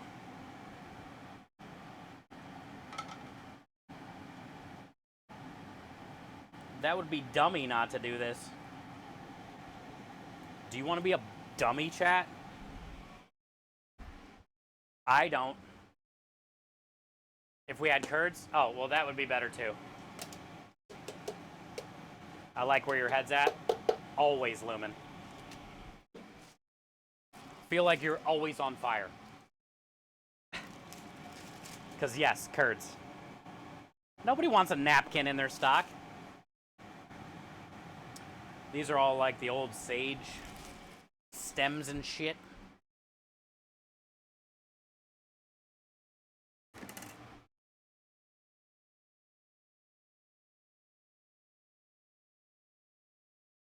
Get a wipe down while we're here. Yeah, I wish you guys could taste this.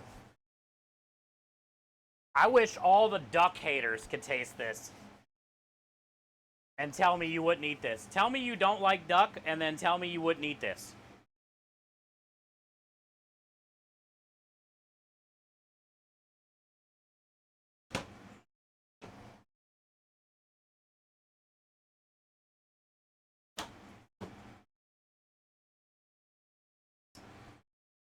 All right. That's a lot of sage. Yeah, it's just a bunch of little stems and stuff. But it'd be good for the gravy.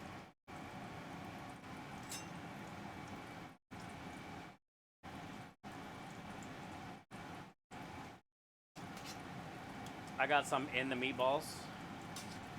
And then we'll have it in the gravy too. Because this is going to take on a lot of that sage flavor. For sure. But a lot of the roasted, since we roasted all the bones, that's going to be the predominant flavor of this.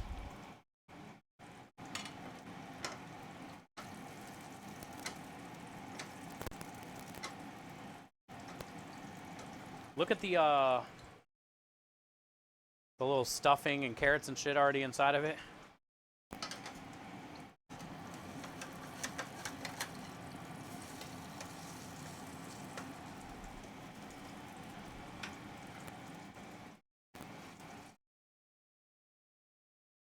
I like this now, too, because I can see those black speckles.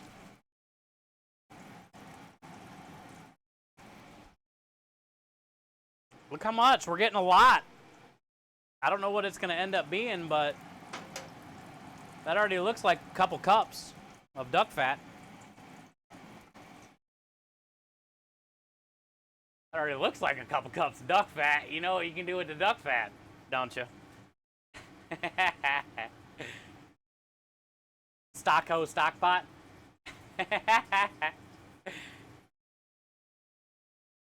I still haven't done anything planning for oh, you haven't? I'm going to Krem's mom's house.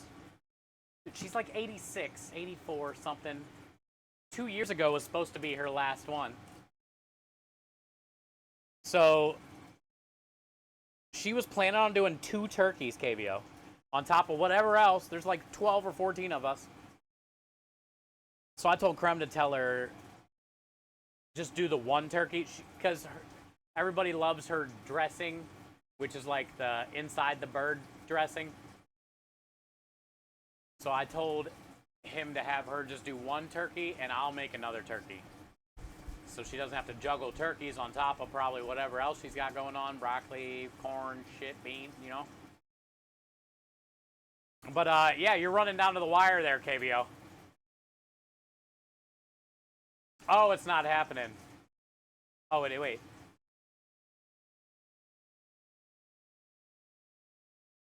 Ah, okay. So it was bigger than 15 you had to cook before? Jesus. Because 15 is like what we're doing, and that's a lot. That's a lot of family all in one area.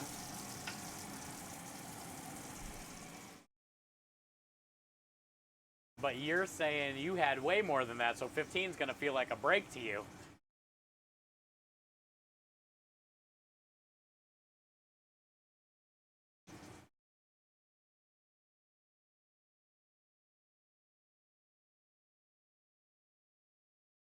Ah, there it is, Hale. I still feel like, but thank you for clarifying. I still feel like no matter the science on dressing or stuffing, depending on where you live, is what you're always going to call it. Some people call stuffing dressing, some people call dressing stuffing. It's an unwinnable situation no matter how much you try.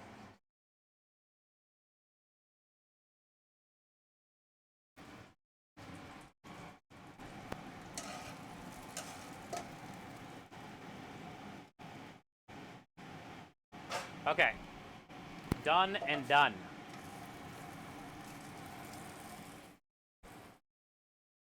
Meatball's got good color. Well, technically it's not a meatball. And we'll see if Krem is paying attention. See if he wants to come out and try it. I'm not going in too soon this time. But I did eat a piece of skin. 15 people's nothing for you? Yeah. That's easy. Super mama. Good to see you today, though. No matter what, it's just soaking wet croutons. Yeah, in or out. In or out. Wet croutons. That's basically it.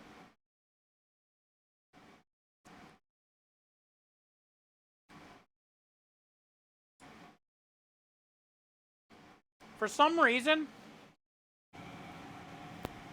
we'll see what Krem says if he comes out, but for some reason, this is giving me like breakfast sausage vibes. Maybe just because it's like chicken. Because you can't taste the turkey or the duck, but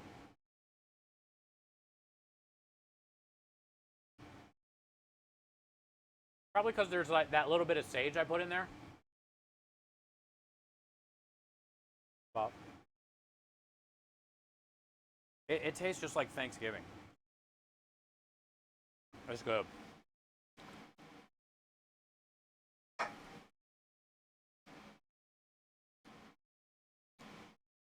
pretty happy.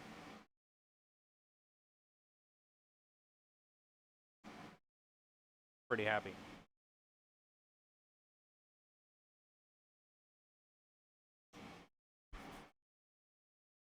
I also like the texture of it.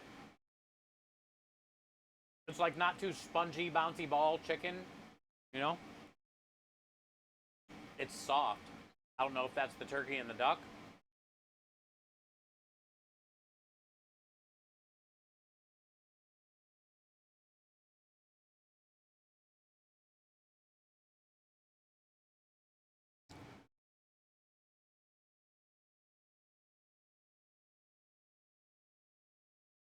Yeah, good.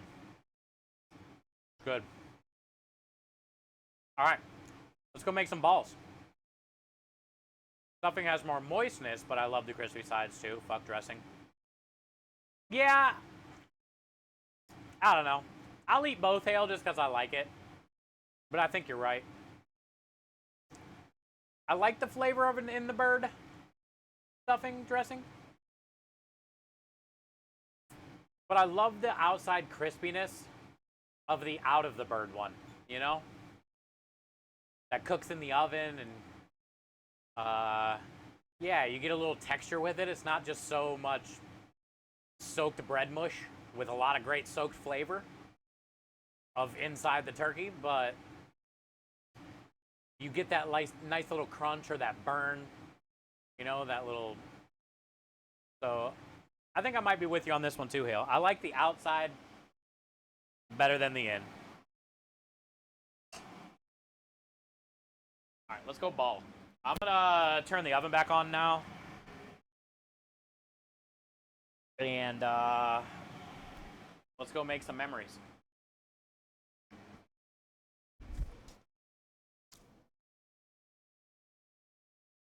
Because I guarantee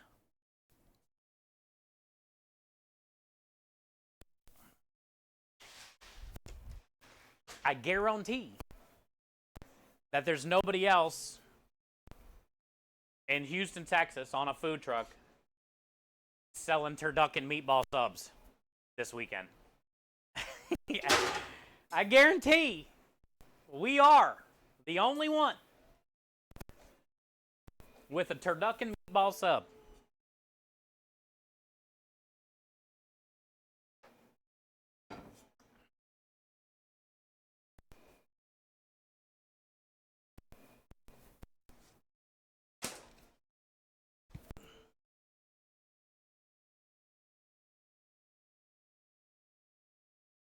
It looks like Thanksgiving. Okay, so what I do want to do, though, before I go any farther, is, and the survey says, what was that from? I used to like that show. What was that from? Was that The Price is Right? And the survey says? Who said that?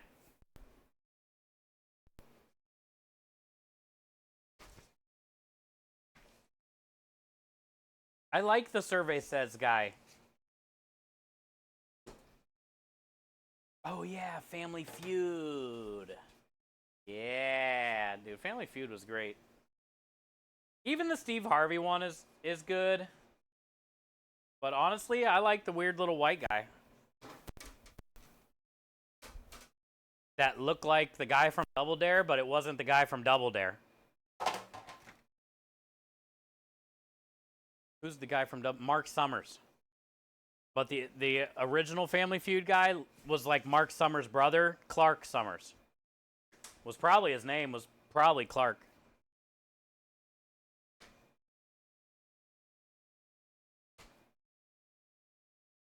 Are you going to allow people to order the meatballs on spaghetti and Sunday gravy? Yes. So we're going to be selling it two ways. One, on a bun with gravy and provolone cheese, melted, right? Just like a meatball sub, but no marinara sub gravy.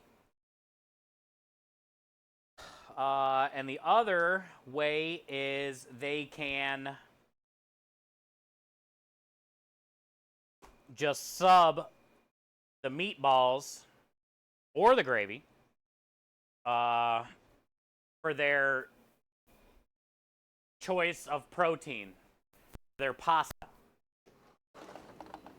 So they can still get a spaghetti and meatballs, but it can either be, you know, spaghettis with turducken meatballs and marinara, or spaghetti with turducken meatballs and gravy.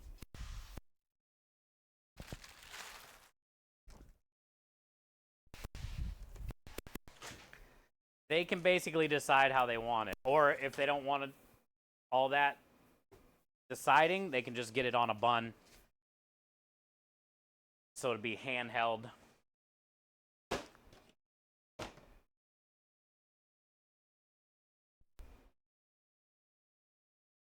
All right, KVO, I appreciate you. You're beautiful inside and out. Thank you for being such a great mom.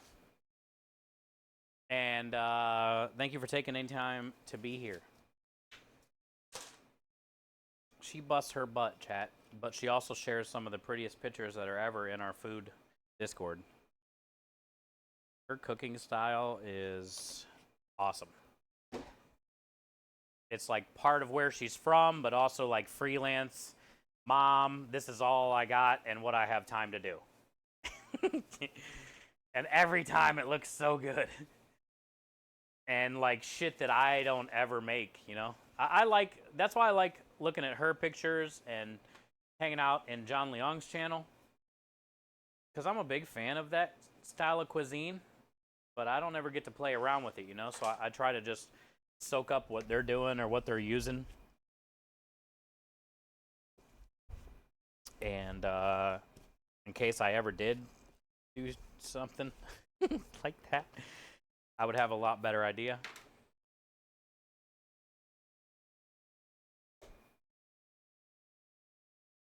Okay. Now we're ready. No turducken ice cream? No, but we're going to have, tomorrow we're making ice cream. And it's going to, I'm making it so we can try to upsell it with the bread pudding.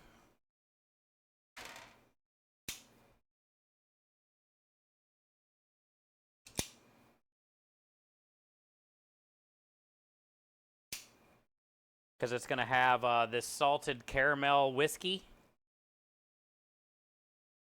bacon, and then just your normal creme de lish vanilla recipe. And I'm thinking we'll render down the bacon.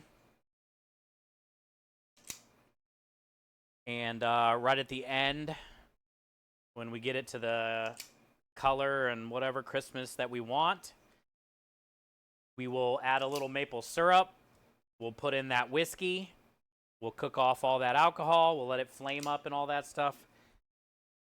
And then that's what we're going to stir into the ice cream right before that's done, like the last couple minutes. And then you'll get all the flavor from that whiskey and bacon and maple syrup into the creme de lish ice cream. And then we can upsell that on the pumpkin, bacon, bourbon, bread pudding. And I'm also thinking about breaking down the bread pudding a little bit from each one because they are pretty big. And since I didn't make another dessert special this week, I want to kind of stretch that one out a little bit. So I'll probably cut a little piece off of each one. I think we have 7, and that should be enough to give us at least another one, maybe 2. So then we can go into the weekend with 9. And then if we can end up upselling the ice cream on every one, that would be like a $14 dessert on top of their $16 pasta. And that would be good for ticket average, you know?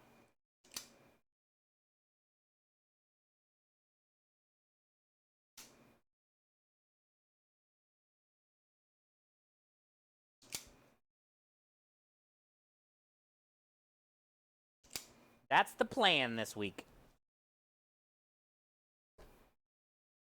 And then I figured out the cookies we're going to make for Scrub and Minja and Grumpy.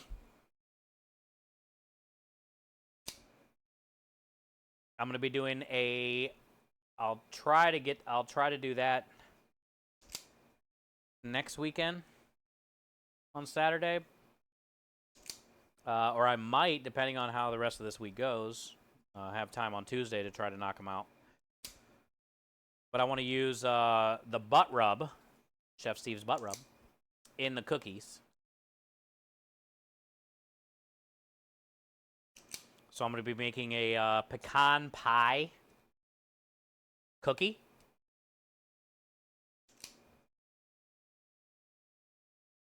And we'll make a pecan pie filling. And I'm either going to put the butt rub in that pie filling,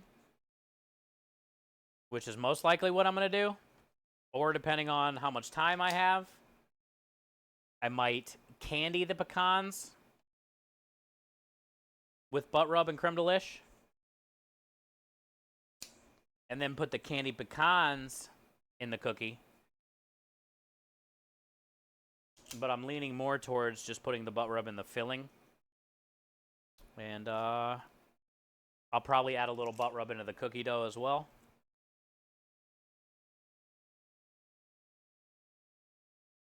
And then I can't wait to see what you guys think about that and what Minja's mom says about it. Because Minja's mom loves the butt rub already. But she only does it with, like, savory shit. You know, chicken, Caesar salad, whatever type shit, right? Potatoes. So I'm hoping she'll like it with dessert. And then that's how you get them, chat. Then they order it all the time, you know? And then, like, maybe a year or two from now, I'll probably be a millionaire.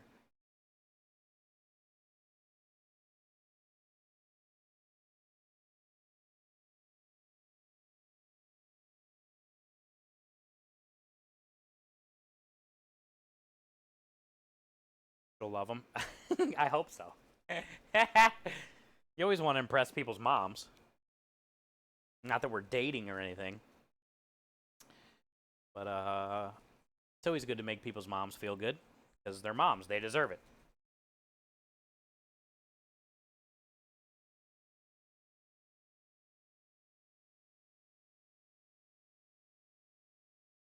I didn't think she was going to like this batch of rub because there's a little bit more spice to it than the last one she got. But Minja said she likes it. She kind of likes that little spice of it. So.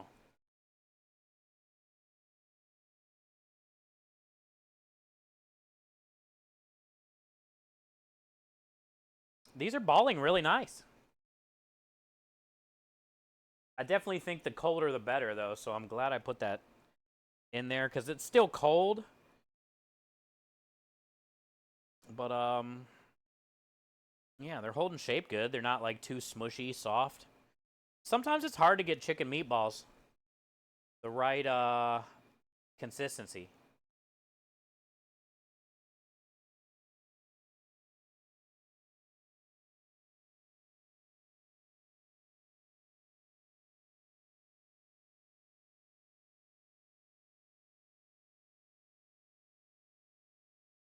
Hey, Coral.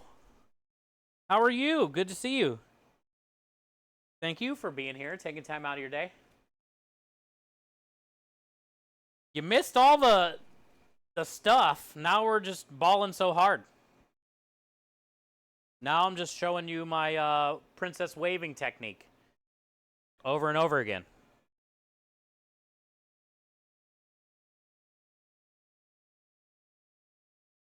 I hope you had a good Sunday.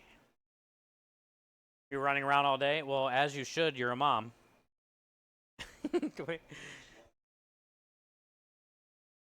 You're a mom. That's what they do. They only know one speed. W. They only know one key. W.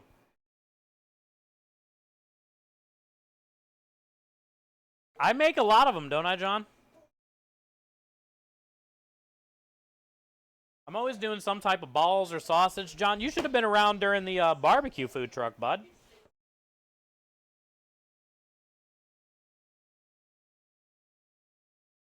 You should have seen how much brisket and pork and sausage and ribs and chicken wings and...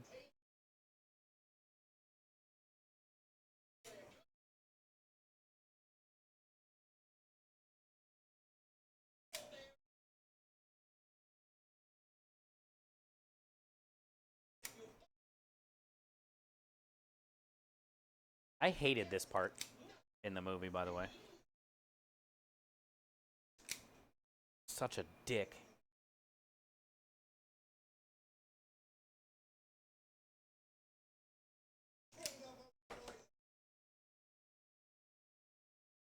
I gotta fix my hair. I feel my hair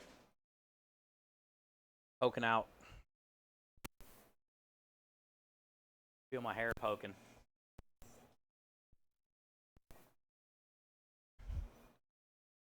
Wash my hands after this. But yeah, it's good to see you, Coral. Welcome in. I appreciate you. We are working on turducken meatballs.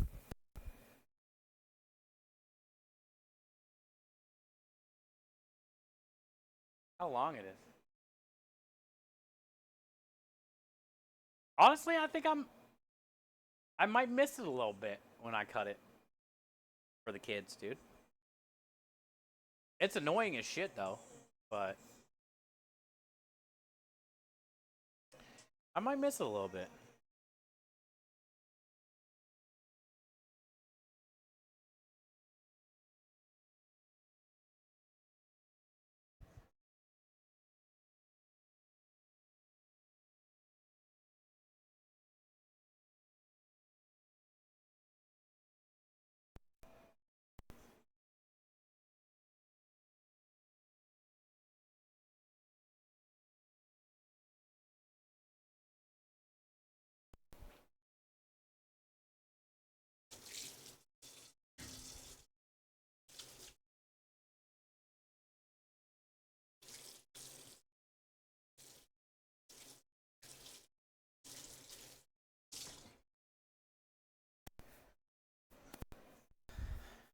Okay. I want my hair. I seen it like hanging down. I was like, man, last thing I need is that happening.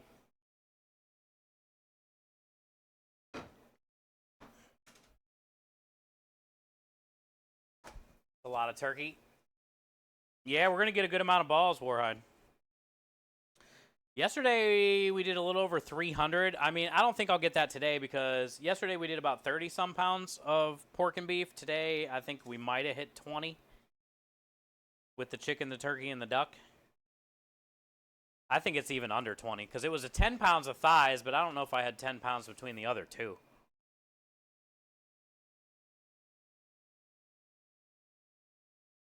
My therapist loves your merch hoodie. Oh, really? Hell yeah. Good. Well, you look good in it. So that's good. It was meant to be.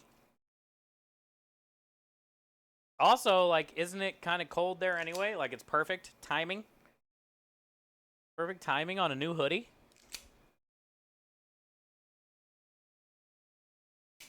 And thank you for wearing it out in the public.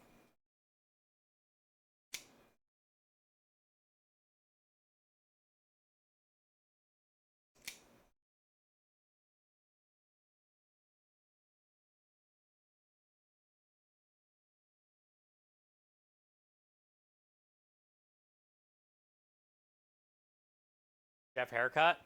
Eventually, John. I think it's like pretty damn close, dude. To being able to donate. The only reason I'm growing it so I can donate it for cancer. And then I can say I've done that.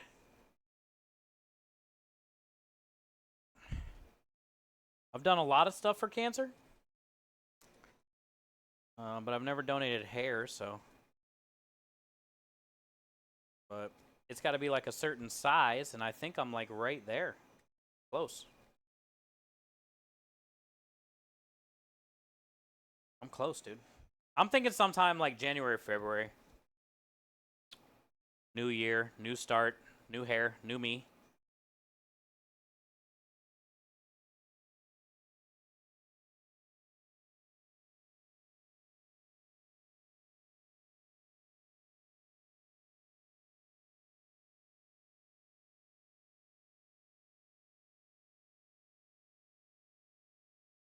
Oh, yeah. Started thinning out. I feel like my hair is definitely thinning out.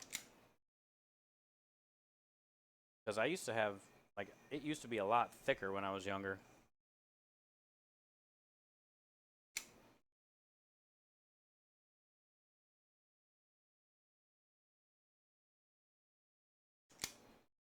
I'm just lucky I'm 44 and I still have some.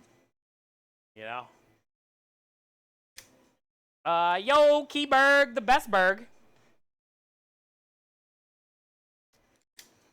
Keyberg, the best berg. How are you?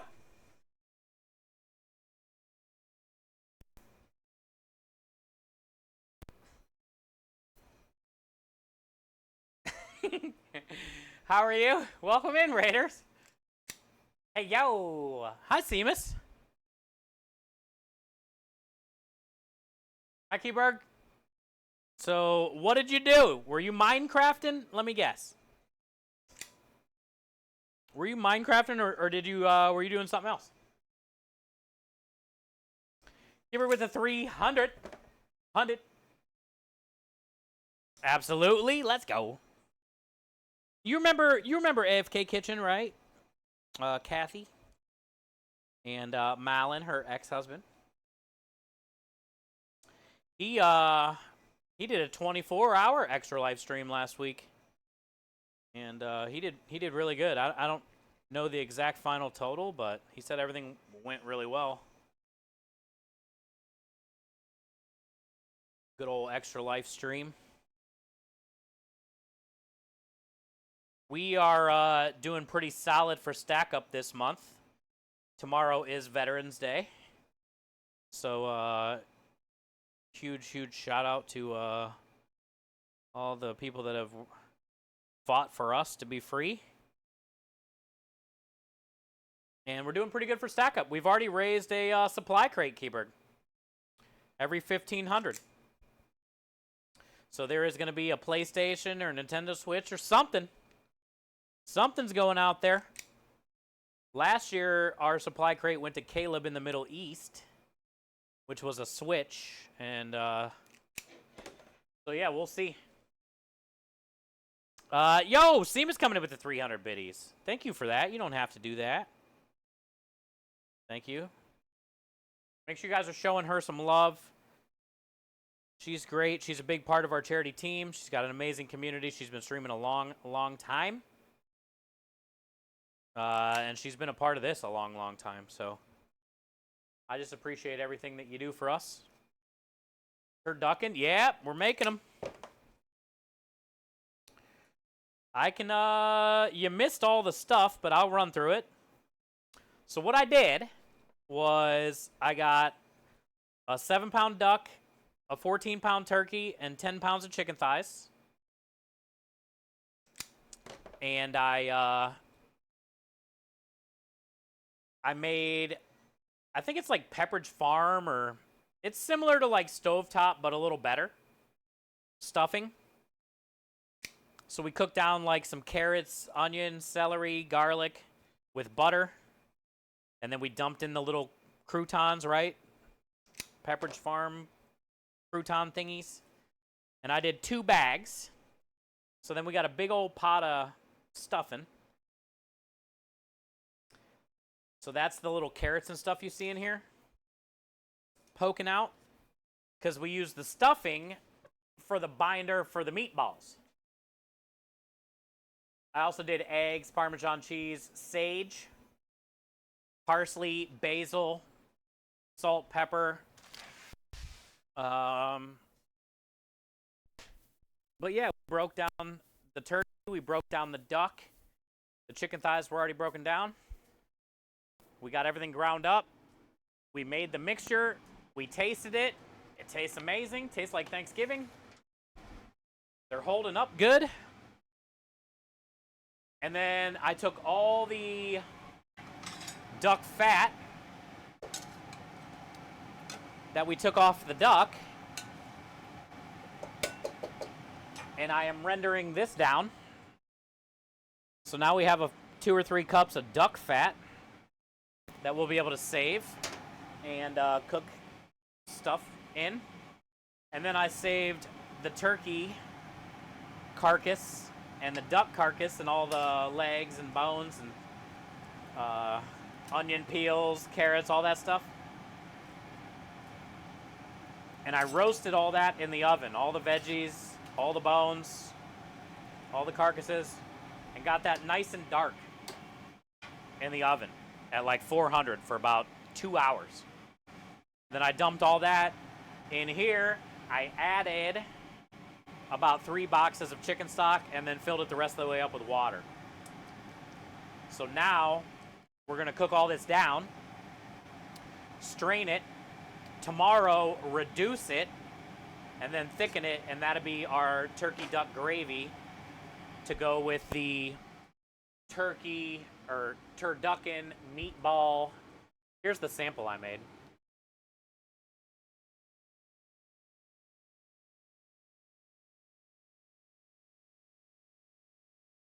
And if I told you there would be no way you would be able to bite this and tell me there's turkey or duck in here. It just tastes like chicken sausage. That tastes like Thanksgiving. Is what it tastes like. Because of all the stuffing. You know what I'm saying? And then the sage. But you get like the spongy, but not like a bouncy ball, but like you could tell it's like chicken sausage.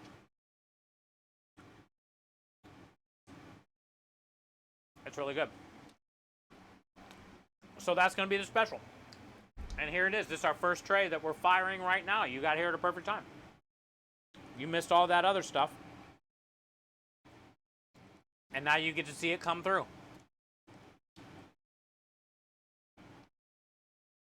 Hi, Ma, bro. Put what in your mouth?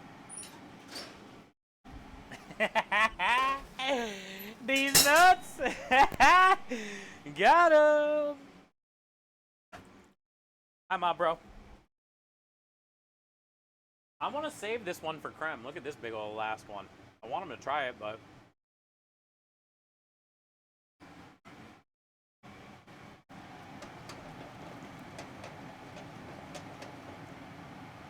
We're getting a lot of fat out of that. This is going to be great. There's going to be more than 3 cups.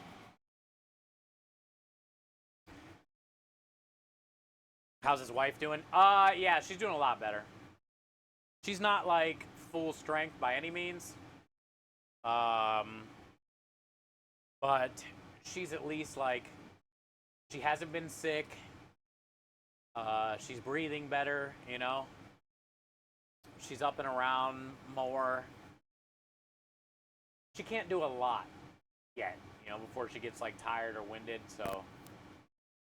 it's not like she's old or overweight or, you know, she's definitely still, like, recovering, but she's a lot better off.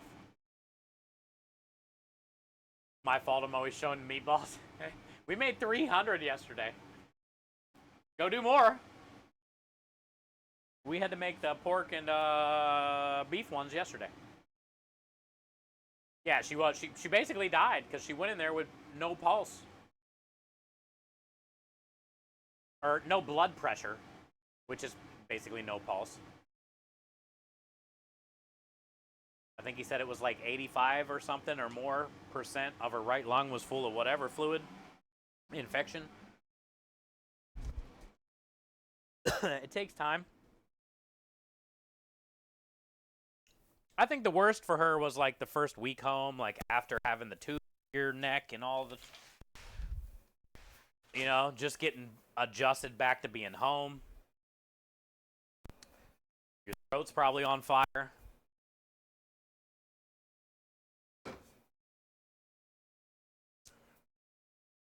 Tablet powered off.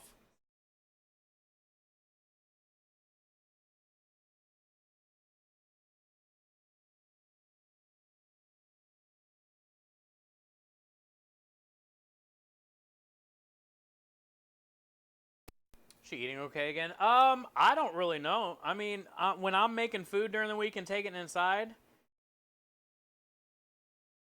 she sees it. She acknowledges me bringing it in. What did I bring in last week that she seemed excited? Oh, the pierogies. But I don't even know if she ate any of them. But she was there, and I think she was picking at the caramelized onion pile that was on the pierogies when I was there. I just don't know if she ate any of it.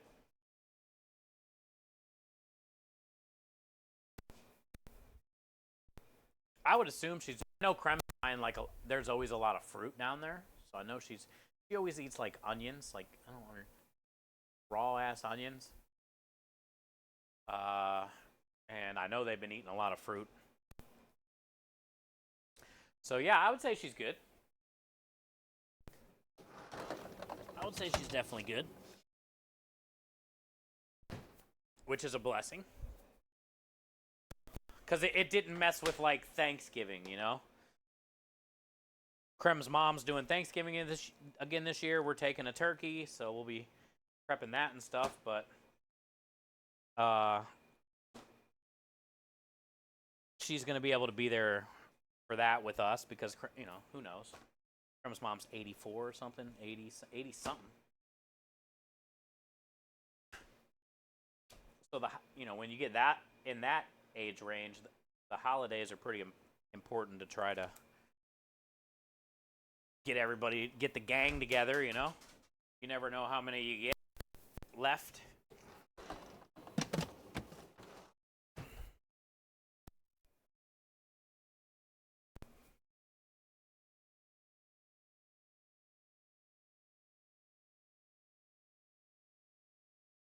Oh yeah, thank you, Joe. How the unis look? The uniforms gotta look good, dude. Thank you for the updates, man. Oh, actually, I can turn it on. Houston, I'll be on the radio. Let's go. It's already on. Over 50 destinations nationwide. It's already set. But this damn tablet won't turn on. It says there's 12%. And I can't read what you guys really say.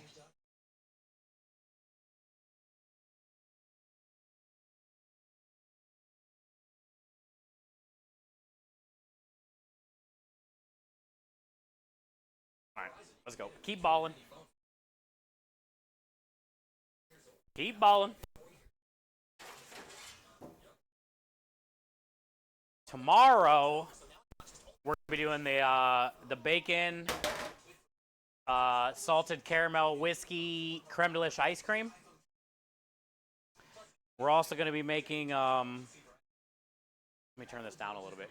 We're also gonna be making the Sunday gravy tomorrow too, on a Monday. Hey, it turned on.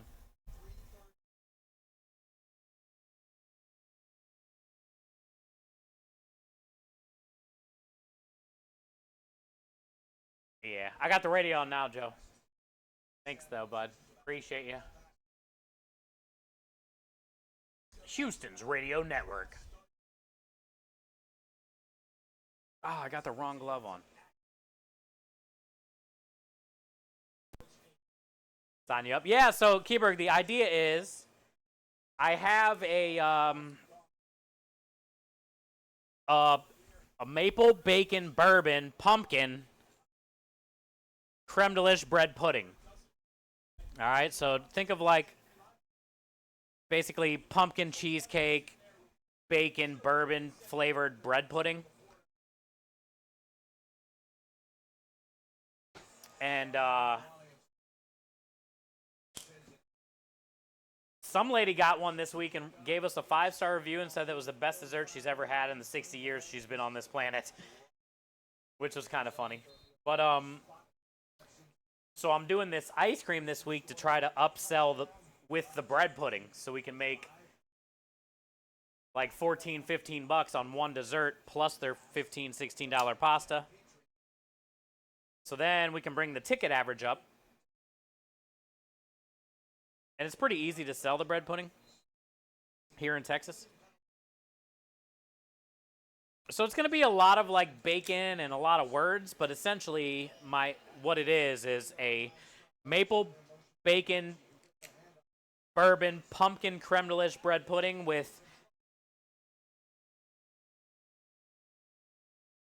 bacon salted caramel whiskey creme de lish ice cream. It just rolls right off the tongue. So it should be not hard at all to sell that with how much it just like rolls right off the tongue.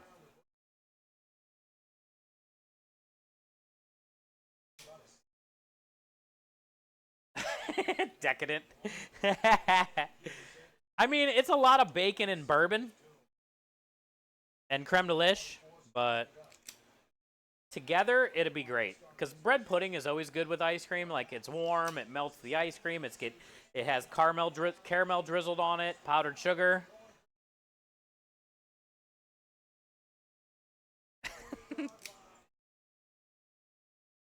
So I feel any kind of ice cream with bread pudding is good, but then what if it was like a maple bacon whiskey style, just vanilla ice cream? Creme de lish is basically vanilla ice cream with that cinnamon vanilla flavor.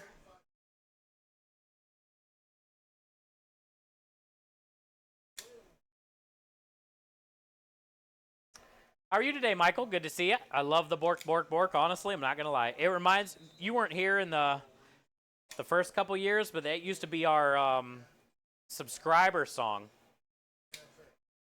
Every sub we got was the bork, bork, bork, and boy, did that get annoying. So I haven't heard it in a while. And when you sent me that video, I want to try to get that in, but for now, like I like hearing it again, so.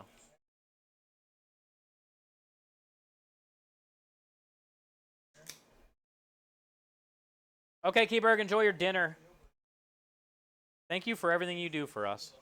And thank you to your community as well. She does a lot of fundraising.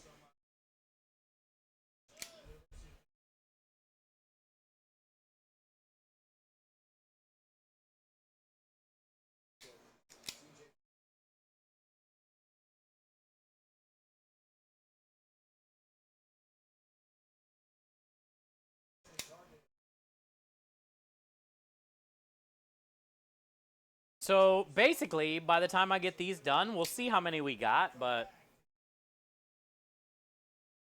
that means we're going to make about 500 meatballs this week.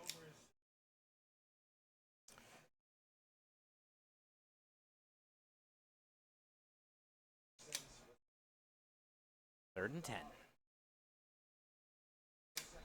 Gotta convert this.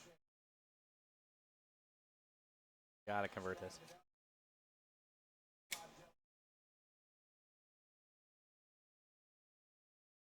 Golly.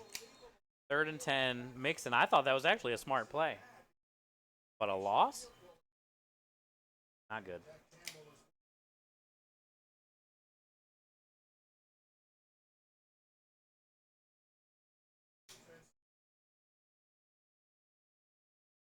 Doing good over there? Yeah, you got to have a nice, relaxing day, bud. You deserve it. You work your butt off. You work your body off, literally.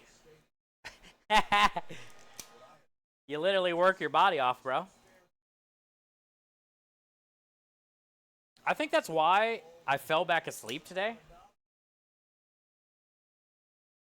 Nice. 13-7. Because it was kind of that way here too this morning when I got up around 6:30 and it's light out by then.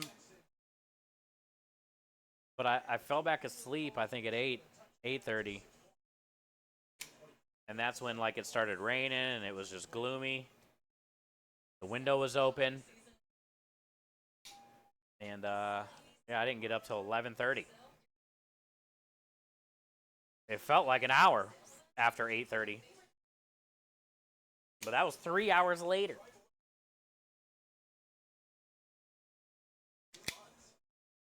But I like those kind of days. They're good for like just lazy, chilling, napping.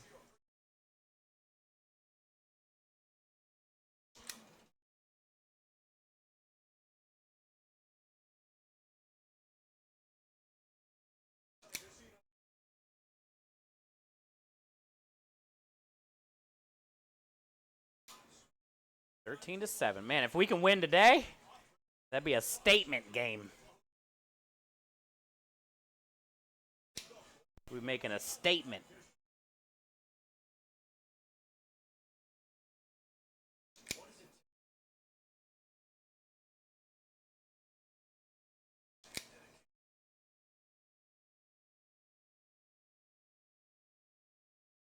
I love the big chunks of carrot in here and the big chunks of celery that I'm seeing. I'm loving it. They look really cool. Yo, Hurt Dog. Last night I was tired. Yeah, I needed it, huh? My body told me. My body told me.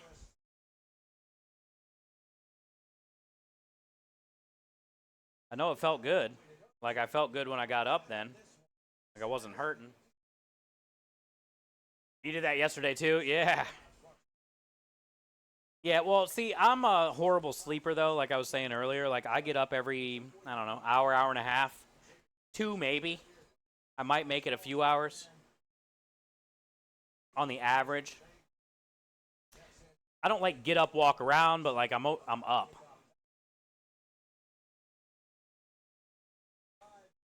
But sometimes, you know, like today, I was up at 6:30, laid there till almost 8 o'clock, and then I must have fell asleep because that's all I remember.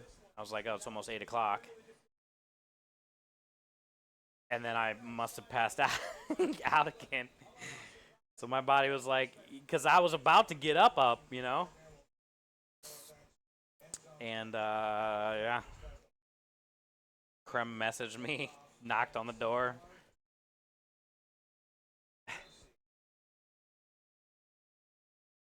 I was out.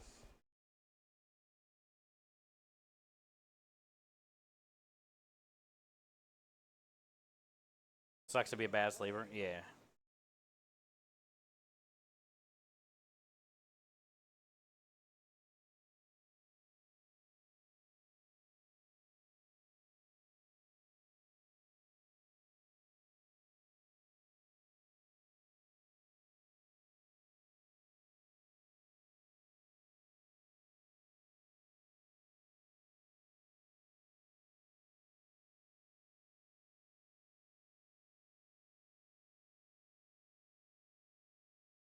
The thing about this is, all the people that are going to possibly turn their nose or not consider this special this weekend because of the whole duck situation,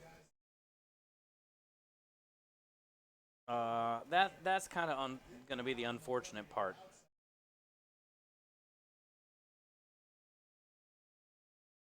Because you can't even tell that it's in there, and these taste amazing. These taste so good. And they're just like so different. And I can't imagine how good the gravy's going to be with all those roasted bones. So it's going to be even better. Because it you know, as good as it was on the little samples we made, if I had some gravy to dunk that shit in,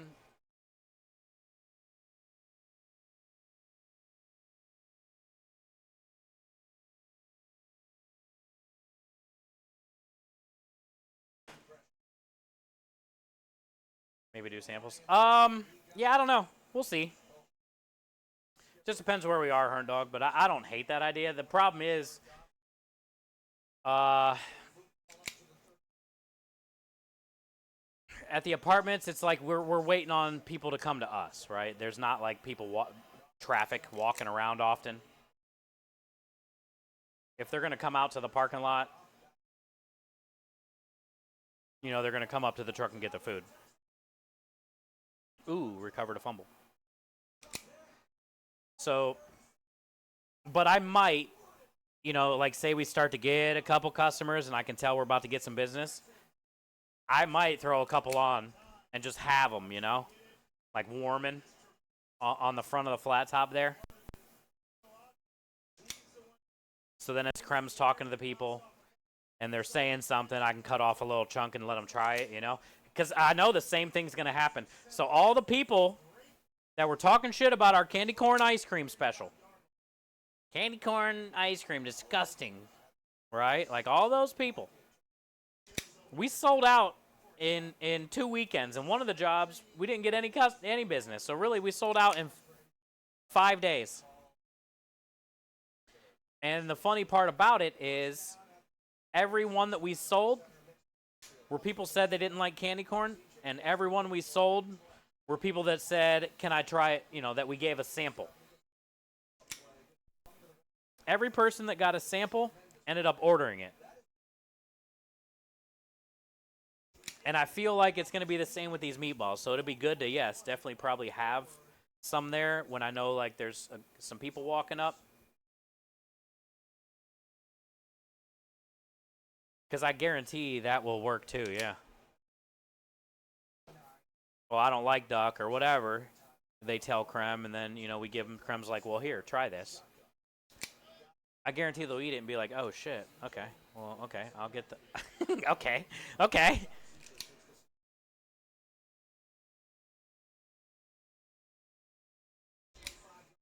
Yeah. It really does taste like Thanksgiving. And a meatball.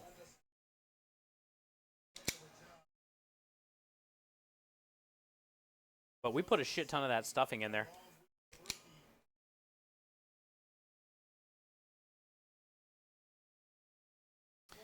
We did the 2 bags of the stuffing mix.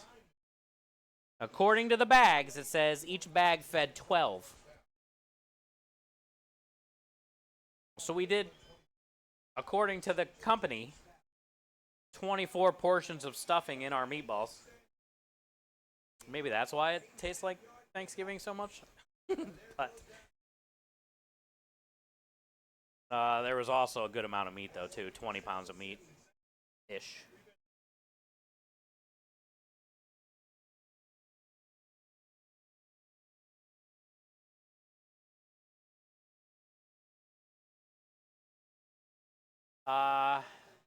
Thank you, Seamus. Thank you for everything you do for Keyberg. Appreciate you.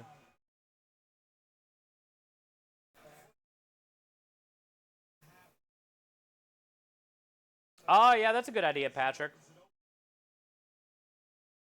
It's better to do that anyway. You'll probably save more at an Airbnb. And you'll have, like, your own kitchen, personal space.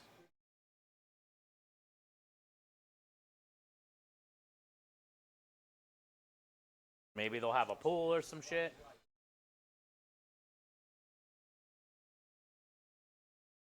Can you make meatballs just the way? No, you can, yeah. A lot of classic Italian restaurants, John, that's what they do. All beef. And there's like, hey, what up, Double? And there's like nothing in them, John. Like when you cut through them, it's just like all beef. Thick, you know, like dense. Not that they're bad meatballs by any means. But that's not really the kind I like to make. I like home style meatballs where you can see the stuff, you know? You can see the speckles.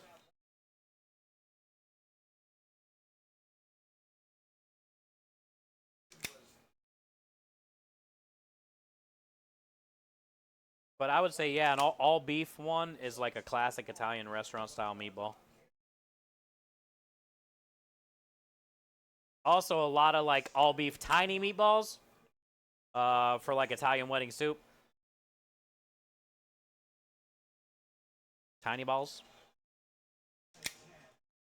How are you, Double? Parents and I had a mini. Oh boy, for veterans for the holiday this weekend. Holiday cookout.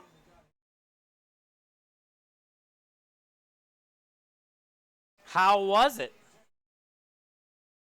That the butt rub on that burger, or the butt rub used to be some of my burger blend at one of my restaurants. Basically, it went on my chicken wings, but I was using it for our burgers too at one point. But it had cumin in it. Then super good. Yeah. Yeah, Wahlburgers got decent meat, dude. It's definitely certified Angus. I don't know what the blend on it probably is. I would say 70-30 maybe. But it does. It improves. It depends also how you cooked them. Like if you put butt rub on the burgers and you sear it in a pan, it gives it an awesome crust. Even if you grill it, you get a pretty good crust, but not like when it's in a pan.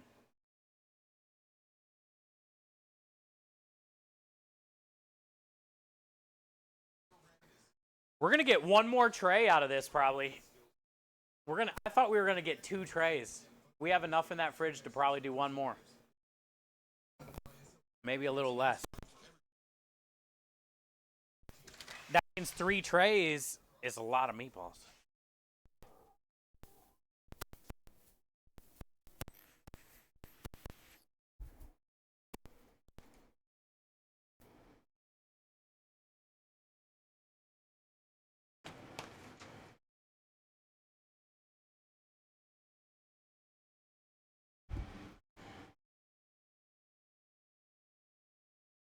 Yeah. Because we did 3.5 trays yesterday, and that gave us like 300. Look how many carrots are in that one.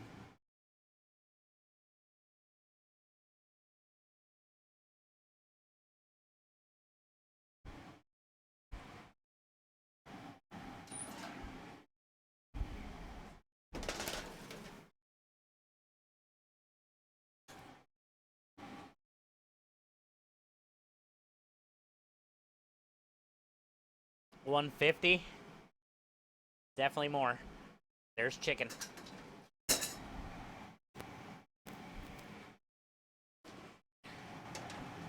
Every time I come out here and look at this duck fat, it keeps getting deeper and deeper.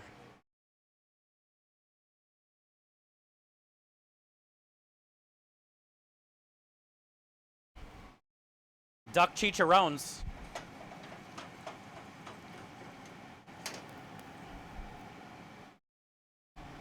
Okay, so this is boiling-ish, almost, kinda. So you're gonna turn this down. We don't want this at a rolling boil.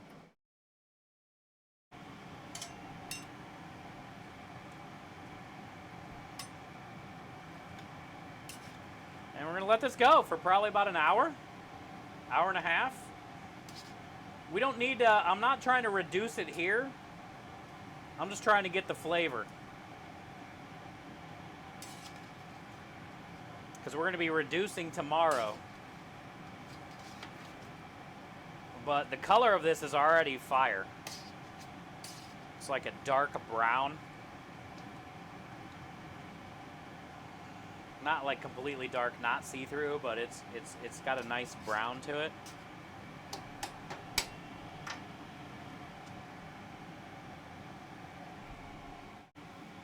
Because we roasted all the bones first and the veggies. Oh, God.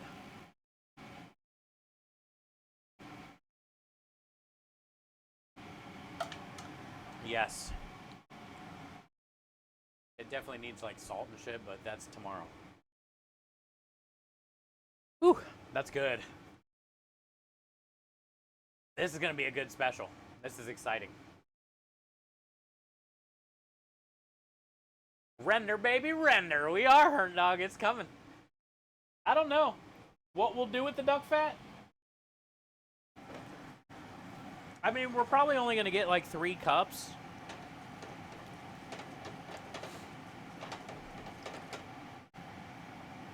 But we can still cook something down with it and then put that in something to stretch it. Like, I don't have enough to like fry some potatoes. I could like shallow pan fry some potatoes for dinner for Krem and I and his wife one night, but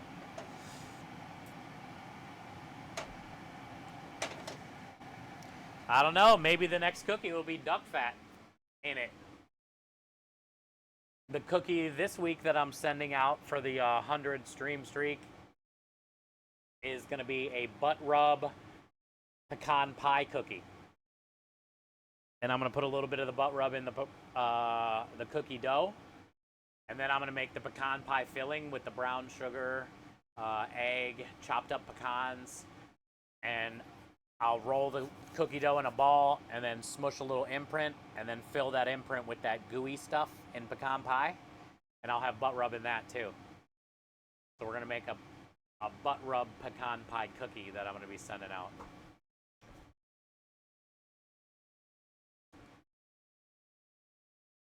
You're out of here, Patrick?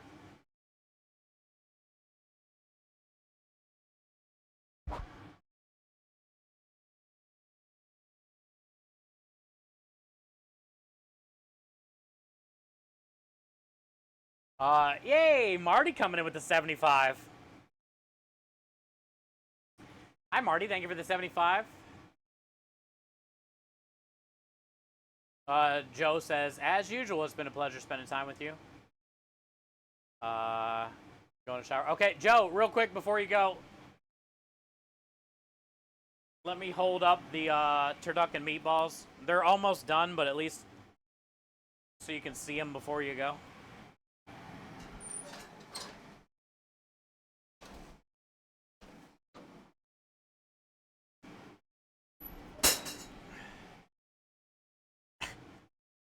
Here, Joe. Here's your shower balls.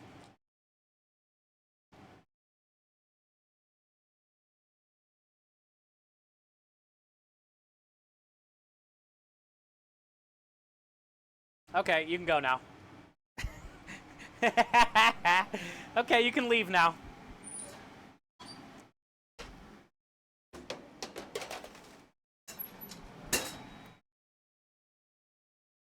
Did Patrick say he was leaving? I got behind on chat. Rude.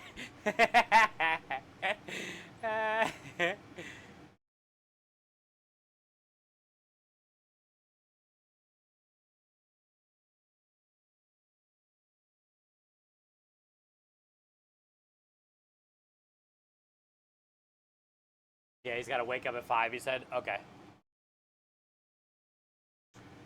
Cool, cool, cool.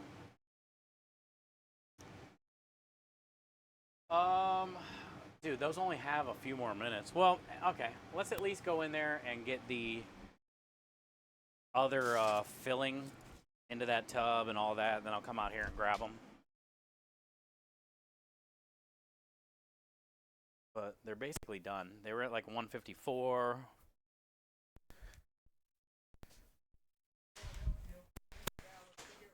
Because we're going to be cooking them again anyway, you know?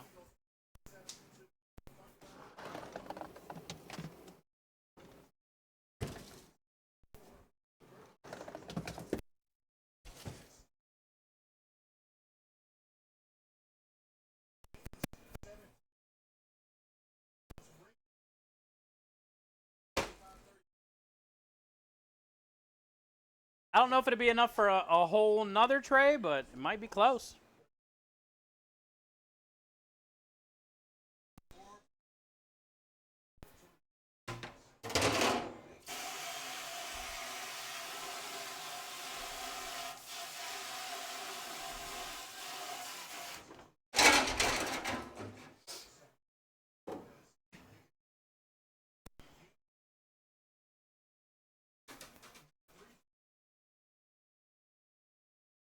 Oh, I gotta go around to grab it. Man.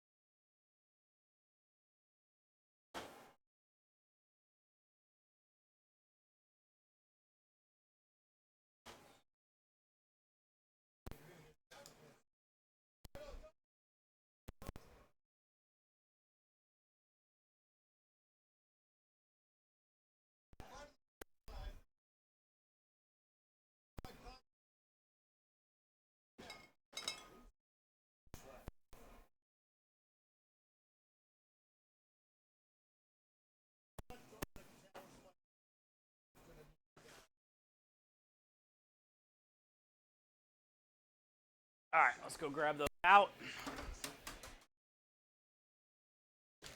And then come back in and get the last tray.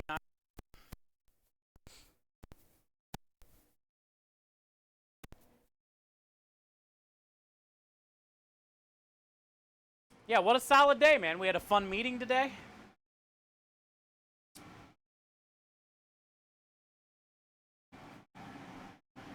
Talk about the possible future.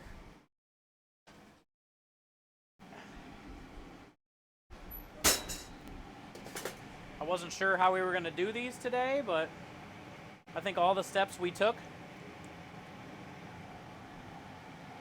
are pretty solid. I love all the little stuffing chunks hanging out of them. You can see like the little explodey soft pieces of bread. They're juicy as hell. It's not going to be like a dry chicken, turkey, duck meatball. I like that you can see the black pepper speckles. I love the little bit of sage you get at first. Then you get the like stuffing. They got a cool little chew to them because it's chicken. Don't call me stuffing chunk.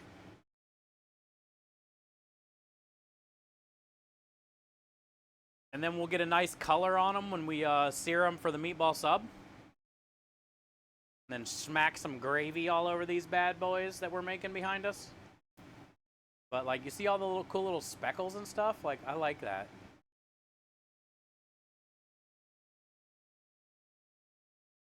I like that you can see all that.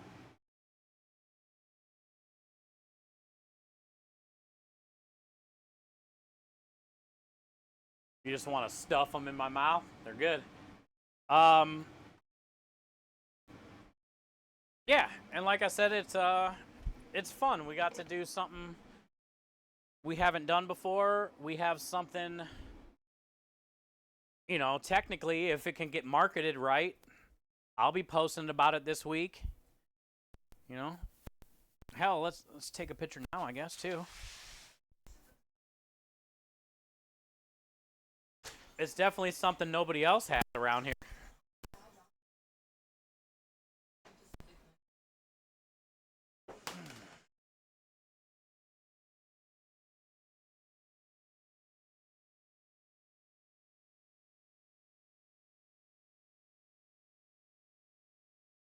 I would do the truffle shuffle for that. Bear fan, the beauty of it, too, is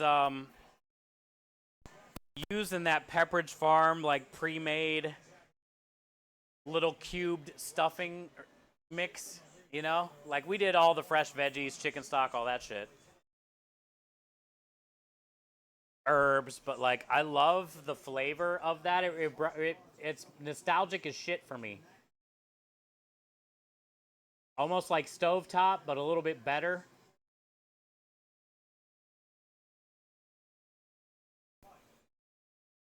Yo, Hernt Dog, thank you for the 200. Appreciate it, man. Thank you for helping literally keep the lights on, brother.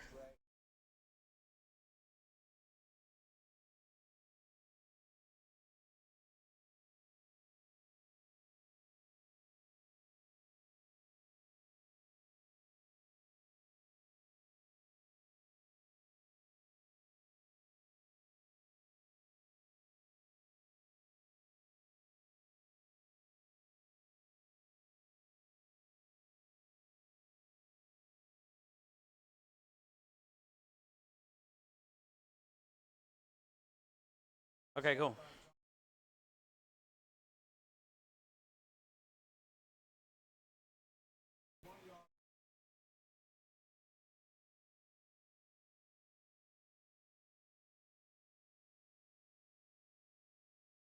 Krem needs to try him. See what he says.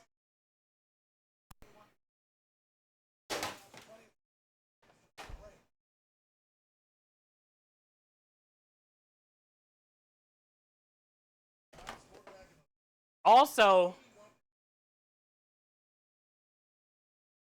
gravy. There's also gravy going on that.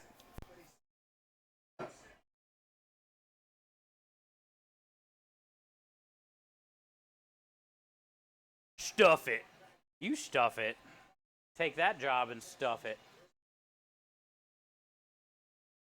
Gaffleg, thank you for the follow. Sorry I missed that.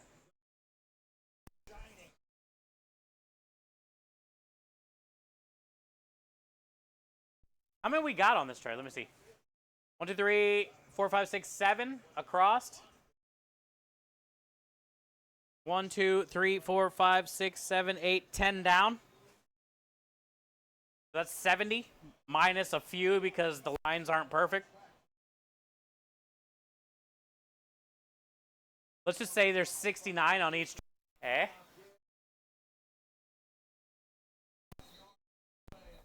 And we got another tray of 69 in there. Because I know there's a couple lines on there that weren't like perfectly straight.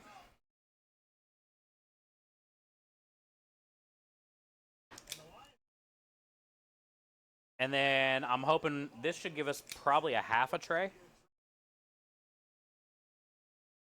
Which would be what, like 30 or so? So we might get about 150?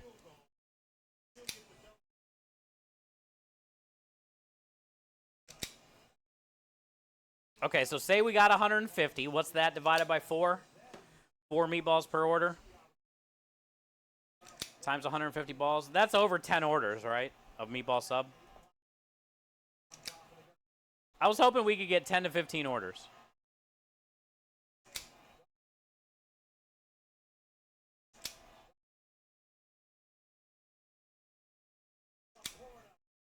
Shit, that's what I say when I think of math. When we get money, scrub/chat, I promise we're gonna hook you up for all the mathing, commanding, greeting. When we get our first $1 million, we're hooking the community up. We're moving you all in. We're gonna call it the Meatball Ranch. We're gonna have a grotto that has marinara in it instead of swimming water.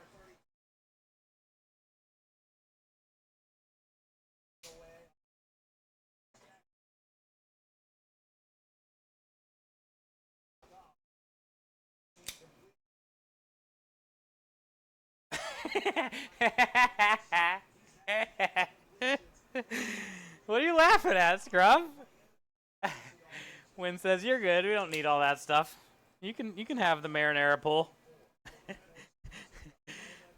Win's the bless her heart, and then Double comes in. We can have tigers? Yeah, Double, we'll get a couple tigers, I guess.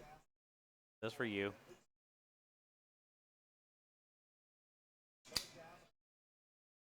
But the tigers only eat pasta. So they'll be pasta tigers. We should get a panda, because I think they're cute.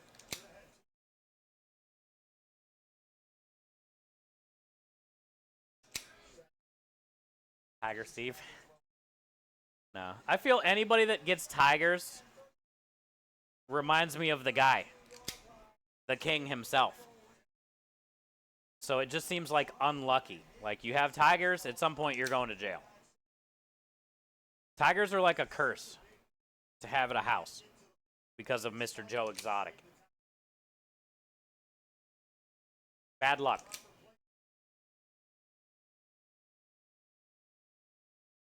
You want to get like a liger or something, you know? A cheetah. You can keep all the tigers.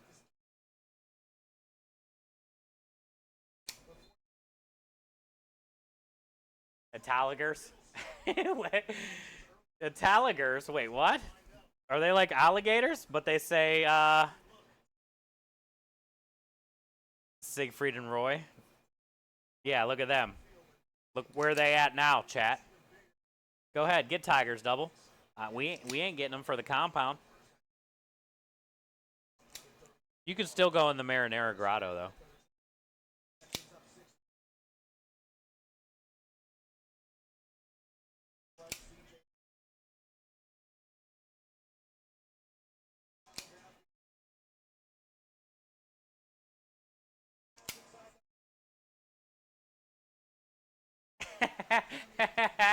Rebel. One of them passed, yeah. Didn't the other one get eaten by the tiger, though?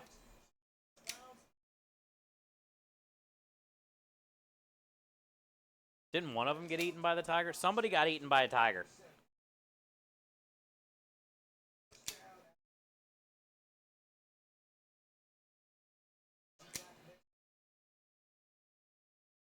Something like that, yeah.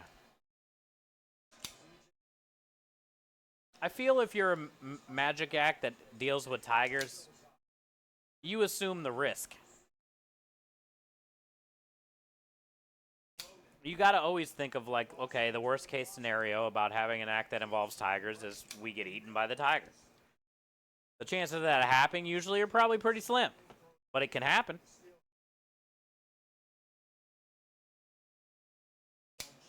So, you know, he risked it.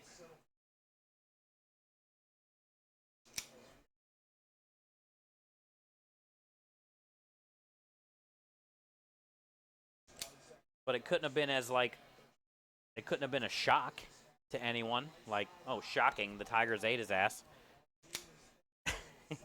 You know? Like, obviously, the fucking Tigers ate his ass. One got smacked on. Like, you should have known that was going to be part of the process, dude. You'd never know when the process is going to go to that part, but that's got to be part of the process. At some point, we're going to get eaten by the tiger. They're both dead? Yeah.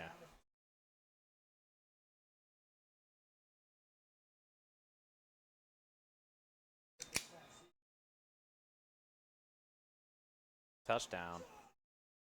Ooh. Making a statement. Where's Mad Eye Mike, dude? Pissed right now. Where's Mad Eye Mike right now?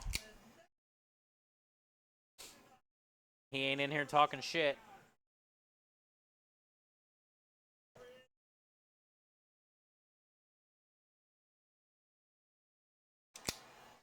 I love Texas radio announcers. They get so hype.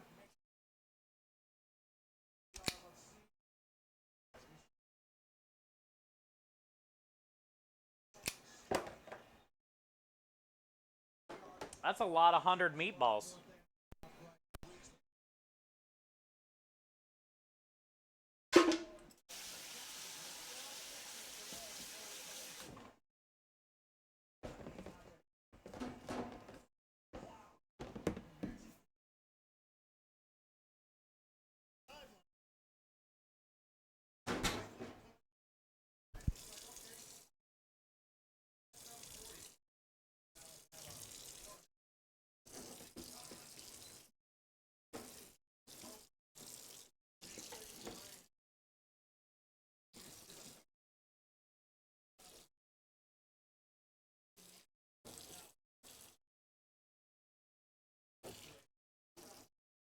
Get this soaking a little bit here with some water in there. Soapy water. Get that soaking there. Rub off the sides a little bit.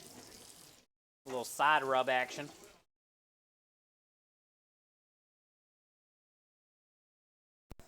We got a lot of ditches. We still got a ball. We got to cup all those. We got to cup ball all those.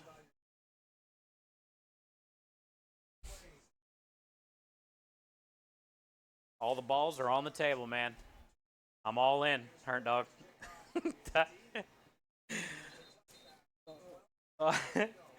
All the balls are on the table, chat. There's no going back. I hope they like them, because there ain't no going back. All in.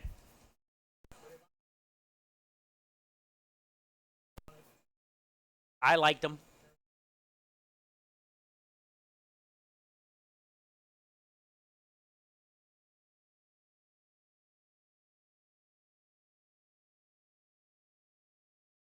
You always worry about how whatever you do as a chef will be perceived for the people paying their money for it and feeling like they got a good deal or a good meal.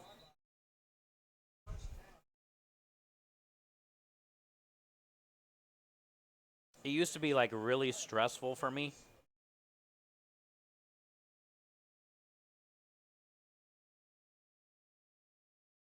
But then I started just having like confidence in what I make and kind of stopped thinking about it the other way.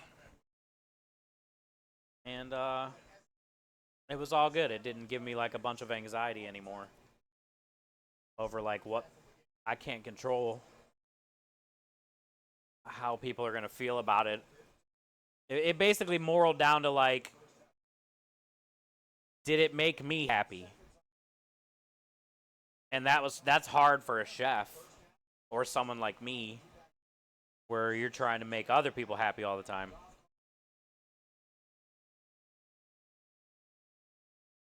But once I started looking at it like that, I started having a lot less anxiety about like what I did as a chef and what I served, and I was always nervous about my specials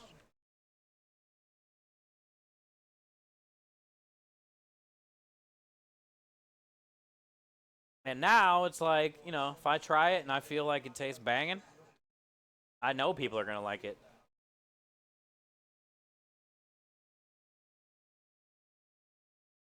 And then I kind of like let it go after that. Then I'm like, okay, that's out. I'll be all right.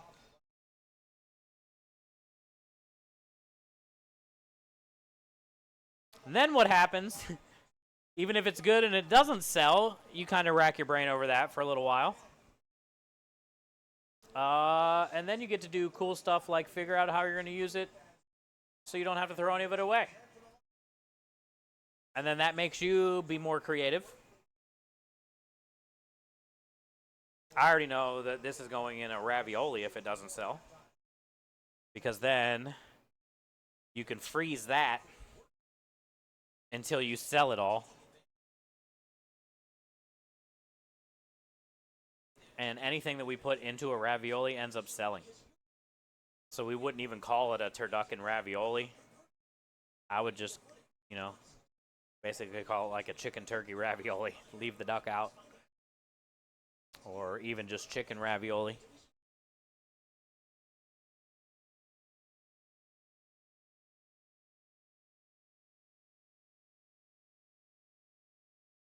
You should be confident. Yeah, I mean, a lot of times when you're a chef and you try to be confident, you come off as cocky. I try to just, I guess, be humble. So, like, if I know it tastes good, then I'm confident everybody else is probably going to love it too. So then I won't just, like, stress out over it, you know?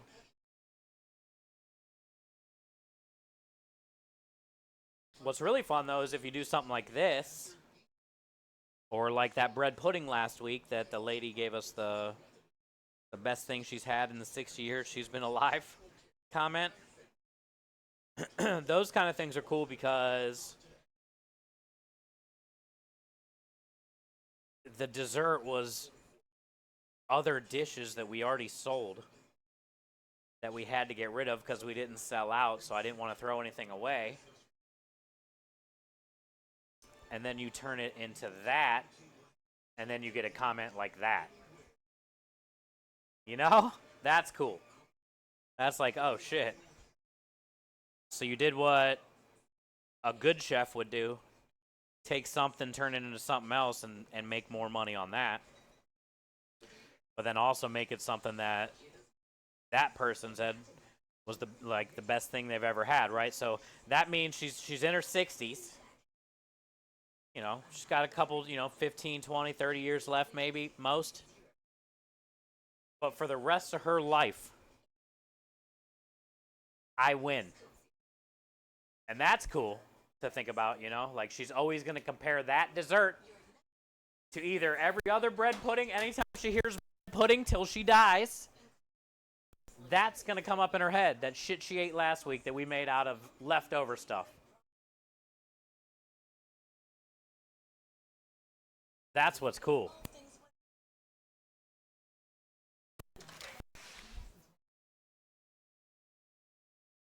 Because that took all the skills that you learned throughout your bullshit hard career to get to this point and utilized them. Which also means all your shit chefs that made you who you are today in a bullshit way would be proud of you, even though you don't give a shit what they would think anyway at this point. But all of them would be like, oh man, yeah, good job. Or probably, wouldn't yell at you that day or something, so you knew that they were happy with you. You really wouldn't get like a good job. But you would get a free pass to not get cussed out that day.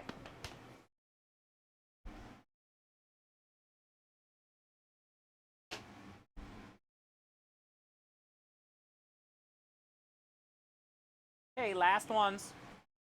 Let's see how many are on this one. So we know 8. 8. 7. So one short of whatever 8 and 8 is. 64? 63?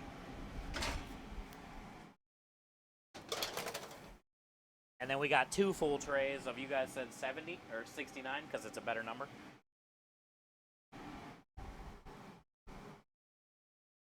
Done. 162.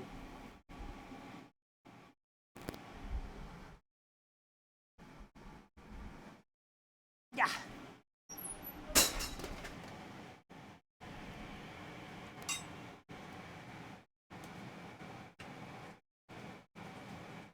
Tell there's going to be some stickage here. I need to put this tray on the bottom of the pile and stop using it. Ow. It's like humped up in the middle. So it looks like this, kind of. Oh, one of them broke. Which one? This one. Looks like we get to eat that one. Yeah! Okay. Ah, so good. I'm eating this too.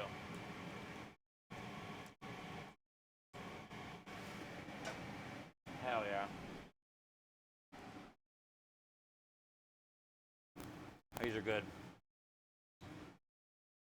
So nearly 203 balls, Scrub says. Fuck, I love you, man. 50 orders. How many did I say I wanted? Dude, I'm so bad at like cooking small. Did I say I wanted 10 or 15? And you said we had 50? Hmm. Hmm. Hmm.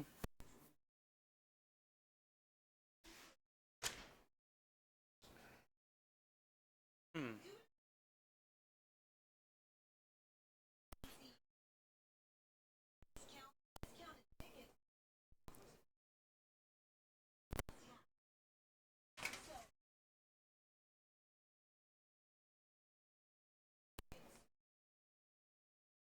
That's fire.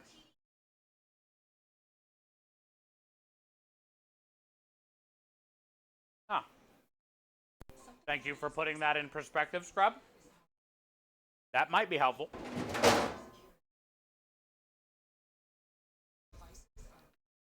That might be helpful for me to have perspective.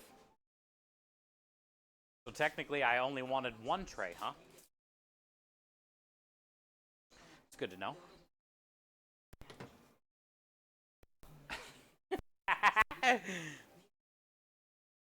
Look. The good news is, then, since we have 50 orders, here's the best thing about it. Number 1, is that a lot? More than what I expected? Yes. But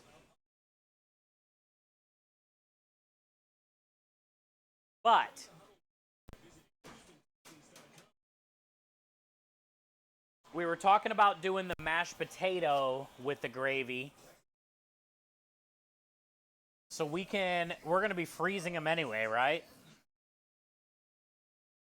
Obviously I'll leave, 20 orders, I guess, then, out, and I'm going to freeze the rest.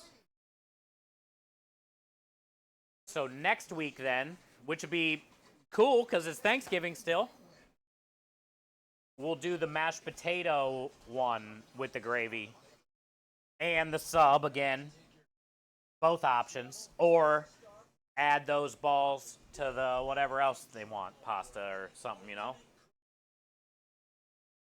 So if we're lucky, here's the thing. If we're lucky, we'll sell all 50 orders by the end of this month. Because in December, we're going to not be able to call it turducken. We'll have to call it chicken ravioli. When we turn all that meat into ravioli. If it doesn't sell by the end of the month. Also, more good news. On November 30th, we are at that wine bar concert place that was really busy. And I'll bring those meatballs as an option too, and that'd be a good way to get rid of them if we still have some. Because that place was packed. And I guarantee we'll sell some there. So it's kind of good that we did that because I got to make more meatballs before that job anyway. We just made meatballs, but I'm probably going to have to make another batch of meatballs.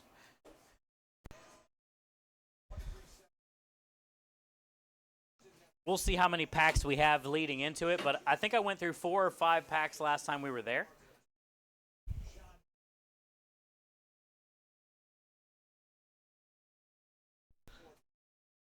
But we had a lot more options last time, so this time if the only options are meatballs, sausage, and chicken.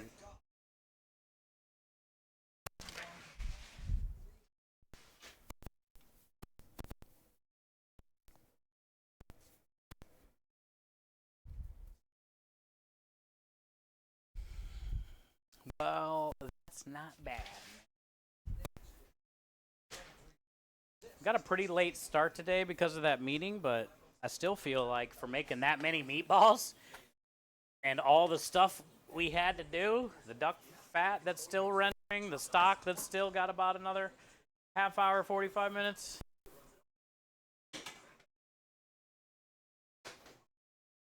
I still feel we made some pretty damn good time.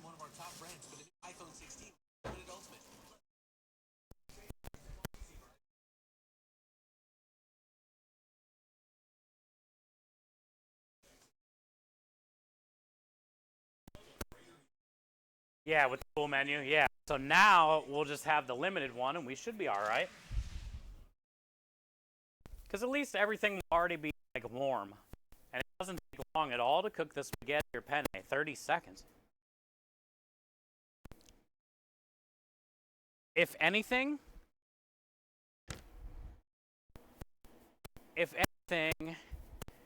I bet I'll be falling behind on garlic bread. Because I'm kind of firing that to order, you know? I'm not like pre-doing a bunch of garlic bread ahead of time. I'll fire some when I get there, maybe like 10 at a time or something, you know? But that might be the only thing that sets me back, is the garlic bread. Dropping the noodles will be easy. The sauce is already warm. The meat is already warm. I mean, I got to cut the sausage. Or cut the chicken. Well, I guess too, like the sandwiches will take a few minutes because you got to melt the cheese. It'd be a lot better than what we did last time, no matter what. If we can get everybody to just do like more pastas than sandwiches, it'd go a lot quicker.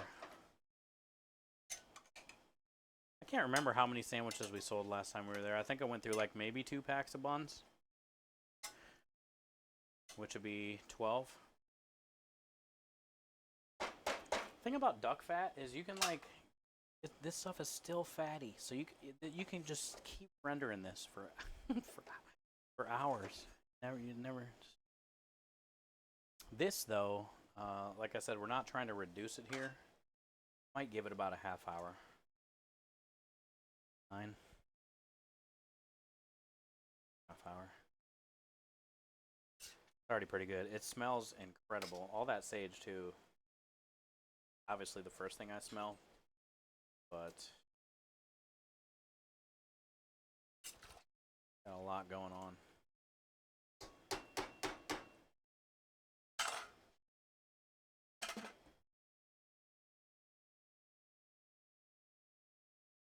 Got as much luck getting mashed potatoes on the truck as you are getting. What do you mean? Mashed potatoes are easy. Yeah, that's what I'm going to do with these meatballs next week. Mashed potatoes are easy because I'll just keep those in the steam well with the marinara, you know? Those will stay hot. Then all I got to do for that is scoop and plop. Scoop and plop. Scoop and plop. The meatballs I'll heat up like normal. The gravy already be in the steam well, hot. So scoop, plop, meatballs, gravy. Probably Parmesan and fresh herbs. Scoop, scoop, plop, plop, dude. Hi, JK.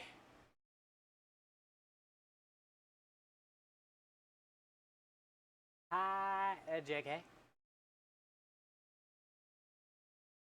So it doesn't get rubbery. Yeah, like the garlic bread. Yeah, if you do too much ahead of time. Thank you, Rebel, for creeping. I just read that. You'll probably order that special when it's with the mashed potatoes. Yeah, we'll do that next week. I'll still let you try the meatballs. You can just put a ball in your mouth, Temperance. One ball.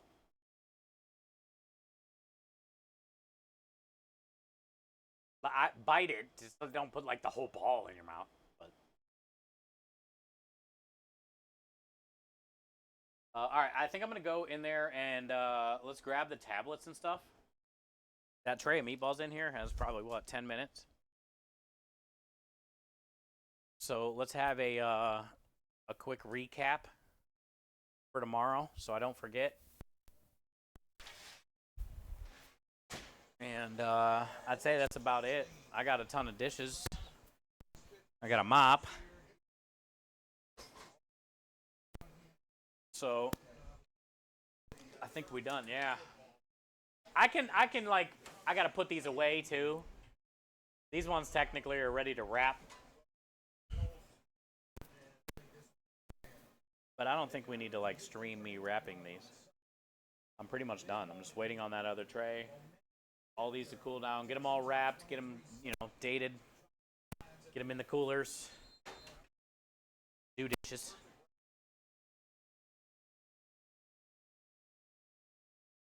You were just thinking smashed taters?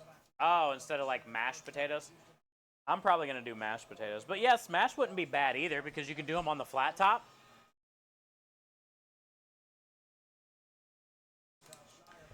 All right, turducken balls done. Stock done. And that's all we needed to do. What is tomorrow? Monday? I got to go to the store on Tuesday to get the rest of this.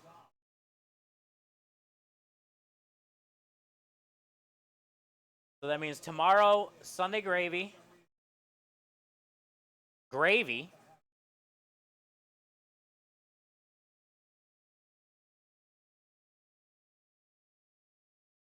Tiramisu. Ice cream. Bacon, bourbon, maple. Tiramisu, Sunday gravy, gravy. We'll check the spaghetti and penne. I think I got...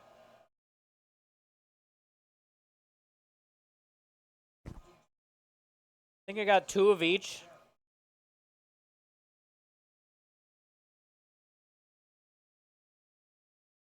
Nice. Houston interception. Dude, we're taking it to him. Taking it to him.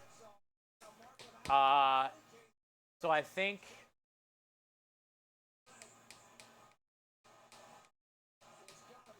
I got 2 and 2 of spaghetti and penne as far as like 1 to fill the thing and 1 backup. Or maybe I got 1 to fill the thing and 2 backups.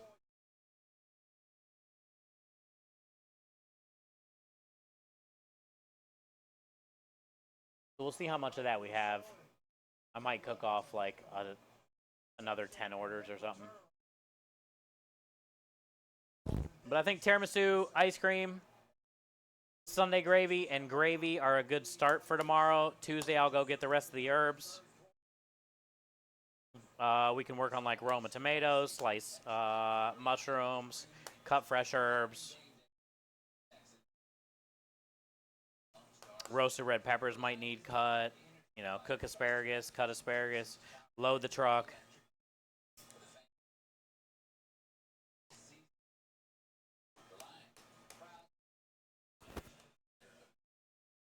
I heard tiramisu. Yeah, Coral.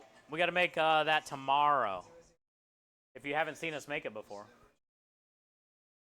Which is the one that broke? Oh, this one.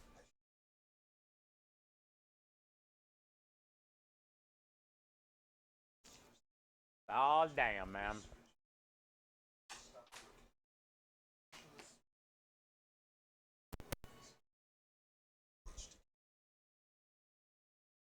That whole bite was like stuffing. That was great. If this thing had some gravy, full on hard nipples, both sides.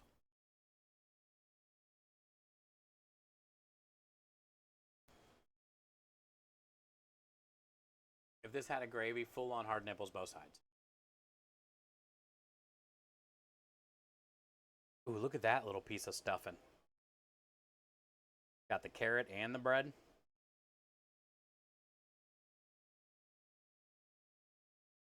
Look, there's a big chunk of bread here. Chunk of bread here. Like soft and juicy. So good. Almost like veggies. You didn't even know that carrot was in there, did you? Hiding. Well, Hido carrot.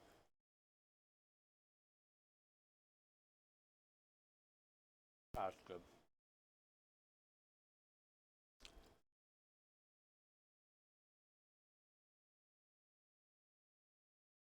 Yep, the cheesecake cup. So yeah, we'll be prepping that tomorrow, Cor. I think you'll dig it. It's not like a traditional tiramisu, but it's our version of it.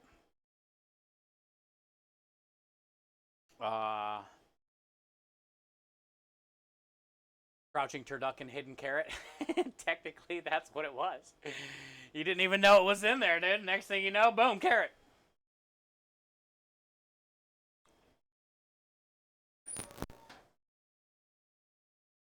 $150.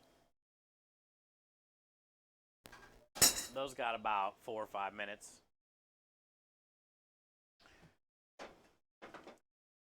Look at our little duck chicharrones.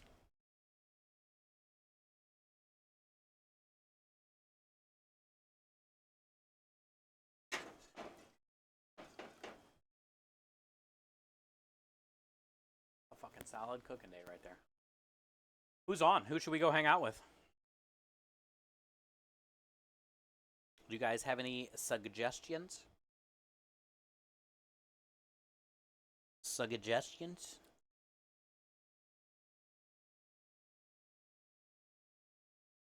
John Leong. Mapo tofu is like some of my favorite stuff ever. That's the only tofu dish that I like. Mapo tofu.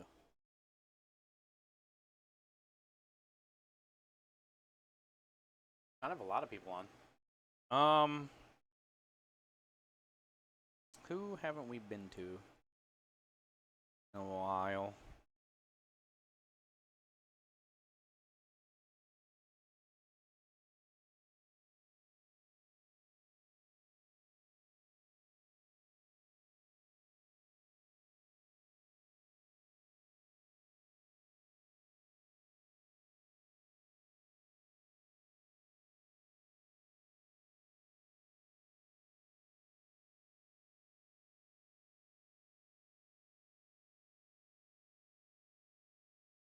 All right, let's go raid into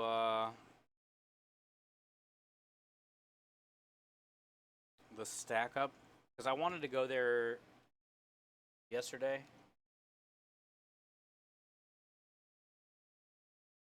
And we didn't get a chance to. So let's go hang out with the stack up community. They're looks like they're just messing around with some Fall Guys, but it'd be cool to give them some numbers. See if we can, if you guys hang out in there and lurk or whatnot, have it on in the background. See if we can get some people in there. Maybe we'll get some donations for them, whoever's streaming on the Stack Up channel right now. But I think it'd be a cool place to go hang out. Tomorrow is the holiday, so I'll see you guys at some point tomorrow afternoon. It shouldn't be like too late in the afternoon. I'm shooting for like maybe noon. Yeah, and we'll do it again tomorrow. Thank you, Chachi. Hopefully we'll see you tomorrow. Appreciate you hanging out, lurking. Turducken Meatballs, I feel, are a success. The flavor on them, spot on. I couldn't be more happy about it. I love that we got to break all that down together, grind it all up together. I like that you saw that we can make a stock. You see that we're rendering down the fat. Like, we're using all the things. I saved all the livers and all that stuff for our boudin sausage coming up in a couple weeks. That's the beauty of food. We got to share that today together. Thank you, guys. I will see you tomorrow. Hasta mañana. Let's go hang out with Stack Up.